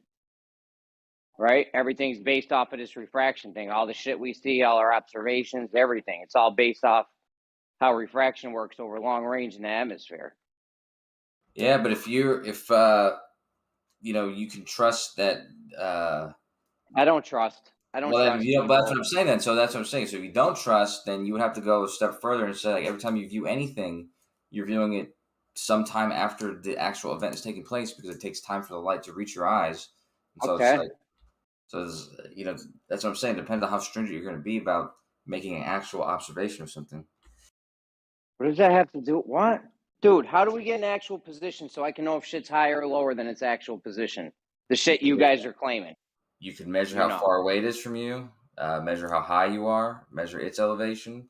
Take things like the geometric relationship it should be from you. How small? What is the geometric relationship it should be from? Like something like the geometric, like if you're doing like a geometric horizon, for instance. If you were just talking about the horizon and not not a specific object, you would do something like that, like determine where it should appear if there was no atmosphere whatsoever. Like these sort of calculations can be made. It's not going to tell you it's not going to give you information of where you're actually going to see it that day, because obviously you have to include the atmosphere. But it will tell you. You will be able to calculate where it should appear if there were no atmosphere, which is what you're talking about basically. You say its actual position. Can we just measure its actual position and then go and then do that? I don't like all this calculating bullshit, because I feel like there's going to be some assumptions in the calculations. Yeah, but what you measure is going to include the refraction, though. You guys already made me throw away P equals MV earlier for special relativity. Like how crazy you want to get today. That's right. I threw that away not that long ago, or not that long ago. I remember when I first found that out. That it's not I thought it was just a cool fact. I didn't think it was fucking something I was going to fight against, because, I thought it was a hard formula, hard rule. But something that Gary told me a long time ago was most laws in physics, they're not universal. Like even it's called the universal law of gravitation. They all have a domain that they work within. You know what I mean? So yeah, the problem is. The problem with that statement is, I got Andrea Ghez. You know who that is? Yes, black hole lady. 2020 Nobel Physics Prize winner, right? Yes. Now I don't know like if they know what they're talking about, but she said that laws should work everywhere. Yeah, she said that. Yeah, she said laws should work everywhere, and I mean I agree. Laws should work everywhere. Yeah. Sucks they don't, but no, they do if it's a correct one. No, they have domains. They have domains that you see what she's talking about is idealistic idealistic knowledge. It would be nice if we had this idealistic knowledge that she's describing that you're requiring, but often, like in the case of the momentum formula we were talking about earlier, that doesn't exist that way, and you have to actually identify the domain that you're describing for it to work. It's the same with the universal law of gravitation. It doesn't work in every domain. It works in specific under specific circumstances. Once you different variables in there, like too big of a mass or too fast of object or something like that, it doesn't work the same way. Okay, so listen to me. You're telling me we can know if an object is higher or lower than its actual position without ever even knowing the actual position. Are you gonna go with that, or? No, I mean, you're being very vague. I'd have to know like a specific scenario. I don't want to. Specifically, we're looking at something. Specifically, we're looking at something in the distance. Right. We're looking at something in the distance, and we want to know if it's higher or lower than its actual position. Yeah, like I said, given more information that can be done, sure. Like I said, making observations over a long period of time, days, weeks, whatever, comparing the data from that time, knowing a little bit more about the environment. If we make that observation for 500 years every day, at the end of it, are we going to have its actual position? That's so little information about whatever it is we're talking about. I would say no, based on what the little information you're giving. But like usually, okay. So for instance, let's say the object is a car. It's an actual object. You have some idea of how big it is because you know what it is. That's gonna be a very different phenomenon than observing a boulder, which you don't know how big that is. So it's a very vague question that doesn't. In some cases, yes. In some cases, no. Okay, we're looking at a car. Yes. 100 miles away. We're looking at a car 100 miles away. What its actual position is in relation to me. If I look at that car for 500 days straight every day, multiple times a day, am I going to end up with its actual position and then? Yeah, pretty easily. Yeah? Yeah.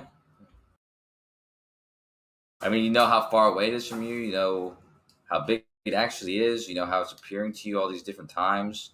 Yeah, you're gonna have a pretty not a hard time trying to calculate exactly what its position would be if there was no atmosphere, and whether it's higher or lower. So you're gonna take that average. So you're gonna look at it a whole bunch of times, take an average, and say, all right, I'm gonna middle this out. This is its actual position. What is looking at it 500 times do for you? Well, like I said, you have some idea of what it does most days. You have some idea of what it does. You don't know what it's done. Idea what it's doing most days because you started off not knowing its actual position. So you have no idea what it's on any day because you never have an actual position. Yeah, but if you compare what it's doing on day 1 to what it's doing on day 2, you can tell which one of those is higher than the other. And then you can tell the range of how high it is to how low it is, the highest it ever appears, the lowest it ever appears, how often it appears in those places. So you're going to take an average and middle it out. It's not just taking an average, though. You're discerning the data, other subtle. The weird. You're in like a weird position that I wouldn't take. I don't know why. The average is not going to give you. It's not going to be the most accurate way to glean where it's going to be, where it's supposed to be. But you can easily glean if it's mostly appearing higher than it actually is. You don't know what it actually is doing because you don't have the actual position, dude. What the actual fuck, Kosho? How do you say that you don't know what it's actually doing whenever it's doing the same thing almost every day, and some days it's doing something extremely different, where it's actually much lower? I mean, aren't you going to be able to discern that the days that it's higher than it, like when it's at its highest, like it's not Higher normally than high, what? but it's normally lower? Are you going to be able to tell that that's obviously higher than it normally is? Sure, but what is that? That doesn't tell you anything to its actual position, though. All you know now is it's higher than its other apparent position. That doesn't give you an actual position. That information can be gleaned from knowing how far away it is from you and how small it appears to be. Oh. This is a weird position for you to be in. I don't know what you're doing, man. I'd be surprised how much how many things you can solve knowing what seems like a little bit of information. Yeah, but this is something where a lot of information. So I don't know. I can't see you getting around knowing if something's higher or lower than a position without knowing it's the position. This is weird. do you know that you can calculate the geometric horizon without knowing anything about anything that's in the, like, let's say you're looking at an image and you see where the horizon is. I mean, you know that you can determine mathematically where the geometric horizon is supposed to be, and you can compare that to the position you're actually seeing in the image, right?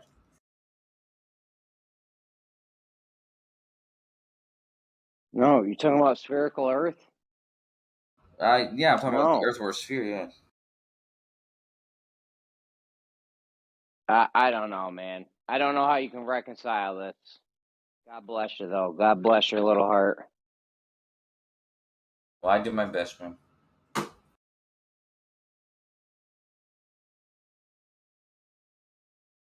I'm gonna do 10 Hail Marys. Yeah, I'm afraid of Jesus for you later because you need to find Christ. Jojo, can you just admit for the room that these are all conceptual frameworks that very possibly could be entirely wrong. I mean, that's true what you just said, but what's even more true is that the framework that you guys have you guys share an opinion on is much more likely to be shown not to be true. Actually, is shown not to be not true. But I'm saying, but by you guys will, probably eventually also be shown not to be true. Holds very much less evidence and has almost no merit. So it's true that what you asked of me, but it's more y'all's position that's it's a more true fact. Dude, if this shit had no merit, there wouldn't be this many people here. But wait, let me respond. Dude, Go ahead, it was just a very simple question, and you could have just said yes. I did say yes. I could have just said yes. I could have just done a backflip and not said anything, but I said what I said. And the problem with what Jeremy said, there's people still talking about it because there's people who enjoy the conversation, or I don't know what maybe they're jerking off in the background. Who knows what some other people are doing? But there are weird people who just enjoy talking about it, and I don't think that is dude, evidence. If what I was saying had no merit, bro, if what I was saying had no merit, there wouldn't be people here listening to me. I wouldn't have fans and shit. You know what I'm saying? That's true, What's dude. up, That's Brick? true. There, honestly, though, you do say. I mean, you other flat earthers and globe earthers, more often than former, do often say things that that very much do hold truth. It's not your overall position, but sometimes you'll bring up a minor position that actually does hold truth, and might even convince a globe earther or two that you're right about that XYZ or whatever. Right. As little as idea might be, but the overall of our models, right? The overall beliefs that we have, the positions we have, it doesn't hold the water just because we're talking about it. It doesn't mean that there's any merit to your argument. If I were you, I would remove hold water from your vocab How's that? Because I mean, what holds merit? Yeah, what has merit is me telling you that you can't you can't tell me that something's higher than its actual position if you don't know its actual position. That holds a lot of merit and weight to it. You telling me you can tell me if it's higher or lower than its actual position without knowing its actual position is absurd. Yeah, but the things you said was something that you knew its distance and you knew its actual size, and you know where it appears to be, you know how you are in your elevation. You should be able to determine mathematically where it should appear in your frame. I mean, especially if you're viewing multiple different days of the same observation, you can. It's not information that you have access to directly, but yeah, over time you can actually easily determine whether or not you're getting downward refraction or upward refraction. Oh man, Kosho, can you hold water without a container? Yeah. You can hold water without a container? Sure, yeah. I mean, just cup your hands, right? Your hands are a container. Not really. Objectively. Objectively, your hands are a container? Yeah, if it's containing water, it's acting as a container. I'm holding up the water. I could hold up 5 coins, right? But my hands aren't a container for the coins. I'm just holding them up. Or I can hold up a weight, but my hands aren't a container for the weight. I'm just holding up the weight. Yeah. It is literally a container because it's containing the weight and the water where it is. Because if you move your hands, it will fall. Or it'll come with me. Kosha, would you admit that a lot of the flat earthers, like on these discords and stuff, are significantly more informed about the earth and all the claims about the earth and space than a vast majority of the public? No, I won't say most of them. I would say there's a lot of flat earthers who do know, as the Globers in this. I mean, everybody in this community knows a fair bit more than the majority of the people who have no interest in this. The same as any topic, but I wouldn't single out the flat earthers as I would say anybody in this community, because we're actively in this community, so we talk about when we're in these conversations. I don't know, man. That's true about any community and any subject. So, yeah. Okay, then another example of how you could have just said yes. But the answer is not simply yes, though. That's what I'm saying. That'd be a misleading yes if I would have said that, because it's not entirely true on its face. It'd be like asking if any two people in a specific debate about something. If I just chose one side and then said they know significantly more than anybody who's not in this debate. Yeah, that might be a yes, but it's also true that the other side also knows significantly more than everybody who's not interested in it, and it's not really saying. That was just but I never presented it as that binary that you just straw man me with. So yeah, we're just trying to have a conversation. You don't need to use the Glober tactics on us. Yeah, like I didn't mention the Globers on Discord. I was just talking about specifically the flat earthers. Of course, the globe zealots also are much more informed about the earth and claims about the earth and space than the vast majority of the public. Well, like I said, I mean that would be true about any topic and any people in discussing that specific topic. That's a non sequitur. It's true that we all discussed this topic, and so yes, we all do know more about this topic than most people. But that's what I'm saying. That's not really a surprising thing. That's by virtue of the fact that we're all interested in this topic.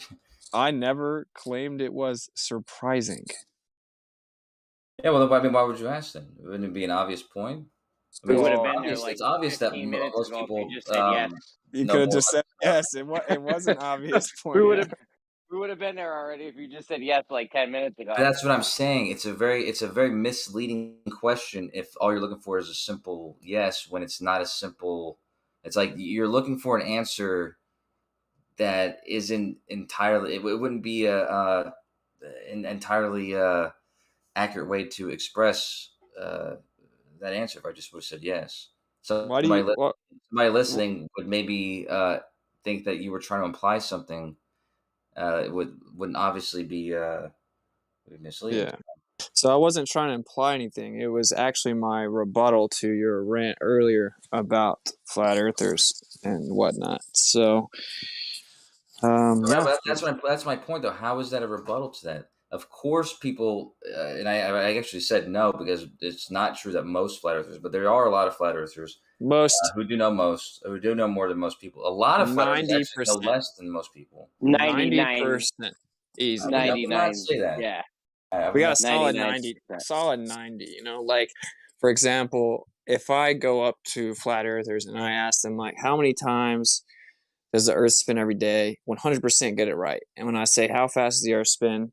100% get it right. Or let's just say 90, you know, because who knows who all claims it or whatever, right? If I ask them all kinds of questions about the model, all the flat earthers know them. And in fact, flat earthers typically in these rooms come and kind of teach globers about things in the sense that they come present something new to the glober that they don't know about, and then they have to walk them through what the official response is, or they immediately go Google then believe instantly. But either way, oftentimes actually flat earthers are like, so what about this? And then the globers are like, that's not true.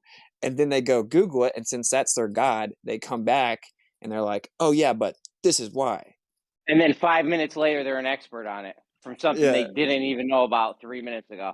dude, 30 If seconds, bro. if that's your experience, that's your experience. My experience is that there's adults who are literally have to be told by other flat earthers because it's an obvious thing that they're wrong about, and it's something there are a lot of people don't know a lot of stuff, but it's not. I don't think it's the case that most flat earthers understand these things more profoundly than most people, and definitely not more than most globers, because there's flat earthers who are still having to explain things like the hump and the drop, and what it even means to reference one or the other. And it's like you have Are you kidding me? you have these conversations about these simple things that are still getting misunderstood after like so many years. Watch this though. Watch. After all these years that you've been here and we've talked and stuff, I can still do this to you at any point in time. I can simply ask you, is the curvature of the Earth the geometric horizon? When you ask that, you're saying, are you observing the curvature of the Earth when you observe the geometric horizon? Is the geometric horizon the curvature of Earth? Okay, so you didn't answer the question. I'm asking you a question. I'm gonna have to assume that what you Your mean. question's ridiculous. I know. I'm trying to I've never even understand. seen I'm his trying to ma- understand what you mean by that. That's why I'm asking that. But since you haven't answered, I'm gonna assume dumb. that when you ask that, you mean No. is the geometric horizon an expression of the curvature of the Earth? And I would say yes. Okay. Whew, man. Okay, so the geometric horizon, i.e., the curvature of the Earth, it's physical, correct? The geometric horizon. I mean, it's a visual phenomena. So the curvature of the Earth isn't physical. Well, no, I'm sorry. You said the geometric horizon. No, the geometric horizon is strictly a tangent line from the observer's position. So yeah, it's a We never actually see mathematical it. I mean, established. Wait, Jeremy, it's not visual. Yeah, it'd be a physical line. Don't let him jump ahead. I'm asking my questions very My particular. bad. No, you're fine. It's fine. It's Yeah, just my like we bad. know that's where they want to go. I'm making a point that he He's wants to talk. already hinted at it twice. Go ahead. Well, I know, Jeremy. I knew that's what he was going to do, right? But I'm making a point because whenever you bring up like they don't understand it as profoundly as majority of people, I like to point out that if someone that had never heard of this is listening to this conversation right now, think what they think, right? And that's what's so funny. It's very ironic. So the curvature of the Earth is not physical? First of all, what I told you was because when your question was asked originally, I thought it was malformed. And so what I said to you was the geometric horizon is indeed an expression of the curvature of the Earth. And then when you responded to that by saying, okay, so the curvature of the Earth, i.e. the geometric horizon, i.e. the curvature of the Earth, I didn't say these things are one is the other, this is that. What I told you was this is an expression of the curvature of the Earth. What does that mean, dude? Because it means that this is an effect of the curvature of the Earth. You see this because the Earth is curving, not this is that. Why do you keep saying? Why do you keep saying "see" though? Right? Because right now what we're talking about is there's something called a geometric horizon, and sure, it's conceptual, right? Because it's math, and math is intrinsically abstract. It's descriptive by nature, right? Okay, so either way, we're describing the curvature of the Earth with a very specific location with math. Okay, I'm asking you, is that location described by math, i.e. the geometric horizon, that represents the curvature of the Earth, physical? It doesn't represent the curve of the Earth. It's happening because the Earth is curving. But this is not this is not a like if you said how much is the Earth curving and you were trying to find out the value of the curvature of the Earth, the answer is not going to be the geometric horizon.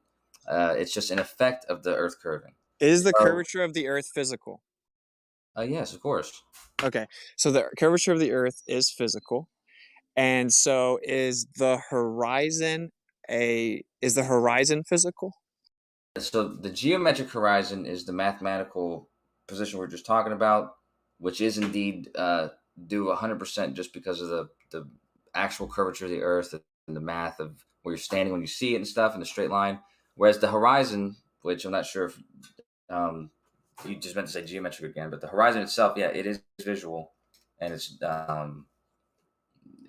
not just due to the geometric nature of the Earth. What? The geometric horizon is physical. It's not just due to the curvature of the Earth. The geometric horizon is the physical one. That's real. The horizon, though, which not the geometric horizon, the horizon is a visual phenomena, which is partially due to the geometric horizon. So now you're saying that the geometric horizon is physical. No, I always said the geometric horizon was physical. I said no, you didn't. The horizon is visual. The geometric horizon is physical. Okay, cool. So we never see the actual curvature of the Earth then, correct? No, I don't know why you would say that. Anytime that That's what you just said. No, it's not what I just said. I didn't say anything. I didn't say any of those words at all. I didn't say you don't actually see the curvature of the Earth. I didn't say that. But that's what you just said, though. You just don't get it. I mean, I set you up. I didn't just say. So what you think I said, which I didn't say at all, is that you don't actually see the geometric horizon. I never said that. Because the truth is, just because when you see the horizon, you're seeing the geometric horizon plus other effects, that doesn't mean that the geometric horizon that's there, you don't see. You could you could see the horizon, and it could also be the geometric horizon. There's no reason that that's not the case. Wow. Okay. Is the geometric horizon an actual location? Yeah, you can actually determine its actual position, and you could mark it if you so choose. Okay, so dude, if you wanted to see the, go ahead. No, it's all good. I did my part. I think that if you got it, even the horizon is an actual position. Both are actual positions. The horizon that you just said was apparent is actual. Visual, yeah. And is actual. Did you know that it's an actual position? Indeed, yeah, it's an actual position. Okay, what's the difference in apparent position and actual position? Well, one of the things that they don't that is not true about the actual and the visual or apparent is that they're not mutually exclusive. You can be both actual and apparent. So it's not that one can't be the other. You can be it can be the actual position that the geometric horizon is, and it can also be the apparent position that you see. And both of those positions, even if they're different, can both be marked on the ground. And All right, let's try again, man. Let's try again. What's the difference between an actual position and an apparent position? an actual position is going to be one that doesn't depend on any sort of observational, variables like maybe how the horizon, what the atmosphere is doing that day. Like the actual geometric horizon is not going to change over depending on what the weather's doing. Whereas the apparent position of the horizon is going to be based on varying factors. But however, both of those positions can be marked and can be actually located. Do we ever see the actual geometric horizon? I mean, it's not. You could all the time.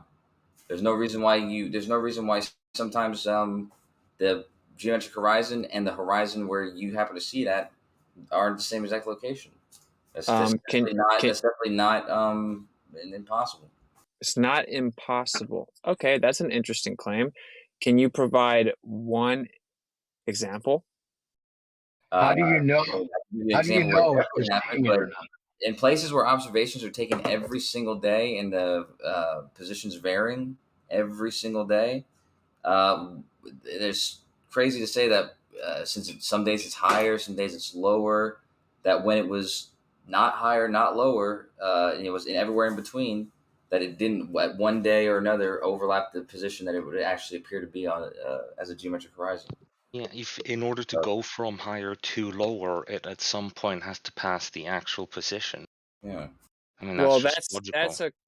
I asked you, can you provide one example of where we see the actual position of the geometric horizon?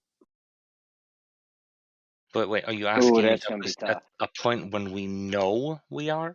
Because we're telling you that there are definitely times where we are, guaranteed by logic. But the question is, do we know when we are? And that's a different question. So the answer to my question is no. I asked for a clarifier. Let me ask for a clarifier to your question. That's not no. I asked a specific question. All right. I said, now you basically are saying that it's a different question, right? And you're thus saying you can't actually know when it is that you see it, correct? No, I'm saying that the questions are if it happens and when it happens. These are two different questions. We can tell you that it will happen logically, but now are you asking then, do we know when it happens? Is that what you're asking? Well, what I asked was pretty straightforward. Can you provide an example of where we see the actual position of the geometric horizon? And my example was sometime between when it's higher and sometimes when it's between higher and lower. Can you provide it is an example of us seeing the actual position of the geometric horizon? Are you asking for a photo? I'd like you to be a bit specific. Wherever you claim that we can see the actual position. I've given you an example, but that's all you're asking for, or do you want a photo? Well, if you could you be more specific? So to clarify, you're saying you don't know when you're seeing the actual position. And not necessarily, yeah. Okay. So we don't know when we see it, but if we assume that it's there, then logically, based on our assumption, it's there. Is that about right? No, I'm saying because we know it will at some point appear higher and at some point appear lower, in order to go from higher to lower, it would at some point pass by the actual position. That is the logical statement I am making. Assuming it's there. That's not assume. How do you take my statement and then make that into assuming it's there? Well, okay. You guys told me that we can see the actual position of the geometric horizon that's physical. And so I asked for a specific example of that, and you guys did the exact opposite of providing specificity. And you guys say, well, if it goes up and down, sometimes it's in the middle, so it's around there. Yeah, but that's a different question. That's why I answered the question the way you answered it. You said, can you see the geometric horizon? And as Gummy is pointing out also, yes, you can when it happens. And now you're asking, can you identify when you're seeing the geometric horizon, which is a different question. And the This is answer why is I'm what? answering it differently now. What's the answer? How would you know if you're seeing it if you can't identify it? Exactly. No, you can know that you can know that it's definitely been viewed. You just maybe not know exactly when that's happened. But okay, so in other order conditions, like let's say if you're looking at images from the moon, for example, where there's no atmosphere, you could be like pretty certain that what you're viewing is the geometric horizon, and that's perfectly fine. But on Earth, when there's the atmosphere and you don't have the details of what the atmosphere is doing, because you're not a god, you don't know that what you're viewing is a geometric horizon at any given moment, unless you get information, which I don't, and I don't know if anybody has ever had that much data at once and was certain that that's what they were viewing. Okay, so to claim that you know it was viewed, then you would have to know that it is there, correct? Well, I mean, it is there. Yeah, it certainly is there. So we know that you can calculate where it is. So you know that it exists, and you know that sometimes it appears higher than where it's supposed to be, and sometimes it's lower than where it's supposed to be, or closer or further. And so that tells you that at some point you viewed the horizon when the geometric horizon when it was actually the visual horizon, then one. I mean, So it goes without saying if you live enough days, and it's bound to happen. Okay, so the way you know it's there is by calculation. Oh no, you know it's there because let's say unless you don't know the Earth is a globe. If you don't know the Earth is a globe, then you're somewhere else. But if you know it's a globe, then you know that there's a horizon, a geometric horizon. You can calculate it. So okay, but you're right. If you don't know that it's a globe, then yeah, you don't know that it's there. So what I said earlier summed it up, and you guys just fought it anyway. When I said you can't actually see or know when it is that you see it specifically. Those are two different statements. That's whether why I you can see it corrected or not. it, Okay. Gummy Bear. Yeah. Calm down. Okay, so you don't know when you can actually see it, but assuming that it is there, then logically we know that at one point it's likely we did see the actual position. That is your actual claim right now. Again, you're completely avoiding the logical part, which is that if at once it's higher and at once it's lower, in order to go from higher to lower, it has to pass by the actual thing. And if someone's there to view that part, then they've seen it at the actual position. It's a logical statement. It's not an assumption. It's a logical statement. So do you arbitrarily choose the middle, or do you use a calculation? There's no do you accept that there is one? We don't need to know where it is to accept that there is one. Well, that's my whole point, right? In order to even claim that logically you would assume that you've seen the actual position because it's going up and down, you would have to assume that it is in fact there, because if there wasn't a physical curvature there, of course, it going up and down would in no way prove its location. So it requires the assumption. Kosho invoked calculations. Is that your final answer? Listen, man, if you were to ask me about a position of an anchor under the water, and I knew that I was seeing a refracted position of an anchor, and then you somehow argue with me, I know you know that you see the refracted one, but how can you be sure that there's an actual position of the anchor? I know by virtue of there being an apparent one that there's an actual one. Okay, so I know the fact that there's a apparent horizon where the horizon is appearing to be. It is because the position that the geometric horizon actually is being altered by the atmosphere, not created by it. Are you claiming there'd be no horizon on a flat Earth? No, that's what I'm saying. He just straw man that, and then you jumped in to actually verbalize a straw man. It shows where you guys are mentally. It's really wild. I think he was asking me about the horizon. Oh. Would there be no apparent horizon on a flat Earth? I don't. I mean, I haven't heard somebody give a reason why there would be a horizon, but I'm not making that claim that there would not be one. Although I do. Well, then how can you say that just because there's an apparent horizon, you're assuming a geometric horizon? Well, because nobody has given me a some sort of mechanism for this horizon. The only horizon I understand. You're saying the sky wouldn't. If